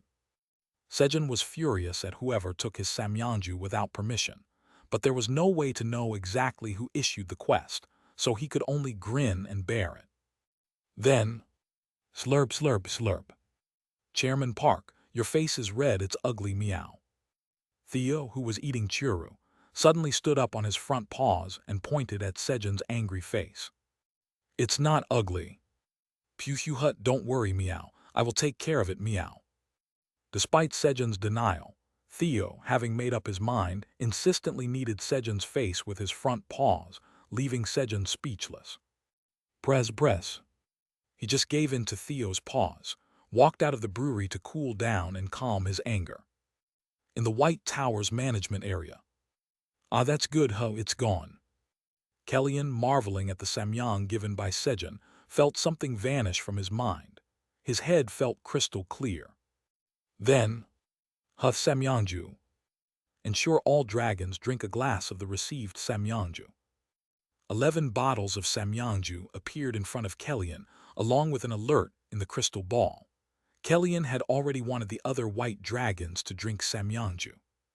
Only those over 50,000 years old assemble. Kellyan first called over the core white dragons of the White Tower, those over 50,000 years old.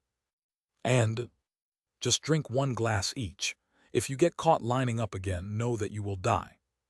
He started pouring the drink while threatening the dragons. Just 1 glass, not a drop more. Kellyan poured the drinks very precisely, hopping to save some for himself. In the Black Dragon's territory. I should ask Sejun for more. As Kaiser was about to move the dragon statue to get more alcohol for himself and to share with the other dragons. Wung. A portal began to open in front of Kaiser.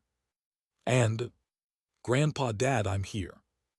Aileen came through the portal herself, carrying 11 bottles of Samyeonju. Oh, my granddaughter, did you receive this from Sejun? That's great, I needed it. Just a moment. Why? It's not for free. Aileen stretched out her hand, stopping Kaiser from reaching for the samyangju. Give and take.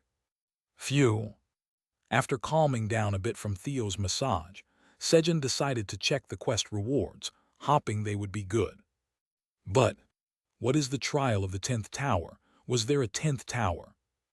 Sejun's expression soured again as he saw the last reward. A trial as a reward. Are they out of their minds?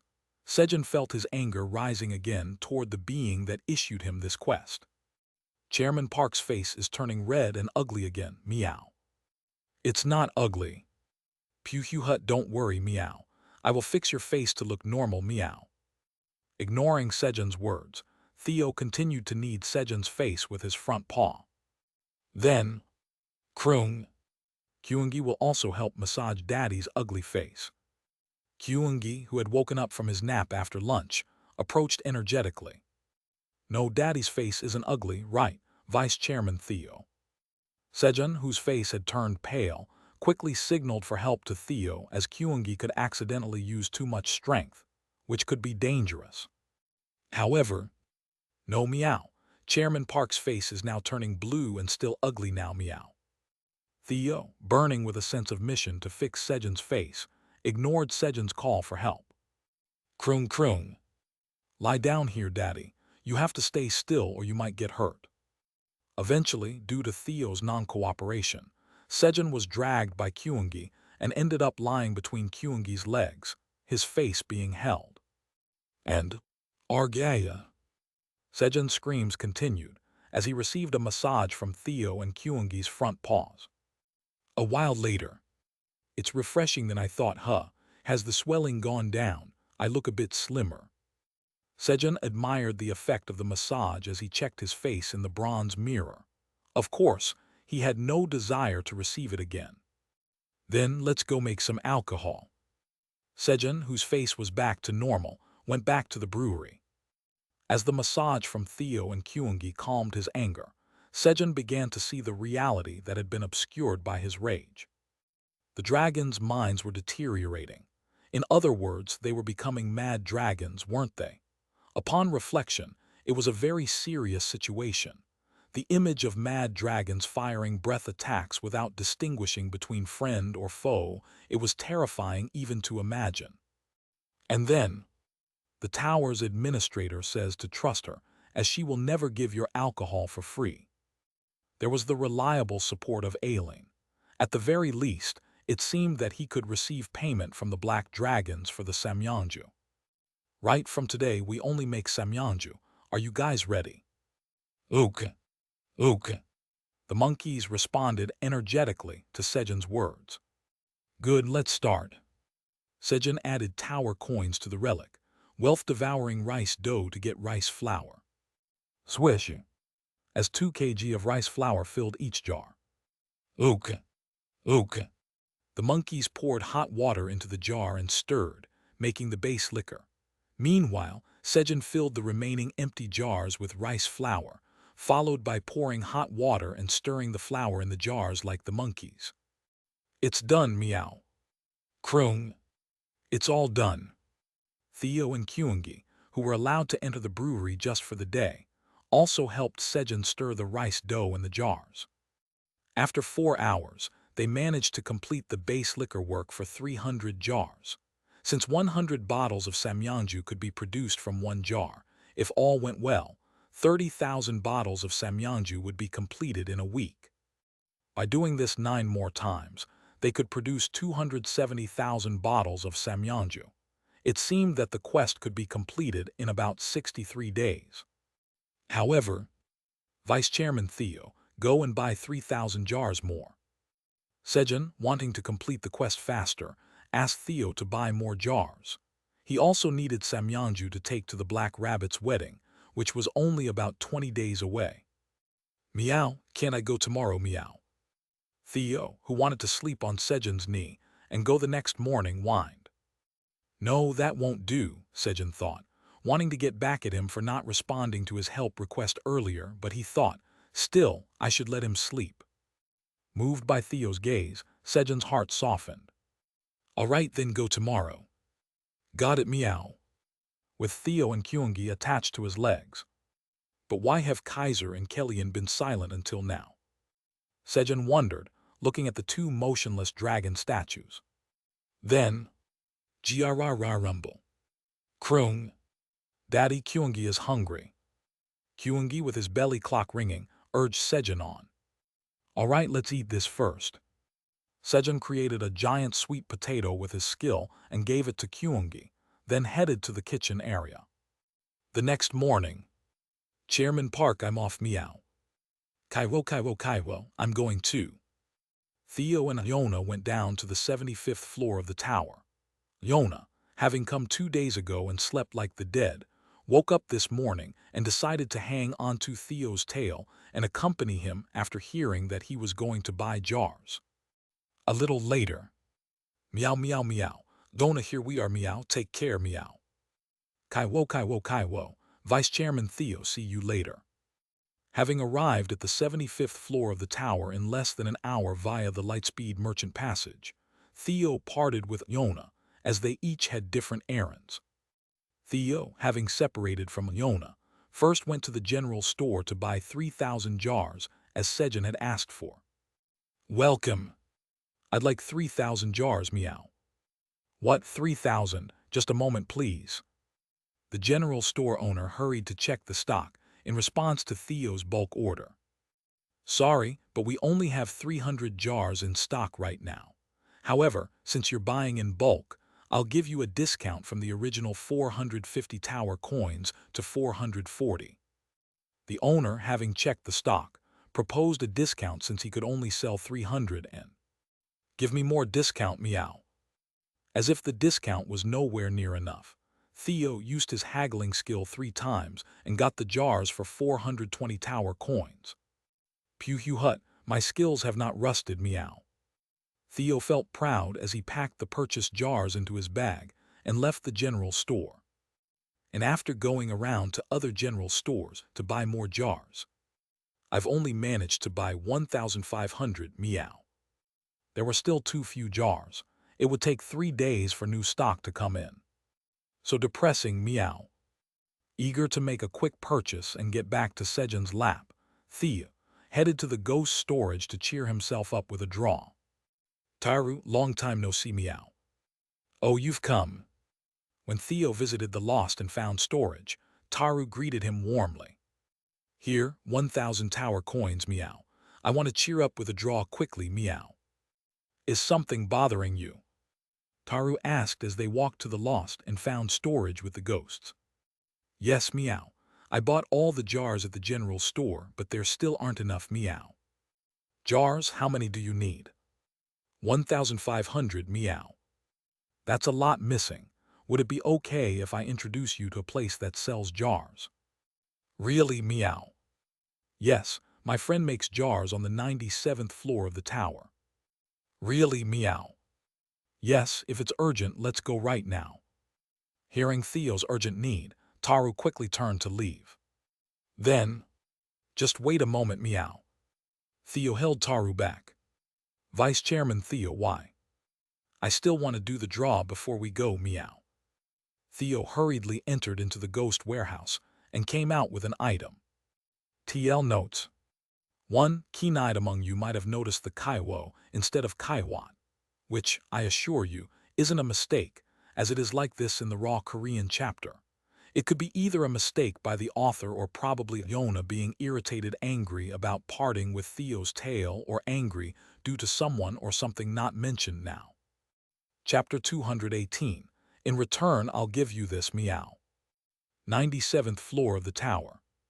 Is that where Taru's friend is, meow? Theo asked, looking at the village in the middle of a wasteland in the distance. No, that's my hometown, Rhino Village over there. Do you see the mountain at the end of the village? Taru pointed to the mountain behind the village. I see it, meow. There at the entrance of the mountain is my friend's workshop. And Theo, please don't call me by my name in the village. I just want to meet my friend quietly. Taru readjusted the hood he was wearing to hide his face. Got it, meow, then let's hurry, meow. Theo, eager to buy the jars and return to Sejun triumphantly, hurried Taru along towards the entrance of the village. Has it been 100 years? Taru, who had not seen his hometown in a long time, followed Theo leisurely after admiring the scenery of his homeland. The mountain served as a landmark, so there was no chance of losing Theo the way to his friend's workshop. Just as Taru was walking without worries. "Ha, don't lie to me, meow." Theo's angry voice could be heard arguing with the village guards. "I'll buy the jars and go back to Chairman Park's knees, meow." Theo, eager to return to Sejun with the jars, ran swiftly and arrived at the entrance to Rhino Village. "But, stop right there. If you want to enter the village, pay a toll of 100 tower coins." The guards blocking the entrance to the village demanded a toll from Theo. "My village doesn't charge a toll, so why are you demanding one, meow?" Theo confronted the guards blocking his way. 100 tower coins was a trivial amount compared to the money Theo had, but to be extorted like this was something a fool would do. "Pewhut, I'm no longer a fool, meow." "What did you say? Should I just beat this tiny one up?" The huge guards threatened Theo. "Pewhut, how dare you, the great?" As Theo was about to reveal his identity to intimidate the guards. "What's all this noise?" A being even bigger than the guards appeared. I'm sorry. Lord Raiden, this cat refuses to pay the toll. I'll take care of it quickly." The guards spoke with tension in their voices as Raiden, the leader of Rhino Village, appeared. "Kukuk, no need. I'll personally teach this brazen creature the fear of the world." Raiden rolled up his left sleeve to show off the black dragon tattoo on his forearm, as if boasting. "Oh, that's the great black dragon tattoo that Lord Raiden got from fighting the Minotaur King for 3 days, and he was acknowledged for his strength. A tattoo personally engraved by the Minotaur King himself. Probably Lord Raiden, who came back without a single wound, is much stronger than Lord Taru, the storm tank who fought and survived against the Minotaur King 100 years ago." The two guards whispered about Raiden's tattoo. "Kukuk, yes, praise my greatness more."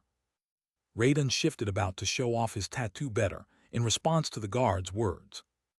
Raiden recalled that, when the Minotaur King recently visited the village, he boldly suggested a one-on-one fight in a secluded place when the villagers were watching, but as soon as he went to the secluded place, "Thump! Please spare me, I surrender." He quickly knelt and surrendered to the Minotaur King. The Minotaur King, upon seeing Raiden's submission, told him to serve loyally upon seeing anyone with the black dragon tattoo in the future, and showed Raiden the tattoo on his chest before leaving. However, as soon as the Minotaur King left, Raiden boldly forged a similar black dragon tattoo on his left arm and returned to the village, lying that he had received it from the Minotaur King. Since then, Raiden's influence grew significantly, and he lived like a king in Rhino Village. Thus, every day, Raiden would roam the village after lunch to see the villagers who feared him. It was then that he noticed Theo. Good catch at the right moment. Raiden thought it was time to pick one out and show his fearsomeness. He marked Theo, who was standing up to the guards, as his prey. Theo looked weak enough to highlight his own strength. "What is this weird tattoo, meow?" Theo was furious upon seeing the black dragon tattoo engraved on Raiden's arm, because he knew the only person who had the extra scales of Kaiser was Sejun, whose right-hand man was Theo himself. The Minotaur King did not have the extra scales of Kaiser. Naturally, Raiden's black dragon tattoo was fake. Moreover, the tattoo was so poorly made that Theo felt insulted on behalf of the black dragon tattoo engraved on his own foot. "How dare you lie about being Chairman Park's subordinate with such an ugly tattoo, meow. I'm so angry, meow." Trembling. As the black dragon tattoo given by Sejun was insulted, Theo trembled with anger. Of course, to the other party, it seemed like he was shaking with fear. "Hawk, don't lie, meow." Theo shouted at Raiden, filled with rage. What lie are you talking about, you little? How did this guy find out?" Stung by Theo's outcry, Raiden hurriedly attacked to silence Theo. I'll teach you a lesson, meow. Snap. Theo also unsheathed his dragon claws as he saw Raiden's fist coming toward him. Then, bang! Taru blocked in front of Theo, taking Raiden's punch with his face. Meow, ta friend, are you okay, meow? Theo, about to call Taru by his name, remembered Taru's request not to do so and quickly changed his address. Theo, I'm fine. I don't know what's going on, but let's try to talk this out first. Taru reassured Theo and spoke to Raiden. And then, Theo, what's happening? When I tried to enter the gate, they blocked the way and demanded a toll, meow. What? Taru was shocked to hear the reason for the fight. Why would Rhino Village charge a toll? It was not the Rhino Village he remembered from the past. He wanted to question why they were collecting a toll, but as someone who had abandoned and left the village, he did not want to interfere anymore. Here, 200 tower coins for the toll. Take it. Oh, yes. Taru handed the money to the dazed guard and quickly entered the village. Vice Chairman Theo, let's go. I'll see you later, meow. Heeding Taru's call and deciding to take care of the jars first, Theo glared at Raiden before following Taru into the village. Why does the village look so deserted, meow? Theo walked down the main street of the village, commenting on its lack of life as if no one lived there. I don't know either. Let's head to the workshop for now. Wanting to ask his friend about the village, Taru hurried to the workshop. As they passed through the village and arrived at the foot of the mountain, Triceratops' workshop. The sign for the workshop was in sight. Knock, knock, knock. As Taru knocked on the door and entered the workshop. Excuse us. Theo followed Taru into the workshop. Inside, various pottery made of big and small clay and stones were displayed. Meow, Chairman Park would love this, meow.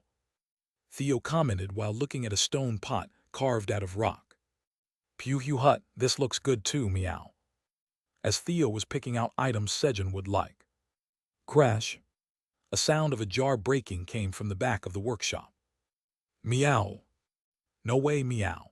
Who is breaking my jars, meow? Reminded of the reason for his visit by the sound of the jars breaking, Theo hurried toward the source of the noise. And then, crash. He found Triceratops, Taru's friend, breaking a jar with a hammer.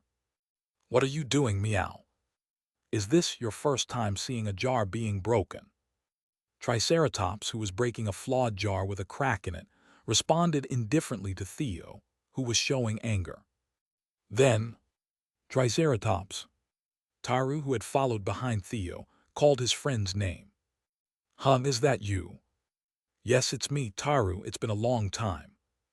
Taru. Triceratops charged past Theo towards Taru, as if he was about to confront an enemy. Meow, didn't you say he was a friend, meow? Theo was confused. Triceratops. Taru also ran towards Triceratops with an equally fierce momentum. Bang! Their shoulders collided, making a loud noise. It seemed like someone could have been killed by the impact, but... Hahatha, how long has it been?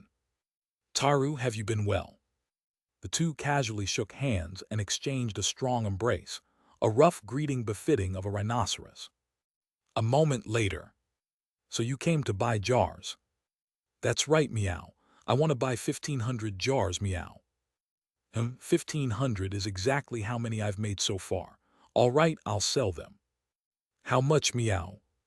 Since you came through a friend's introduction, I'll give you a special deal and only charge for the labor. It'll be 0.5 tower coins each. Honestly, the amount was not even enough to cover the labor cost. Triceratops, with Taru accompanying him, gave Theo an incredibly generous offer. But, give me a discount, meow. Theo, unaware of Triceratops' generosity, tried to haggle 3 times. Sai, just take them. Since there were hardly any merchants looking for jars these days, Triceratops decided to hand them all over to Theo. Thank you, meow. In return, I'll give you this, meow. Theo handed over a handful of 5-colored beans to the fool who had given him the jars for free. And, help me, meow. Theo boldly asked Taru and Triceratops for help while packing the jars into his bag. Thanks, Meow. After Theo thanked them and stepped out first. Triceratops, thank you, take this. Taru handed a bundle of money to Triceratops. It was the money Theo had spent on drawing the lottery. But what's happening in the village? Taru finally asked about the situation in the village that had been bothering him. Pew Pew Hut, now I can return to Chairman Park, Meow. Theo left the workshop proudly after acquiring all 3,000 jars, as Sejun had ordered him to buy. Over there, that's the guy from earlier. A voice shouted towards Theo. What, Meow? Looking towards the source of the sound, Theo saw Raiden giving orders to his subordinates, the same ones from the village entrance. Yes. Dada. At Raiden's command, the guards quickly moved to surround and close in on Theo. Perfect, I'll capture this guy as a hostage and catch him. Raiden smirked evilly at Theo. He had been humiliated in front of his guards earlier when Taru, despite being hit by his punch, was completely fine. So he summoned all his guards to capture Taru, but fortunately for him, the weaker Theo came out first. But I was going to teach him a lesson anyway. Good timing, Meow. Theo felt equally grateful for the chance as well. Theo jumped. Snap. Meow, meow, meow, meow, meow, meow. He quickly drew his dragon claws in midair and swung at Raiden. SSSSS. And landed lightly. If not for Theo's noise, no one would have noticed the meow meow storm fist that took out the enemy. Puahata. What did you do? The guards laughed at Theo. Then, pug. With an explosive sound, Raiden disintegrated into dust and vanished. Huh? The laughter of the guards, overwhelmed by Theo's strength, faded away. As Theo, Taru, who had come out of the workshop, spotted the guards surrounding Theo. And, bang! He quickly ran over, pushing through the guards to stand in front of Theo. How dare you, how dare you! Trembling with anger, Theo still hadn't cooled off from his rage towards Raiden, who had dared to brand himself as one of Sejun's underlings. But, don't worry, Vice Chairman Theo, there's something I didn't tell you. I used to be the boss on the 97th floor of the tower. Come at me.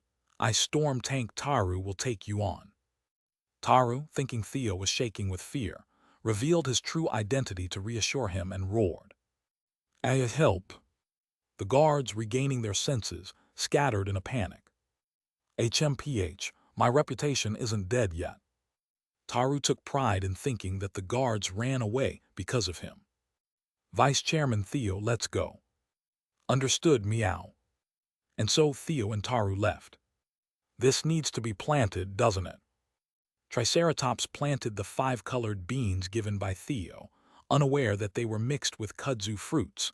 Thanks to that, the food worries of the starving residents of Rhino Village were resolved. Chapter 219. Did Dad do something wrong to you? Land moving. Thunk. Sejun, who had spread cherry tomato seeds on the ground, used his skill as he struck the ground with Myler's hoe. Boom! The ground shifted, swallowing the scattered cherry tomato seeds spread on the ground, and then buried them at regular intervals. And then, the earth moves favorably for you. The magic power consumption for land moving is reduced by half. You have planted 1,005 magical cherry tomato seeds. Your job experience points have increased slightly. Due to magical cherry tomato seeds listening to the sound of the farmer's footsteps, the effect of magic seed sowing LV7 has been enhanced. Due to the effect of magic seed sowing LV7, the growth rate of the magical cherry tomato seeds will be doubled for 24 hours. Your proficiency in magic seed sowing LV7 has increased slightly. A message appeared that the cherry tomatoes had been planted. In the meantime, the magic power had increased by 1, allowing a slight increase in the number of crops he could plant. Phew, no matter how much I plant, it never ends. Sejun, who had been planting crops non-stop since sending Theo to buy jars in the morning until late afternoon, complained as he still saw the crops filling his void storage. The storage was overflowing with crops because he had harvested even those that didn't need to be, in an effort to harvest new varieties. It wasn't a number that could be diminished by eating. So Sejun was replanting crops that couldn't be stored for a long time, except for the crops that had a method to be stored for a long time, like dried sweet potatoes. At that moment, Rumble. Sejun's stomach made a noise, asking for food. Is it already that time? I am hungry. Sejun stroked his belly and walked wearily towards the kitchen. Usually, before Sejun's belly clock would alarm, Kyungi would have already come to ask for food first. But today, for some reason, Kyungi had not yet returned from the western forest where he went to look for herbs. As Sejun was heading to the kitchen, oh, they've grown a lot. He discovered the rice planted in the golden tree, stump pot of abundance, had sprouted green shoots and grown about 10 cm in just 3 days. The growth rate was indeed tenfold faster. Grow well. Farmer's Warm Touch LV4 is activated. The growth of the crops quickens while touched. Sejun tenderly stroked the rice sprouts with a loving gaze. Heh, just a little more, and I'll be able to eat white rice. Ah, it's going to be delicious, soup. Imagining himself scooping up a big spoonful of white rice and topping it with a savory grilled fish, Sejun hurriedly wiped the drool leaking from his mouth. I can't wait any longer. Hungry from imagining the food, Sejun quickly got up and rushed to the kitchen to prepare dinner. Then, Dedada. Krung krung. Daddy Kyungi is hungry. Kyungi brought the food for Daddy. Covered in mud, Kyungi came running with 4 kudzu roots clutched in his front paws. Yeah, thanks, Ha. Sejun waved energetically at the approaching Kyungi and let out an involuntary quiet sigh. Kyungi dug up 4 kudzu roots. He had dug up quite a lot. As Kyungi said, it seemed tonight's dinner would be kudzu roots. Krung. Eat quickly. Kyungi, having reached Sejun, handed over the kudzu roots and looked up at him with sparkling eyes. Just a moment. Sejun took a closer look at the kudzu roots brought by Kyungi, which seemed thicker than usual, perhaps due to his mood. Thick and sturdy kudzu root of life. Right arrow, it's a kudzu root that has grown by absorbing life force from a living host. Right arrow, it has absorbed almost the maximum amount of the host's life force, enhancing its medicinal properties. Right arrow, when consumed, it increases stamina by 30 or potential stamina by 15. Right arrow, it has a strong bitter taste. Right arrow cultivator, Tower Farmer Park Sejun. Right arrow expiration date, 180 days. Right arrow grade, B+. It's not just my imagination. The kudzu roots were indeed thicker than usual. Crunch crunch. Sejun boldly ate the kudzu roots, since he was going to eat them anyway. Gulp. You have consumed the thick and sturdy kudzu root of life. Your stamina increases by 30. You have consumed medicine with a bitter taste. Talent, a medicine that's bitter is good for stamina, has activated. Your stamina increases by 3. Sejun continued to eat 4 kudzu roots in succession. When he ate the first thick kudzu root, the effect a medicine that's bitter is good for stamina increased his stamina by 3, but the effect decreased to 2, 2, and 1 respectively, as his tongue got used to the bitter taste. Meanwhile, the eyes of Kyungi, watching Sejun eat the kudzu roots, became brighter and brighter. Hehe, now it's time for honey jelly. However, it's time to prepare for dinner. Contrary to Kyungi's expectations, Sejun, who had fully adapted to the bitter taste, did not indulge in a mouth cleanser. Krung krung. Dad, where are you going? Did you forget something? Kyungi was shocked by Sejun's reaction and hurriedly called out to him as he was heading to the cooking area. Oh, forget something. Sejun, with his hands behind his back, pretended as if he didn't remember anything. Krung.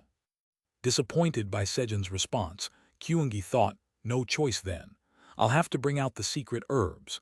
Kyungi reached into his snack pouch to pull out a powerful herb that would force Sejun to have a mouth cleanser. At that moment, ta-da, of course I didn't forget. I was just playing a joke. Here's some honey for you today. Sejun handed over a jar full of honey that he had hidden behind his back to Kyungi. Sejun knew that recently Kyungi had been looking forward to sharing snacks with him after giving him the kudzu roots. Kyuehe krung. Hehe, it's honey. Kyungi quickly withdrew his front paw from the snack pouch, which was going to retrieve the herbs, and received the honey instead. Thanks to this, Sejun unknowingly avoided the crisis of passing out from eating something bitter. Then Kyungi, wait here while you eat the honey. Leaving Kyungi to eat the honey, Sejun went to the kitchen area to start cooking. Green Tower's administrator area. Damn, another miss. Brachio frowned as she looked at the boar monster that had been transferred from the Black Tower to the Green Tower through a land deed. Unfortunately, Sejun, the intended target, had not been caught. Go and collect it. Brachio ordered her subordinate to collect the land deed. It's not easy. Brachio muttered with a frown, frustrated by her continual failures in trying to catch Sejun with the land deed. Where did that liquor come from? Brachio recalled the samyeonju that had suddenly appeared a few days ago. It was so delicious. Remembering the deep aroma and the clean taste of samyeonju, Brachio's lips naturally curved into a smile. Moreover, samyeonju had an incredible effect. Drinking samyeonju seemed to clear the fog that always clouded her mind. It wasn't just her. All the green dragons who had a sip felt the same way. And with their clear minds, they noticed something odd about other green dragons. Why aren't they sleeping? The green dragons, supposed to be in their hibernation period, were not sleeping. They had forgotten the fact that they need to sleep during hibernation. No matter how strong dragons are, they need to have a hibernation period to rest their minds. Therefore, Brachio hurriedly put the other green dragons who had drunk samyeonju to sleep forcibly, even resorting to shock therapy. We need more of that alcohol, but where to get it? As Brachio was thinking of ways to get samyeonju. The giant horned deer on the 78th floor of the tower are in danger of extinction. The red-striped meerkats on the 56th floor of the tower are in danger of extinction. The effects of the kudzu that Sejun had spread in the Green Tower through Ajax began to show. Chairman Park, I have returned, meow. Theo leaped towards Sejun, who was resting after dinner, with all four limbs stretched out. Vice Chairman Theo, did you have a good trip? Snap. Sejun reached out to welcome Theo, not wanting to chew on Theo's fur. But, Hut, no chance, meow. Swoosh. Da-da. Theo agilely twisted his body in midair, dodged Sejun's arm, and ran up his arm to fling himself at Sejun's face. And then, clutch. Using all four of his paws, he clung tightly to Sejun's face. Inevitably, Theo's greasy fur along with his scent ended up in Sejun's mouth. Hey, get off. Meow. Tui tui. Sejun grabbed Theo by the scruff and detached him from his face, spitting out the fur that had entered his mouth. Tui tui, Vice Chairman Theo, did you get the jars? Sejun asked, after spitting out fur a few more times, whether Theo had completed the task he was given. Hut, of course, meow. Who do you think I am, meow? I'm none other than Vice Chairman Theo, the right-hand man of Chairman Park, meow. I've got all 3,000 jars, meow. Theo said with a proud voice, putting his front paws on his waist. Good, you did well. Let's keep the jars in the brewery for now. Understood, meow. Let's go, meow. Theo clung to Sejun's knee as if it was a matter of course and shouted in agreement. After reaching the brewery, Sejun and the monkeys began cleaning the jars Theo had brought. They had to dry them tonight to start the base alcohol brewing process the next morning. About 3 hours after cleaning the jars. Meow, Chairman Park, are we done yet, meow? Theo, who was dozing off hanging on Sejun's knee, asked languidly with a big yawn. We're done now, let's go to bed. After cleaning the last jar, Sejun returned home with Theo, concluding the 339th day of being stranded. The next morning, thud thud, Chairman Park wake up meow. For some reason, Theo woke up unusually early and began kneading Sejun's face to wake him up. What is it? As Sejun opened his eyes. Pew Hugh Hut, Chairman Park, look at this meow. I brought something good meow. Theo offered Sejun a golden bead that he had brought from the ghost warehouse. Oh, what's this?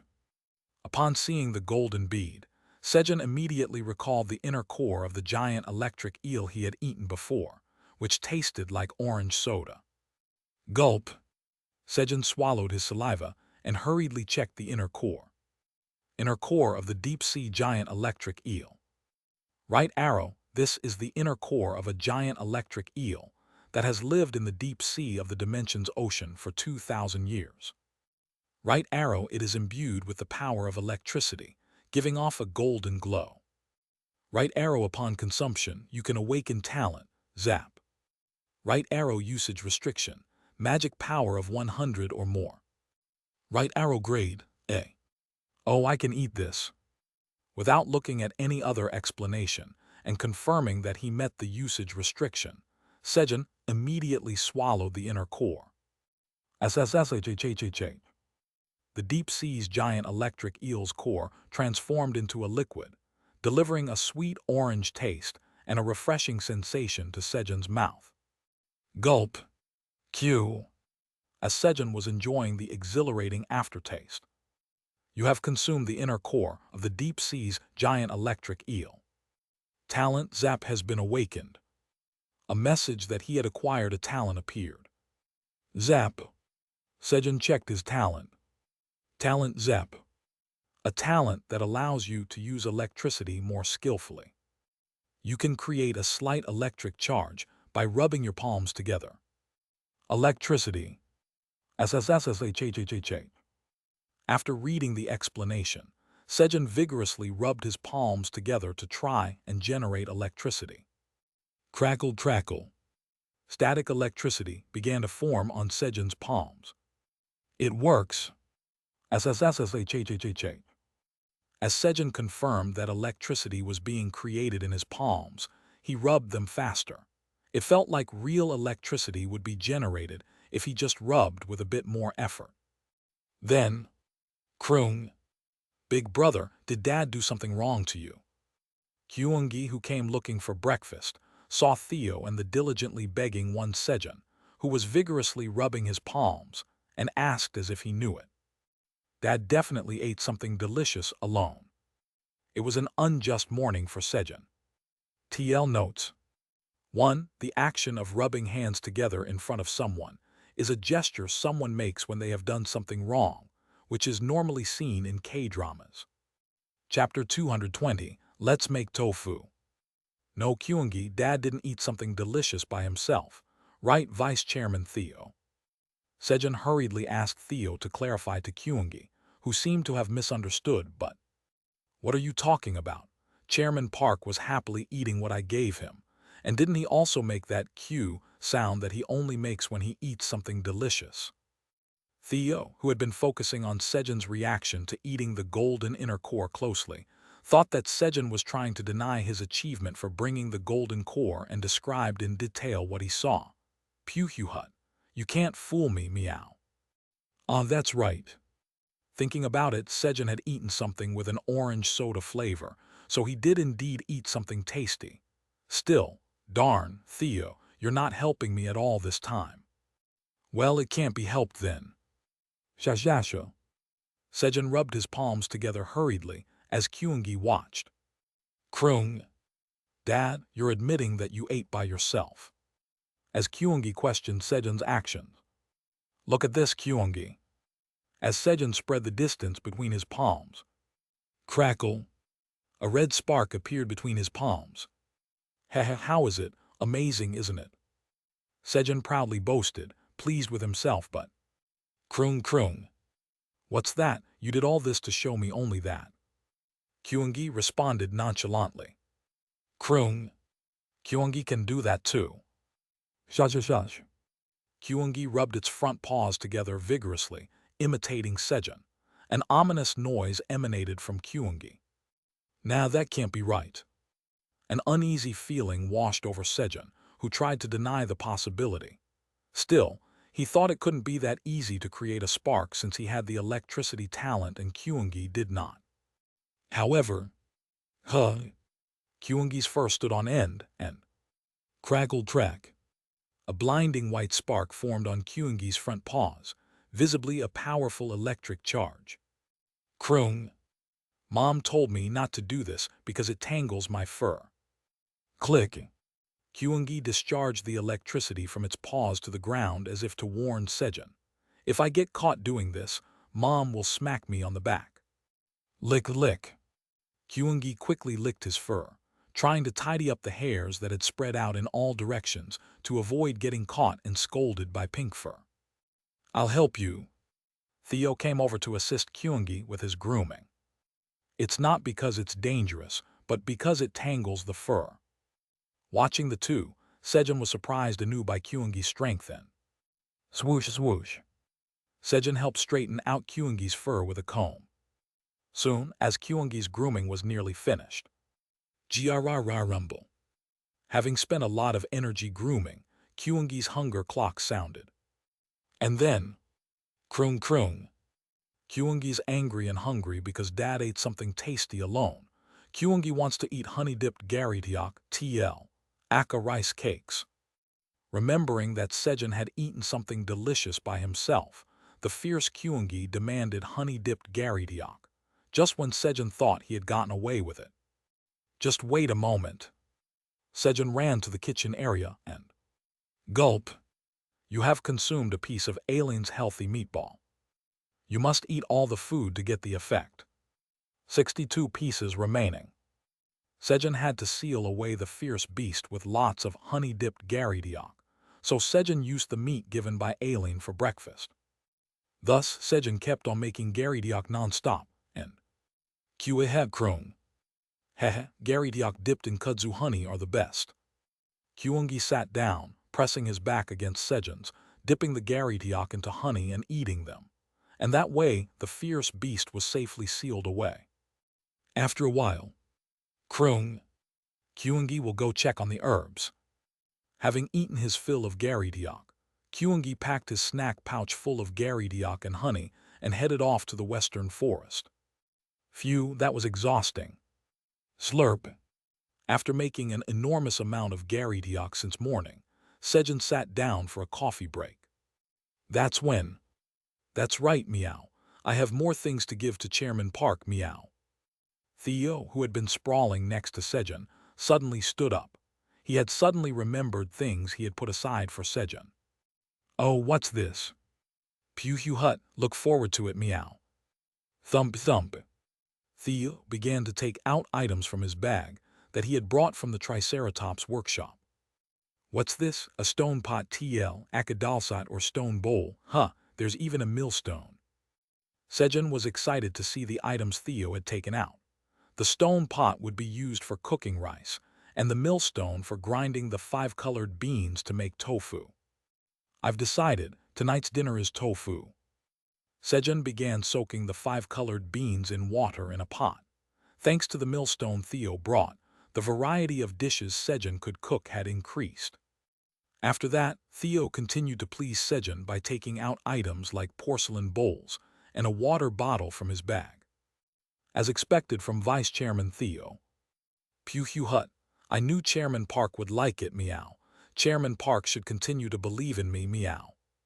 Pleased with Sejun's lavish reviews, Theo lay down on Sejun's lap and showed his belly, sending a look that seemed to say, hurry up and pet me quickly, meow.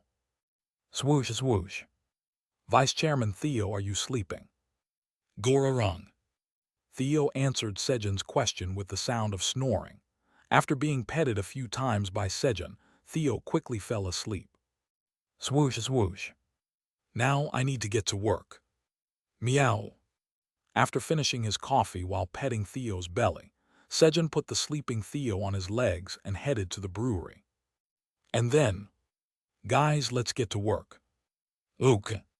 With the monkeys, Sejun began to pour rice flour into jars brought by Theo the day before and started making the base for the liquor. Swoosh!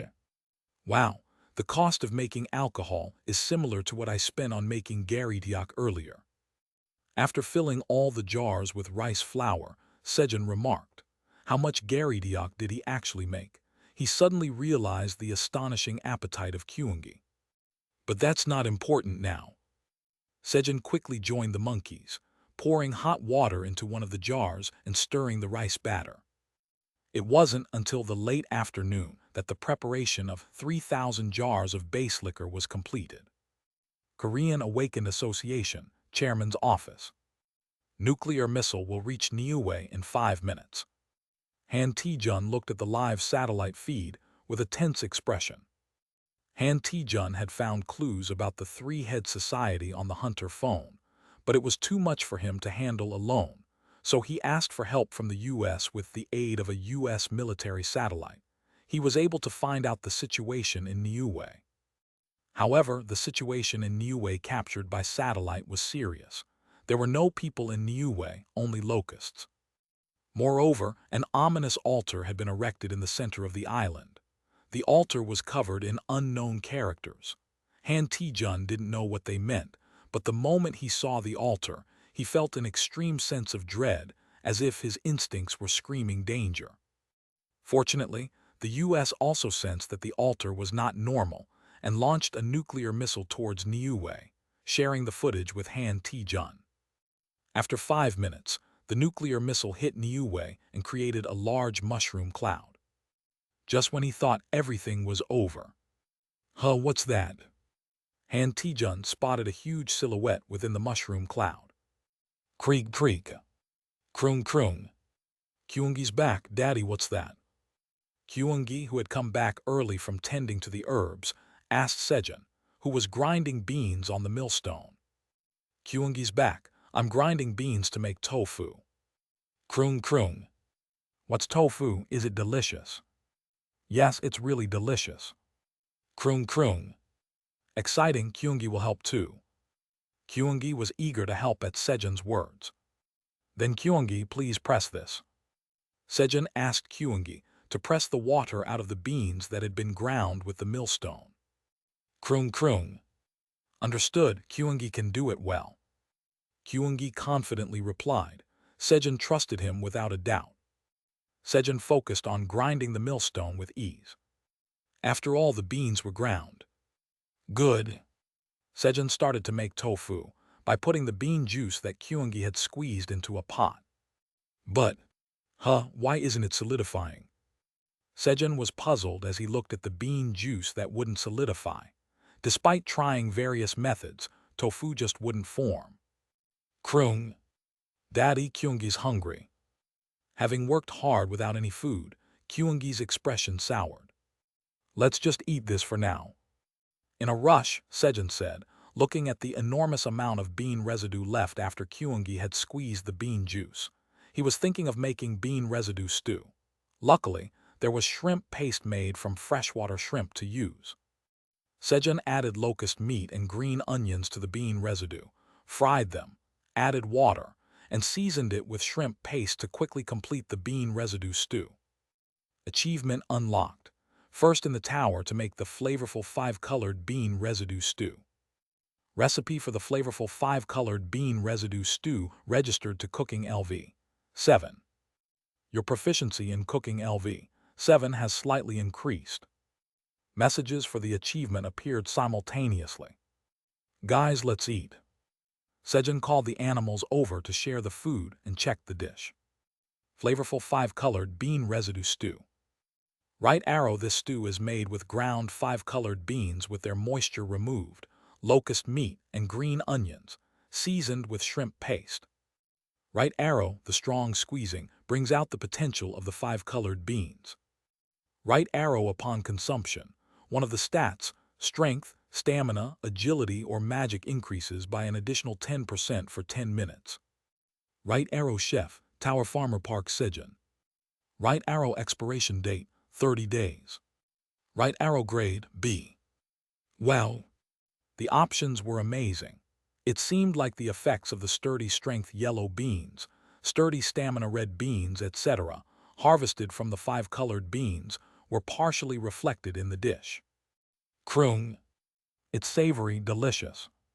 Fortunately, Kyungi was also satisfied with the bean residue stew, having enjoyed a delicious dinner. But why isn't the tofu setting? Sejun pondered why the tofu wasn't solidifying. Kyuehe Krung. Hedihe, Kyungi's grandma is starting to cook. Kyungi sat next to Sejun and watched Kim Mi-ran cook through the bronze mirror. Ah, Kyungi, that's tofu. Sejun pointed out the tofu and the soybean paste stew.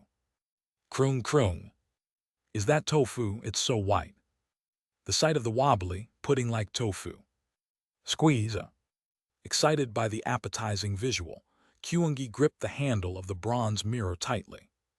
Then, humming, the sound of Kim Mi-ran's humming began to come from beyond the mirror. Mom! Sejun exclaimed at the sound of his mother's voice after a long time. Where is Sejun's voice coming from? Kim Mi-ran also looked around, hearing Sejun's voice. And then, she screamed upon seeing the mirror. Sejun and Kyungi were reflected in the living room mirror. Cute. Mom, calm down. As Sejun predicted, Kim Mi-ran couldn't keep her composure upon seeing the adorable Kyungi. How can I calm down? If you had such a cute baby, you should have come to Mom sooner. Then, Krung Krung. Hello, Kyungi's grandma. I'm Daddy's son, Kyungi. Realizing that he was visible to Kim Mi-ran, Kyungi hurriedly stood up and bowed 90 degrees, greeting her as Sejun had taught him. My, such a well-mannered baby. As expected, Mom clutched her heart at Kyungi's greeting. Mom, are you doing well? Is everything okay? Yes, I'm doing fine. Dad went to work since there's no more danger and Seedal went to school. He will be back soon. How are you doing? I'm doing well too. As they were talking, crack, the bronze mirror began to crack, unable to bear the load. It seemed it wouldn't last much longer. Then, Krung, Daddy asked how to make tofu. Kyungi exclaimed. Mom, I have a question. Yes, go ahead. I tried making tofu, but it wouldn't solidify. Why? Sejun described the process of how he had made the tofu. If you don't add anything, of course it won't set. You need to use coagulant. If there's no coagulant, you could use vinegar and salt. Clang. Fortunately, the bronze mirror broke just after Sejun had heard almost all of what Kim Mi-ran had said. Aileen, is it possible to? When Sejun asked Aileen if it was possible to repair the broken bronze mirror, she said it was possible. Phew, that's a relief. Then I'll leave it to you. The tower's administrator says to leave it to her. After entrusting the repair of the bronze mirror to Aileen. All right, let's make tofu.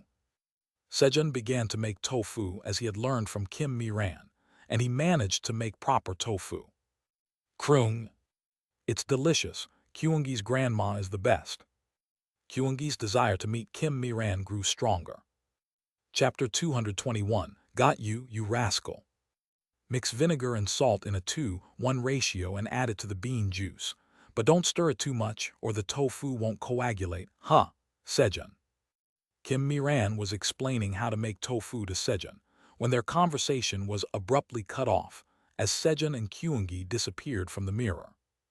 I still had more to say, Kim Mi-ran said with a look of disappointment. Then, remembering something, she hurriedly opened the front door and went outside. And, Flamey, she called out to the apple tree in the middle of the garden, which had been planted there since they moved in. And, yes, Master's mother, did you call for me? The apple tree replied. Initially Flamey, who had taken root in the house's basement to protect Sejun's family. Sejun only sends messages that he's doing well through Hunter Han Taejun, but why doesn't he come out of the tower? Is he eating properly? Overheard Kim Mi-ran's worries, while she was watering the garden and worrying about Sejun. Master's mother is worried about the master. I must do something. So, Flamey connected its roots with those of the apple tree in the garden to ease Kim Miran's worries and, "Excuse me, hello, Master's mother, I am Flamey," started to communicate with Kim Miran through the apple tree, occasionally updating her about Sejun and reassuring his worried family. However, ho, Sejun has a girlfriend, and she's incredibly beautiful. Really, with Sejun's one word, the monsters in the tower die. He even ate ramen recently. The tower has everything, doesn't it? Flamey ended up alleviating their worries too much by only sharing the good news about Sejun, making his family worry less about him. As a result, Kim Miran was not overly worried when she saw Sejun after almost a year. Moreover, the environment visible through the mirror, with its fully cultivated wasteland now filled with crops like corn and cherry tomatoes, made Sejun's location seem like an ordinary peaceful countryside. Back to the present. Flamey, I was talking to Sejun and got cut off. Can I ask you something? Kim Miran, unable to satisfy her curiosity due to the interrupted conversation with Sejun, asked Flamey. Yes, ask me anything. How does Sejun take care of his skin? Skin care? Yes, Sejun's skin looked so good. Kim Miran was curious about Sejun's skin care routine, which had improved significantly since entering the tower. His skin tone brightened, blemishes disappeared, and there was a faint glow. His features also seemed more defined. While Sejun, seeing his face every day, didn't notice the changes, his face was really getting more handsome due to Theo's massages. That's because of Master's right-hand man, Theo. Flamey explained to Kim Miran why Sejun's skin had improved. So you're saying Sejun's skin got better because of the kneading from Theo, the cat he's raising. Sejun is so lucky, getting massages and improving his skin. I'm so jealous. Kim Miran was enviously happy for her son, whose skin even got better while getting massages by the cat's kneading. Speaking of which, I didn't see Theo. I should ask Sejun to show me Theo later. Kim Miran, feeling a bit disappointed about not seeing Theo. Oh my, look at me. Suddenly remembering she had left the soybean paste stew on the stove, she hurried back to the kitchen. Phew, it's a relief that Master's mother didn't mention me to the Master. Flamey felt relieved that Sejun hadn't discovered its roots, extending all the way there. Grandpa, I'm here. Aileen arrived at the territory of the Black Dragon through the portal in the administrator's area. Kahaha, my granddaughter is here. Grandpa, where's the stuff? Aileen immediately addressed her purpose, despite Kaiser's warm welcome. Aileen firmly told Kaiser that the samyangju she gave was not for free and handed over the liquor. In response, Kaiser distributed samyangju to the Black Dragons and in exchange received dragon scales. There they are. This time for each cup of samyangju, I got 3 scales engraved with dragon skin magic. Kahaha, how about that? Kaiser proudly pointed to a huge pile of black dragon scales, obtained as a price for the samyangju. Yesterday at lunch, when the 300 jars of samyangju that Sejun had brewed a week ago were ready, 33 bottles were distributed to each dragon clan, and all dragons tasted at least 1 glass of it yesterday. And because of the good taste of samyangju and its effect in clearing the mind, it instantly became the favorite drink of the dragons. Consequently, the Black Dragons, following Kaiser's demand for a payment, willingly gave up their scales engraved with dragon skin magic. In fact, they were even willing to give more scales for more liquor. Grandpa, thank you, I'll be going now. Aileen gathered the piled scales and hurried towards the portal. What, leaving already? Yes, I have a lot of work to do. Leaving the disappointed Kaiser behind, Aileen hurried back to the administrator's area. And, Sejun will be happy, right? Aileen delivered the Black Dragon scales she received from Kaiser to Sejun. Zip. The tower's administrator says these are in exchange for the samyangju. Aileen spoke to Sejun, who was having his morning coffee after breakfast. Then, thud, approximately 80,000 Black Dragon scales appeared in front of Sejun. Aileen, thank you. Sejun stored the black dragon scales he received from Aileen in his void storage. Though it was more than needed, having one dragon scale could save him from a deadly situation, so having more was not a bad thing. After storing the black dragon scales in the storage, Krung, Dad, Kyungi will go and check on the herbs. Kyungi rushed towards the western forest. Kyungi, you should take some snacks with you. Sejun noticed that Kyungi's snack pouch was empty, but Krung, no need, it's okay. Surprisingly, Kyungi refused food and quickly headed towards the western forest. Something's fishy about Kyungi. What's fishy, meow? As Kyungi quickly disappeared into the distance, Sejun commented, and Theo, curious, asked. It's about Kyungi. These days, he doesn't fill his snack pouch and comes back late in the evening. Since the day after they made tofu 5 days ago, Kyungi stopped asking Sejun for food. And even when he returned in the evening, he didn't eat but played around Sejun and then went to sleep. Could he be sick? At first, Sejun worried if Kyungi was unwell, but Kyungi seemed too energetic to be sick. Then there's only one possibility left. What is it, meow? Vice Chairman Theo, you do know. Then how can you be called Theo-san, assistant to the great detective Sherlock Sejun? TL, Theo-san as in Watson from Sherlock Holmes. Meow, what's Theo-san, meow? Confused by Sejun's sudden role play, Theo didn't understand what was going on and questioned. There's such a thing, so are you going to be my assistant or not? I will, meow. I'm Sejun's right-hand man and his assistant, meow. Though unclear about the specifics, Theo, always wanting to be on Sejun's side, agreed without hesitation. Good, seeing Theo-san's enthusiasm, I'll let this one slide. Thank you, meow. I'll work hard from now on, meow. Exactly, that's the spirit, Theo-san. Sejun was pleased with Theo's eager attitude. And Theo-san, listen carefully. Considering the amount Kyungi eats, it doesn't make sense for him to eat nothing, right? Sejun continued his deduction. That's right, meow. It doesn't make sense for Kyungi to starve, meow. Theo eagerly agreed with Sejun's words. That means what, meow? I'm so curious, meow. Tell me quickly, meow. Kyungi is secretly eating something delicious. Haha, how's that for a deduction by the great detective Sherlock Sejun? Sejun proudly responded to Theo's curious and eager attitude. And Golden Bat, go get Iona. Sejun summoned the Golden Bat to bring Iona from the wizard tower.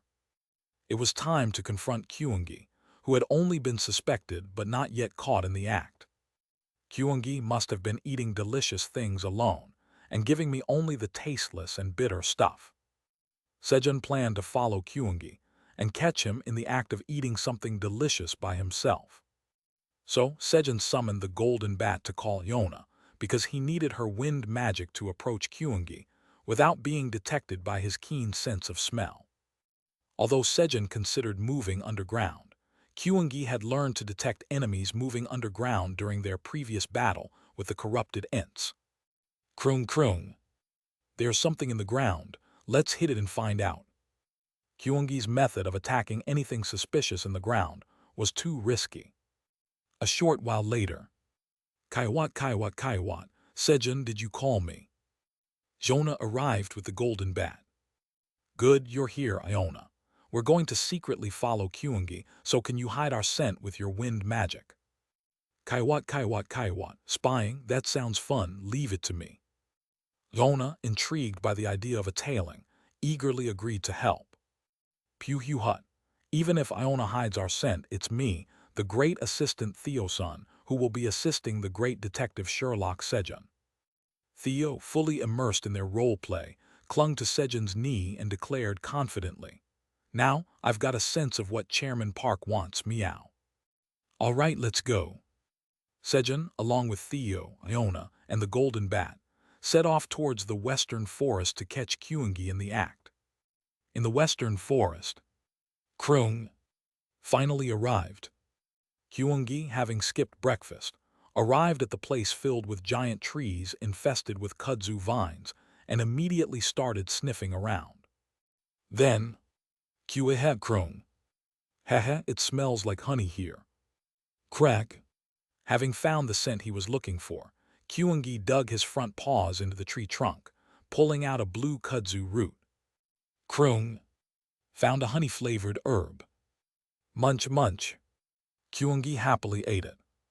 Krung. It's delicious. Dum dum. Chewing on the kudzu root, Kyuengi danced joyfully as the sweet juice flowed out. After finding and eating several honey-flavored kudzu roots. Sniff sniff. Kyuengi began searching for new kudzu roots. Then, krung. There's a bitter smell here. Crack. Detecting a bitter smell, Kyuengi dug into another tree and pulled out a red kudzu root. Krung. This one's for Dad. Kyuengi quickly stashed the red kudzu root in its snack pouch. Got you, you little rascal. Sejun, watching Kyuengi eat the blue kudzu roots and stash the red ones in its bag through Hyona's clairvoyance magic spell, exclaimed. Just as Sejun had suspected, Kyuengi was eating the tasty ones and only giving Sejun the bitter-tasting ones. What was more infuriating was the ratio in which Kyuengi was harvesting, approximately 9 blue kudzu roots for every 1 red root. Despite the abundance of tasty roots, Kyuengi never offered any to Sejun. You little rascal, Kyuengi. You had delicious ones but only gave me the bitter ones. Sejun, infuriated by Kyuengi's misdeeds, quietly approached him. And, got you, you rascal. Krung.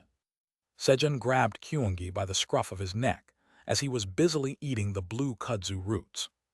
Chapter 222, Receiving the First Trial. Krung. Delicious. Kyuengi was happily enjoying the honey-flavored kudzu root. Then, swoosh. Suddenly, someone grabbed his scruff, making Kyuengi angry for being disturbed while eating. How dare someone mess with me, Crimson Giant Honeybear Kyuengi. Just as Kyuengi was about to transform and teach the disturber a lesson. Got you, you rascal. Recognizing Sejun's familiar voice, Kyuengi's eyes widened and his heart sank in shock. Krung. Why do I hear Dad's voice? Creak creak. Feeling ominous, Kyuengi struggled to turn its head back. And, Kyuengi, do you realize your mistake? Kyuengi's eyes met Sejun's, who held his scruff with an I got you expression. Kyuengi's eyes were shaking, realizing his fault. Krung krung. I'm sorry, Dad. Kyuengi just loved the honey taste too much.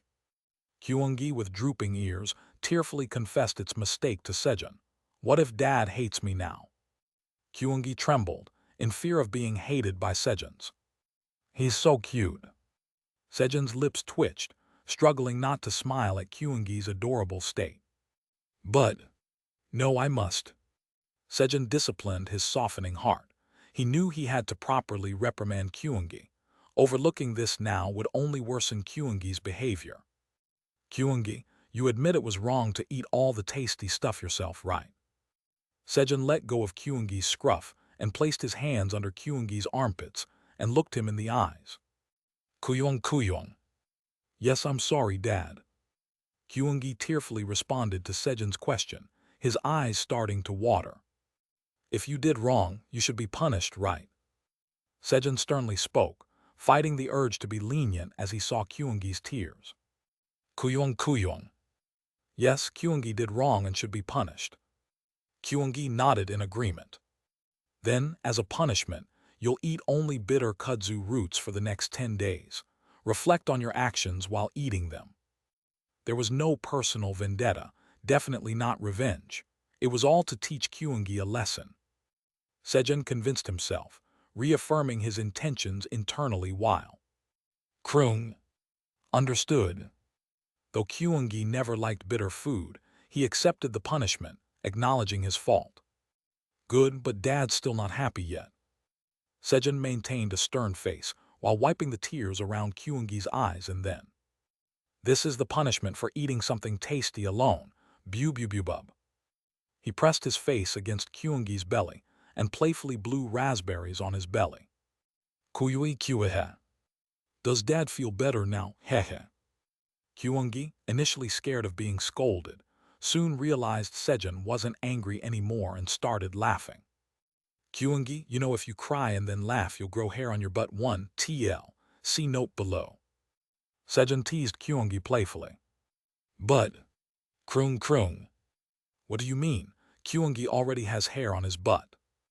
Kyungi displayed his buttocks while speaking. It was indeed a very natural thing for Kyungi. Yeah, then take more of my punishment, bub. Kyuiha. After a bit more playful belly raspberries. This is the honey-flavored kudzu root, right? Krung. Yes. Sejun examined the blue kudzu root harvested by Kyungi. Blue kudzu root of potential. Right arrow, a kudzu root that has grown by absorbing life force from a living host. Right arrow, it has absorbed almost the maximum life force from its host, making it highly effective. Right arrow rich in nutrients, it offers high satiety and lasts long. Right arrow consuming it increases all stat potentials by 5. Right arrow tastes like honey. Right arrow cultivator, Tower Farmer Park Sejun. Right arrow expiration date, 180 days. Right arrow grade, B. Understanding why Kyungi hadn't asked for food made sense now. This increases all stats potentials. After checking the root's properties, Sejun put the kudzu root in his mouth and chewed. Munch. The texture of the kudzu root was similar to radish, but each chew released a honey flavor, reminiscent of eating a pear. Gulp. You have consumed the blue kudzu root of potential. All stat potentials have increased by 5. Wow, it's incredibly sweet. Overjoyed by the sweet taste, after having only eaten bitter kudzu roots, Sejun put another blue kudzu root in his mouth. Munch. Krung. Yes, it's tasty because it tastes like honey. Kyungi, eating the bitter kudzu roots on the side, answered with a grimace. Here, eat one, Kyungi.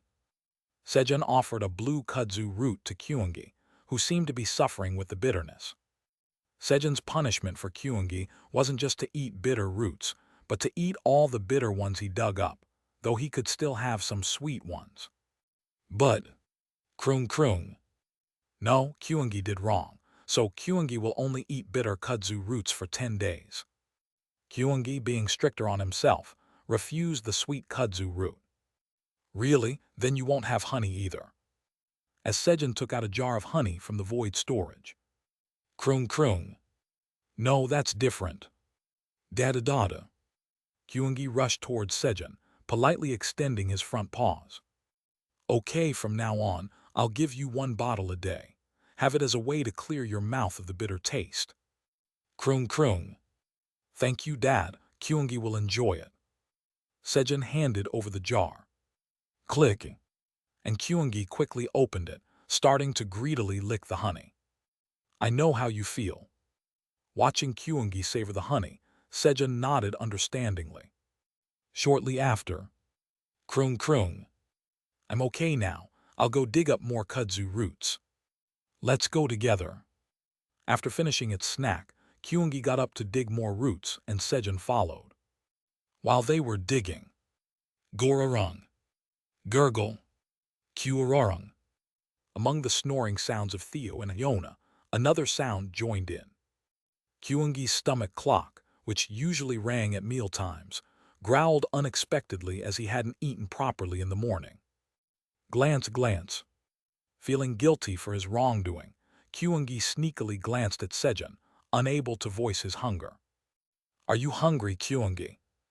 Krung. Yes, I'm hungry. Kyungi timidly responded. Have this for now, crop gigantification. Sejun used his skill to enlarge a giant sweet potato for Kyungi and gathered nearby wood and stones to create a simple cooking hearth. Snap! With a flick of his fingers, Sejun ignited the fire in the hearth. Whoosh! And the twigs started burning. That should do it. Once the fire was stable, Sejun placed a pot on it. Swoosh, and quickly sliced hundreds of potatoes while the pot heated up. He was making stir-fried potatoes, a dish that cooks quickly due to thinly sliced potatoes. Sizzle. After slicing, Sejun melted tuna fat in the hot pot and then swish. Added the sliced potatoes, seasoning them with honey and salt for a sweet and savory flavor. Shortly after, you have achieved the feat of making sweet and savory stir-fried potatoes in the tower for the first time. The recipe for sweet and savory stir-fried potatoes is registered in Cooking LV 7. Proficiency in Cooking LV 7 increases slightly. A message appeared indicating the achievement of a new dish. Come and eat kyungi. Krung krung. It smells delicious. It must be tasty. Responding to Sejun's call, Kyungi, who had been drooling in anticipation, hurried over. And, Krung, thank you, Dad, I'll enjoy it. Kyungi bowed at a 90-degree angle in gratitude to Sejun and began eating the stir-fried potatoes. Krung krung. It's so delicious. Dad's cooking is the best. Delighted by the tasty food, Kyungi continued to eat the stir-fried potatoes, shaking his hips and body in excitement. He's eating well. Sejun watched Kyungi with a content smile. 6 hours later. Let's go back now. Krung. Understood. As dinner time approached, Sejun called Kyungi and they headed home. The next morning. Are you guys ready? Sejun called out to the animals in the brewery, where 3,000 jars and 300,000 glass bottles were piled up. Yes, meow. Krung. Yes. Squeak. Ook. The animals responded. Today was the day to transfer samyangju from 3,000 jars into bottles. As there were many bottles to fill, Sejun had asked other animals for help. The 300,000 glass bottles were obtained in exchange for providing cherry tomatoes to Iona's wizard tower, made diligently by the wizards. Let's start. As Sejun was about to begin. Kahasa, let me help. Sure, we'll help too. Kaiser and Kellyan joined in. They had a vested interest in helping Sejun finish quickly so they could receive their share of samyangju. Fill them up. At Kaiser's command, samyangju from 100 jars began transferring into 10,000 glass bottles, and fill them up. Kellyan also started transferring samyangju from jars to bottles. When the two dragons had almost finished transferring the samyangju from 3,000 jars, you have supplied 30,000 bottles of samyangju to each dragon clan. Quest completed. As a quest completion reward, you have gained a large amount of job experience. Your job experience has greatly increased. As a quest completion reward, all your stat potentials have increased by 100. As a quest completion reward, you are now eligible to challenge the 10th Tower's trial. A message appeared indicating the quest completion. And, as a congratulatory gift for earning the right to challenge the 10th Tower's trial, you are awarded a seedless grapevine for beginners. A grapevine. The 10th Tower's first trial has been initiated. The 10th Tower's first trial. To farm, you need a strong body that won't succumb to minor ailments. Grow the grapevine, eat its grapes, and raise all stats to over 300. A robust grapevine without any fruit appeared before Sejun, marking the start of the first trial. Since when did having all stats over 300 become the standard for strength? Swoosh swoosh. Farmer's Warm Touch LV 4 is activated.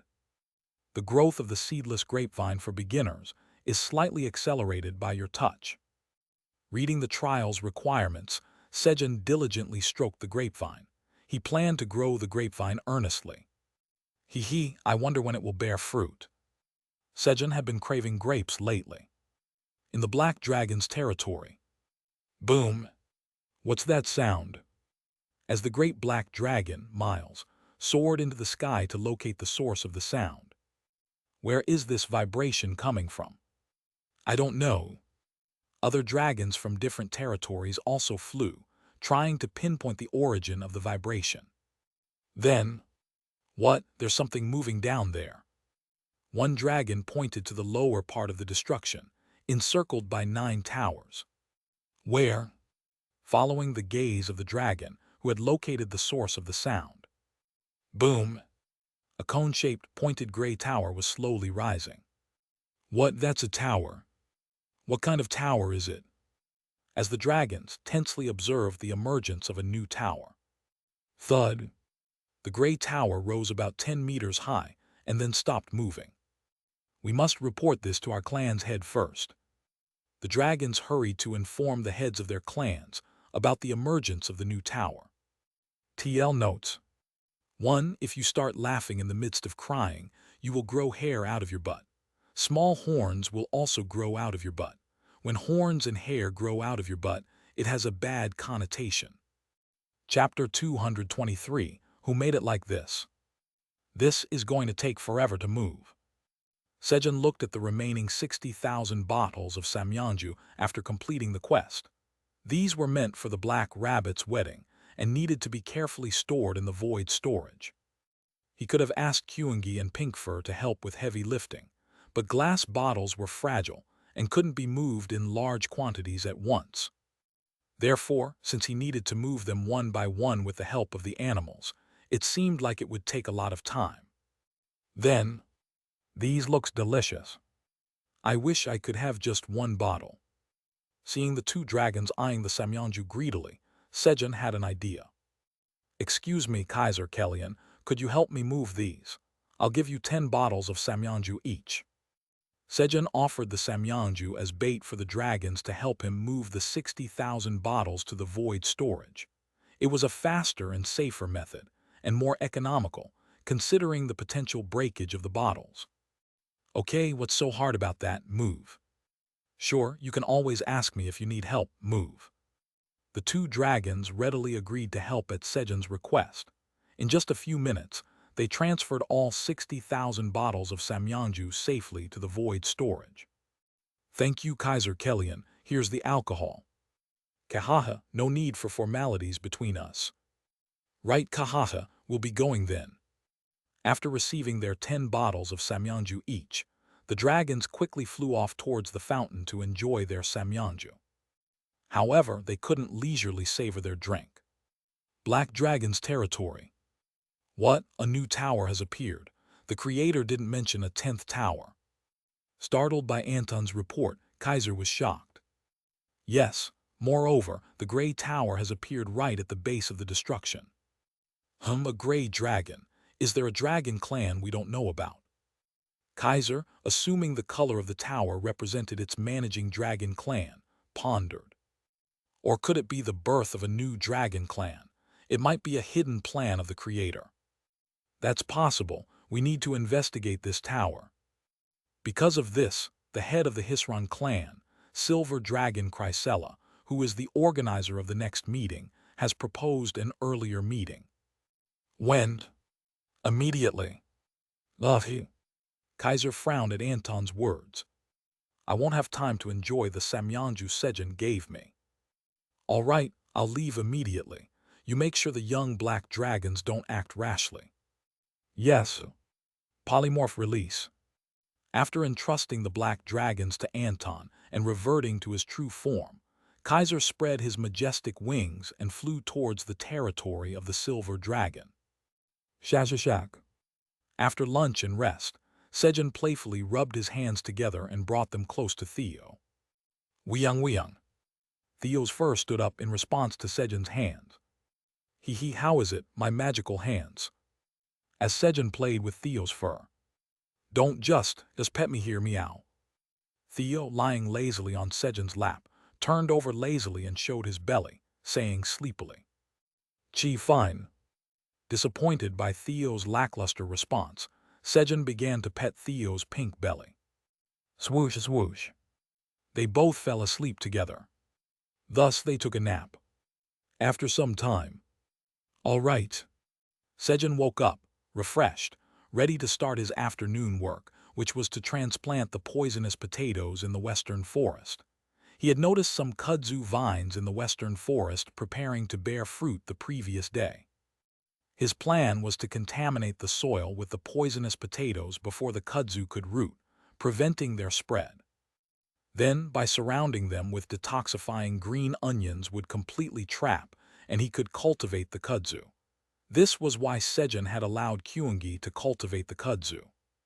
Arriving at the field of poisonous potatoes and detoxifying green onions. Why does its color look like this? Sejun said, noticing the detoxifying green onions planted around the poisonous potatoes. Unlike other green onions, the 5 surrounding the poisonous potatoes were completely white, even the leaves. Shug. Sejun pulled out one of the white green onions. You have harvested a powerful detoxifying green onion. Your job experience increases slightly. Your harvesting LV7 proficiency has slightly increased. You have gained 50 experience points. Powerful detoxifying green onion. It seemed that the green onion had enhanced detoxifying abilities due to its constant battle against poison, hence the powerful in its name. Let's see. Sejun checked the harvested green onion. Powerful detoxifying green onion. Right arrow. This green onion, grown inside the tower with ample nutrients, has fought against toxins during its growth, enhancing its detoxifying abilities beyond that of regular detoxifying green onions. Right arrow, when consumed, detoxifies grade or lower poisons for 1 hour. Right arrow, when consumed, boosts the liver's ability to detoxify for 48 hours.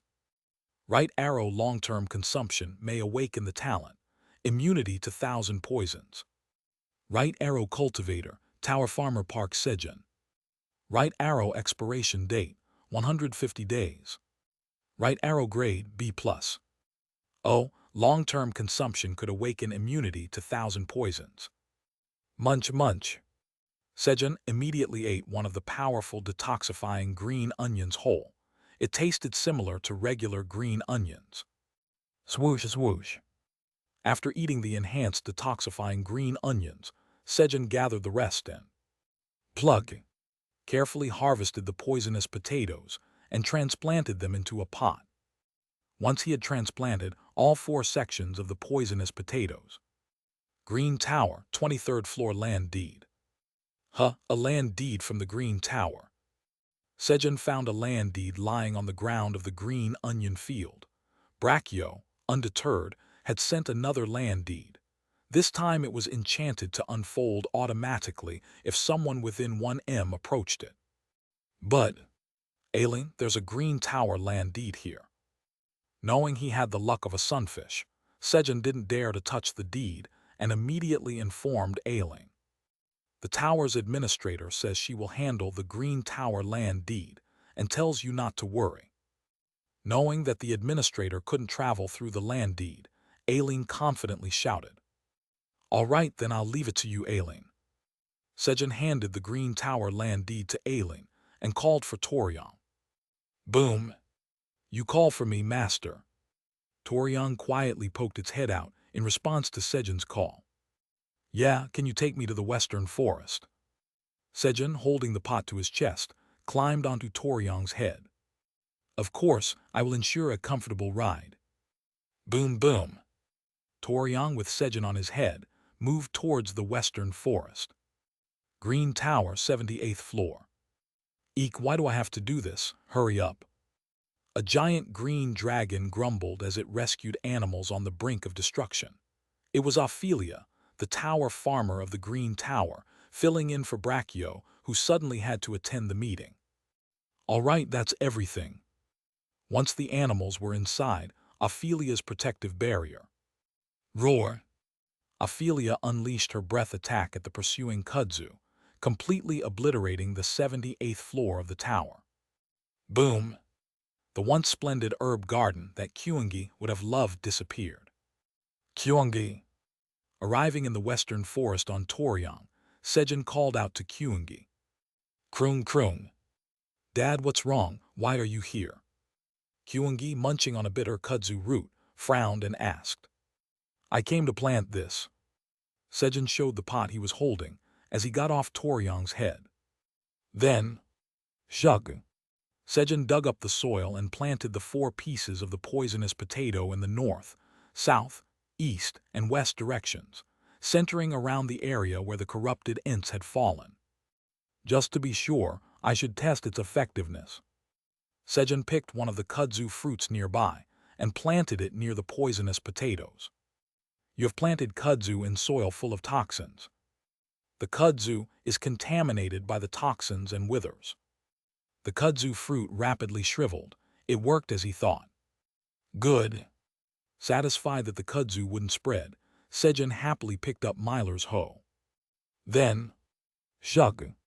You have planted 10-20 seeds of detoxifying green onions in soil imbued with magic power.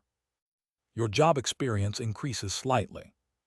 Due to detoxifying green onion seeds listening to the sound of the farmer's footsteps, the effect of magic seed sowing LV7 has been enhanced. With the effect of magic seed sowing LV7, the growth rate of detoxifying green onion seeds will double for the next 24 hours. Your proficiency of magic seed sowing LV7 has slightly increased. Sejun began planting the detoxifying green onions at a distance to prevent the toxicity of the soil from spreading. While he was surrounding the area with detoxifying green onions, your proficiency of magic seed sowing LV7 has been filled and the level has increased. The skill level of magic seed sowing increased. It's done. As Sejun returned after planting all the detoxifying green onions. Kroong kroong. Dad, here are the kudzu roots. You must be hungry from working. Eat these. While Sejun was busy, Kyungi had dug up kudzu roots and brought 10 blue kudzu roots to Sejun. Thanks, have some honey jelly, Kyungi. Feeling bad for eating alone, Sejun offered honey jelly to Kyungi. Kroong. Thank you, Dad. Kyungi gratefully took the honey jelly from Sejun. Come here, sit next to me and let's eat together. Sejun picked up the hesitant Kyungi, still wary from yesterday's scolding, and placed him beside him. Go ahead, eat. Pad pad.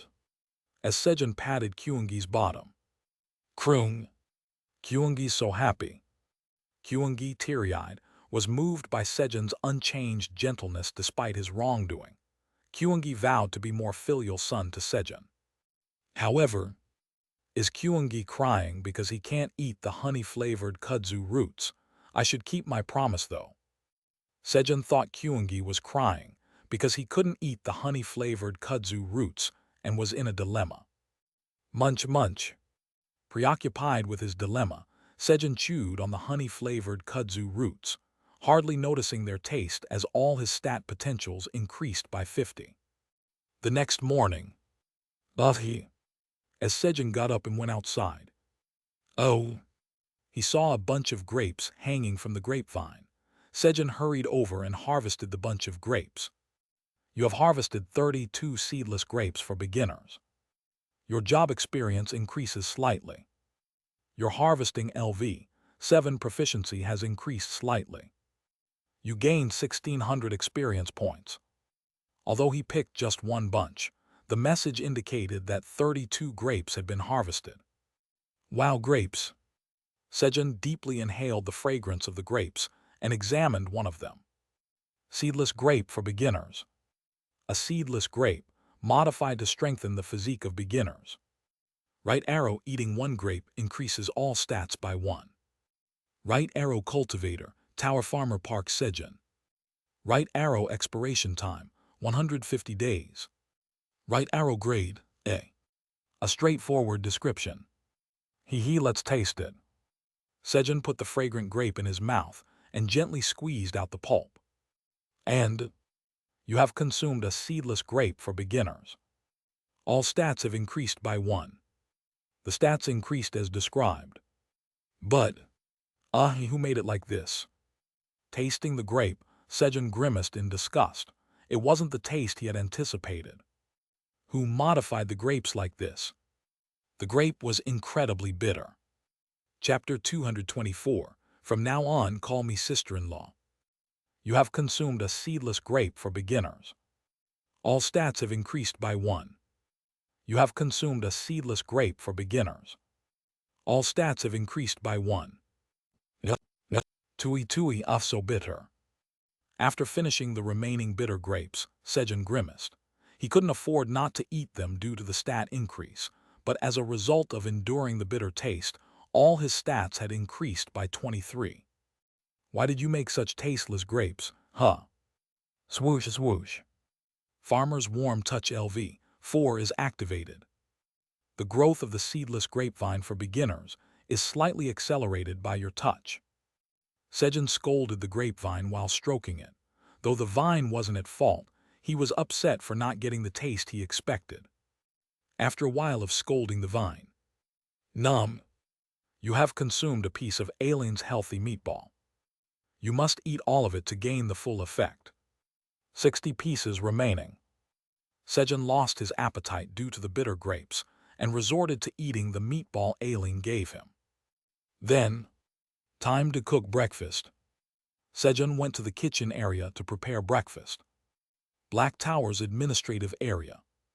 Black Tower's growth conditions. Tower Farmer A achieved. Create 10 or more new species, unachieved. Cultivate over 330 million square meter of land, unachieved. Grow a world tree. Acquire more than 10,000 world's energy pieces, unachieved. Own more than 5 relics, unachieved. Achieve 3 great accomplishments, unachieved. Increase the number of entrances of the Black Tower to 120, unachieved. Kihihi. Thanks to Sejun, one of the tower's growth conditions has been achieved. Aileen happily said, checking the conditions for the tower's growth after a long time. She didn't know what benefits the tower's growth would bring, but it felt good. But why has grow a world tree changed to a question mark? Aileen was puzzled, remembering it was unachieved when she last checked after Sejun asked her to confirm if Flamey was the world tree. The repair of the bronze mirror of longing is completed. An alert appeared on the crystal orb. Kihihi, the relic repair is complete. Eager to present the repaired relic to Sejun, Aileen rushed to the relic repair equipment. The ability to confidently repair relics for Sejun was thanks to this equipment, a benefit of the Black Tower's rising status. Holding the repaired bronze mirror in her hands, Aileen pondered. Wait, I should greet Sejun's mother too, right? Aileen, envious of Kyungi's interaction with Sejun's mom, decided to say hello to his mom. Okay, just a quick greeting. Aileen quickly checked her appearance before contacting Sejun's mother. Polymorph spell done, dressed, face clean, all set. After confirming her appearance, Aileen thought of Sejun's mother, Kim Mi-ran, and infused magic into the bronze mirror. Soon after, "Hello, mother." When Kim Mi-ran appeared in the mirror, Aileen greeted her courteously. "Oh my, who are you?" Kim Mi-ran was surprised to see a beautiful woman with black hair appear in the mirror. She was so pretty that she didn't seem to be from this world. "Yes, I am Sejun's girlfriend, Aileen Pratani." Really? Sejun's girlfriend? I heard Sejun's girlfriend was beautiful, and indeed my Sejun's girlfriend is quite the beauty, ho ho ho. Kim Mi-ran, initially startled, recalled Flamey's words and was delighted. Her son had such a beautiful girlfriend. She was proud of him. "Mother, have you heard about me before?" "Yes, Flamey told me." So Flamey already told you about me." Aileen seemed to have a slight understanding of why Flamey's status had changed to a question mark. Since Flamey had gone outside the tower, making it impossible for the tower to determine its status. Was Flamey pretending all this time? Just as Aileen decided to have a talk with Flamey later. "Are you really my brother's girlfriend?" Sidal, who was nearby Kim Mi-ran, asked incredulously, unable to believe it. It was hard for him to believe his brother had a girlfriend. "HMPH, are you saying I'm lying?"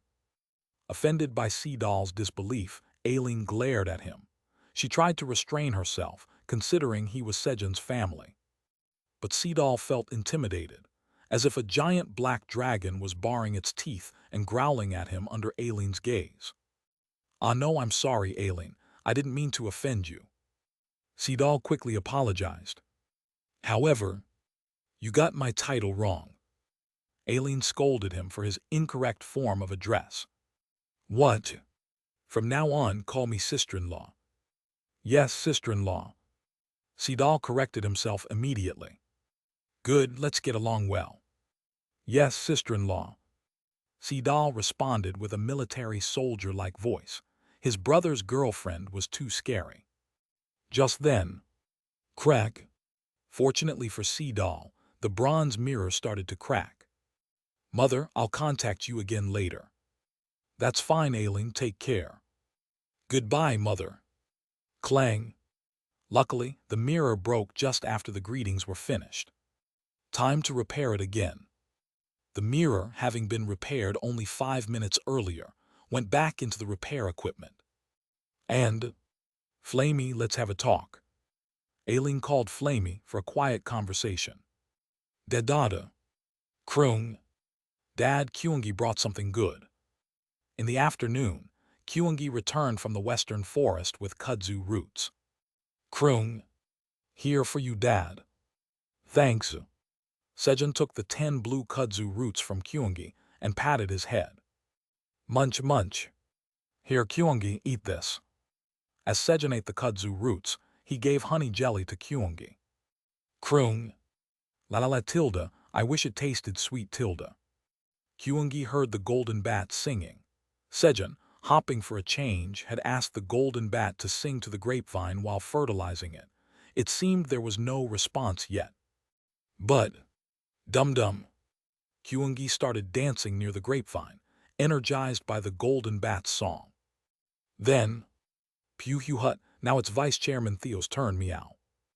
Theo, wanting to show off to his siblings, stepped forward and started dancing. Meow, meow, meow, meow, meow, meow. Theo danced left 3 times, right 3 times, moving its front paws. Surprisingly, Theo danced quite well and cutely. They're all having fun.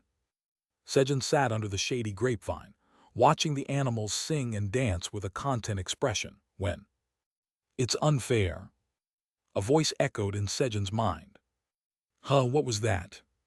Sejun looked around for the source of the voice. It's me, the grapevine. Again, the voice in his mind clarified. The grapevine, were you the one talking just now? Sejun touched the grapevine, focusing his consciousness, and asked. Yes, it's me. I feel so wronged. This time, the grapevine's voice was heard more clearly. Wronged? Yes, earlier you scolded me for not making tasty grapes. The grapevine felt wronged by Sejun's earlier scolding. Sorry, I was too harsh. Sejun apologized to the grapevine. No, it's true, but please can you help me make delicious grapes again? The grapevine asked Sejun for help. Of course I'll help you. Sejun quickly agreed to help the grapevine. Their goals were perfectly aligned. Both wanted to produce delicious grapes. But how can I help you? Well, originally, I used to produce delicious grapes. In response to Sejun's question, the grapevine spoke of its story. Sejun was able to learn more about the situation through his conversation with the grapevine. So, you're saying your original cultivator modified you to enhance your effects, but it ended up making the grapes bitter. Yes. Sacrificing taste for effect. What kind of farming is that? Sejun was outraged upon hearing the grapevine's story. Moreover, the modification had rendered the vine unable to produce seeds. I understand how you feel. Reproduction is an instinct of all species. Don't worry, I'll help you. Sejun, who might as well be practically invisible despite being there, understood the grapevine's feelings all too well. TL, practically invisible in terms of strength compared to other beings on the 99th floor. Thank you, I'm so grateful. Touched by Sejun's understanding and empathy, the grapevine sobbed, expressing its long-held sorrow. Then, you have genuinely empathized with the seedless grapevine for beginners and decided to help. A job quest has been triggered. Job quest: modify the seedless grapevine for beginners so that it can produce delicious grapes again. Reward: exclusive cultivation rights to the newly modified grapes, relic, violet ring. A quest appeared. Oh, this is great. Completing the quest would grant delicious grapes, exclusive cultivation rights, and a relic item. Sejun was filled with enthusiasm. So what do I need to do now? Sejun asked the grapevine. First, please break all my branches. All your branches? Yes, that's necessary. The grapevine explained further so that Sejun could understand. It explained that by grafting its branches onto other crops, and when they produced delicious grapes, those branches could then be grafted back onto the grapevine. Understood. Kyungi, can you help me break the branches of the grapevine? Sejun asked Kyungi for help. Krung. Understood. Enlarged, Kyungi carefully broke the grapevine's branches and handed them to Sejun. And you are a field LV. 2 is activated. You have grafted a seedless grapevine for beginners in a magical cherry tomato. Your job experience increases slightly. Your proficiency in You Are a Field LV. 2 increases slightly. Sejun grafted the grapevine branches onto various other crops. He grafted around 300 branches onto crops like cherry tomatoes, sweet potatoes, corn, carrots, pineapples, etc. In the office of the chairman of the Korea Awakened Association, there seemed to be no movements from the enemy. It looks like they're all dead. 5 days after the nuclear missile hit Niue Island, a U.S. agent reported to Han Tae-jun, showing him satellite images of the island. But what was that silhouette? Han Tae-jun inquired about the giant silhouette seen in the mushroom cloud. We've had various opinions about it, but we think it might be a phenomenon caused by the locusts burning up all at once. If you look at the images of the island, it's clear that there are no living creatures left. All right, I understand.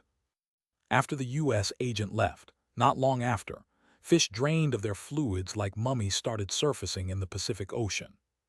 These fish corpses formed a long trail leading towards Hawaii. Chapter 225, Eating Crab Stew. Black Tower's administrator area. It wasn't my intention to hide it from you, Aileen. I just wanted to appear cute to my master. Really? Of course, I swear on my leaves. All right, I'll trust you. Convinced by Flamey's heartfelt oath, Aileen decided to trust Flamey's words. But how did you end up extending your roots to Earth? I heard that my master's family was in danger, and with my desire to protect them, I pushed my roots as far as I could, and they reached Earth. Really? Have you extended your roots anywhere else? Yes, but I'm not sure exactly where. Then tell me anything you've seen or heard from there. I might know something about it. Yes, thank you. Thus, Aileen began to listen to information about the surroundings where Flamey's roots had extended. Silver Dragon's territory. Thud, thud. Dragons arrived for the meeting, all converging at about the same time due to the urgency of the matter. Although it had been nearly a month since their last meeting at the Golden Dragon's territory, none of them exchanged pleasantries. To dragons, such a period was but a fleeting moment. By human standards, it's like not saying hello again to someone you saw a few minutes ago. Soon, Chrysella, the head of the Hisron family clan and the Silver Dragons, welcome everyone to the Silver Dragon's territory. Now that everyone is here, let's begin the meeting. Chrysella greeted everyone and started the meeting. As you all know, the 10th tower has appeared. If anyone knows anything about this 10th tower, please share. Chrysella asked the other dragons if they had any information about the 10th tower that had appeared below destruction. At times like these, even a small piece of information was valuable. However, I don't know anything. Neither do I. No dragon had any information about the 10th tower. Then let's form an investigation team with 10 dragons from each tribe to investigate and explore the 10th tower. The dragons, following their customs, agreed to assemble an investigation team. The investigation team will gather here in 5 days and then depart. Go back and send your dragons. The decision to send a total of 90 dragons to the 10th tower was finalized, and Chrysella concluded the meeting. As the dragons prepared to leave, has anyone here tried Samyangju?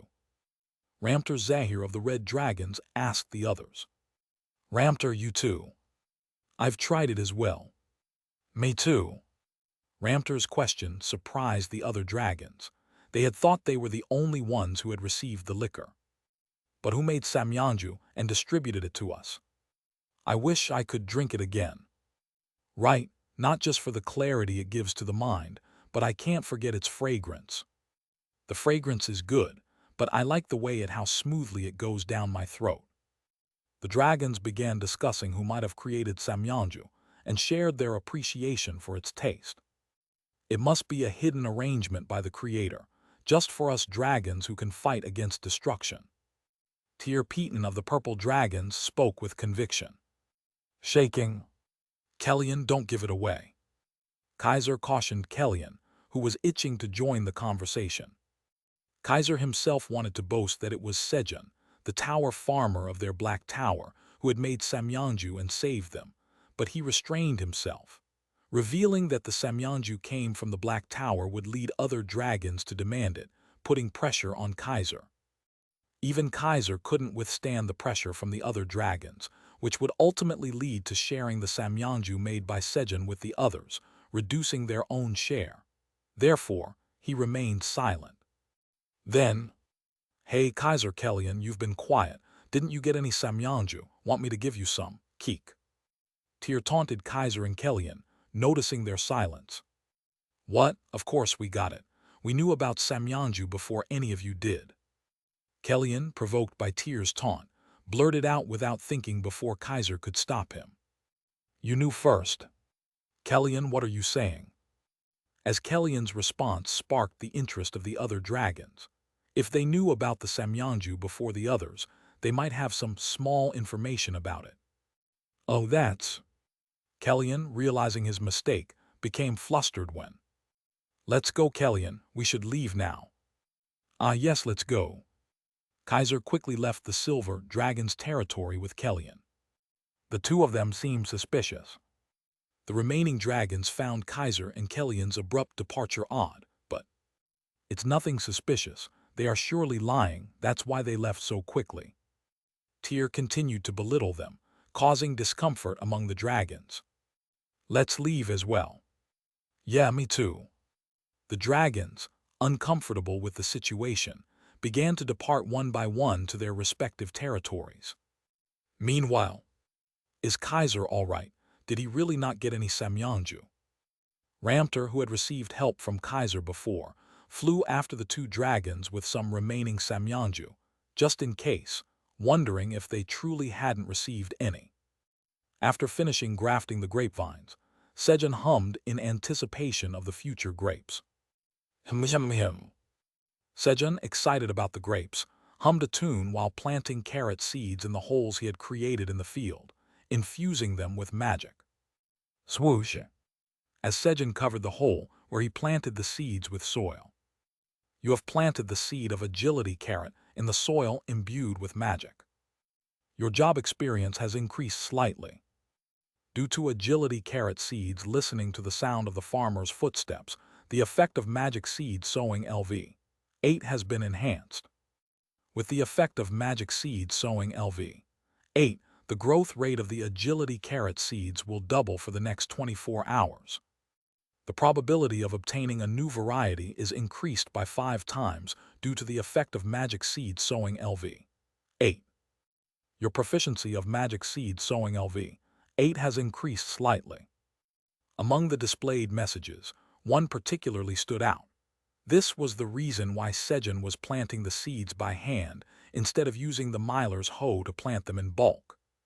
When planting seeds by hand, the probability of obtaining new variety increases 5 times. Does not apply to tenant farmers. With magic seed sowing reaching LV8, Sejun tolerated the inconvenience to plant seeds by hand due to the increased chance of obtaining new varieties. Suddenly, "Chairman Park, am I doing well, meow?" Thud, thud. Theo, helping Sejun, asked while making holes with his dragon claws for Sejun to plant the carrot seeds.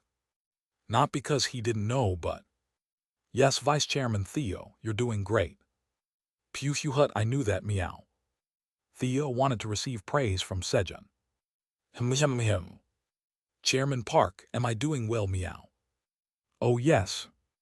Pew hut, I knew it, meow.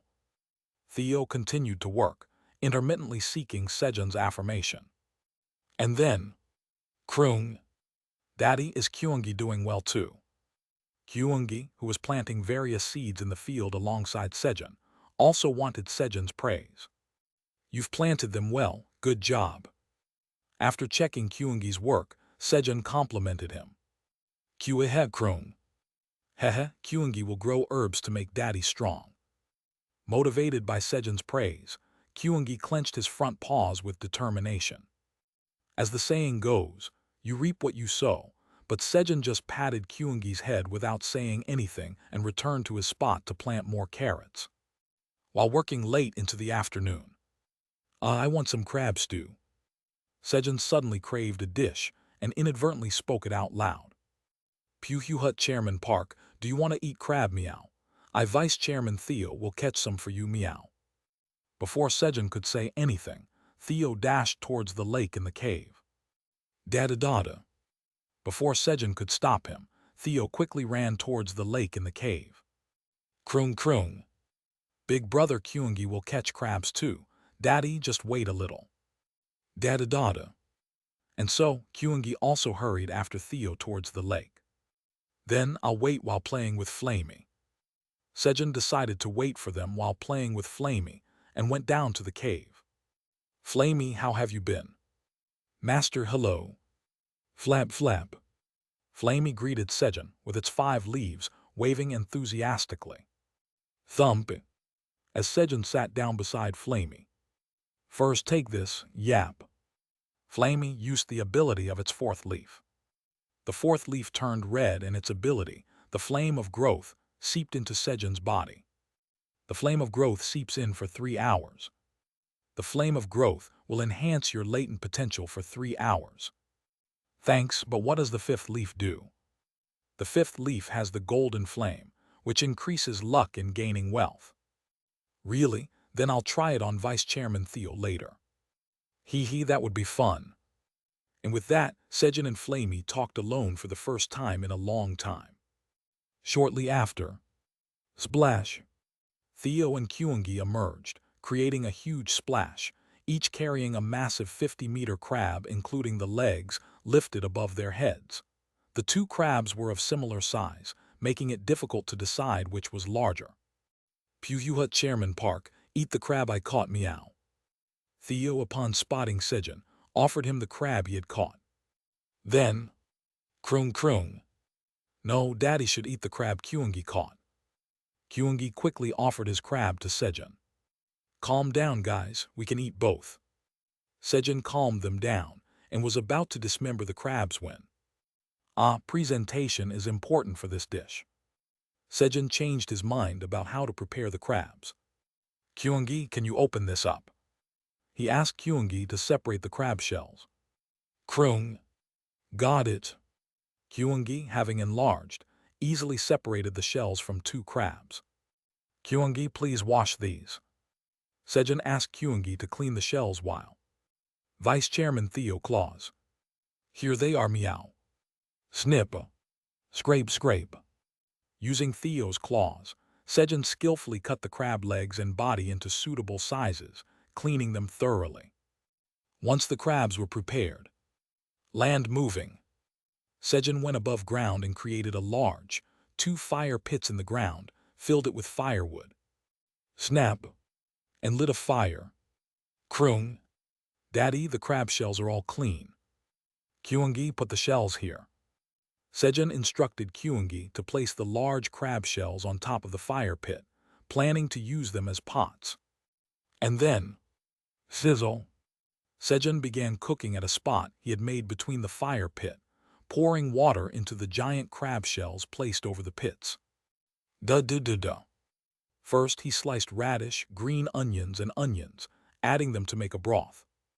Bubble bubble. As the water started to boil, plunk plunk. He added the prepared crab legs and bodies, seasoning with Xinjiang chili peppers and salted shrimp. Shortly after, slurp. Good.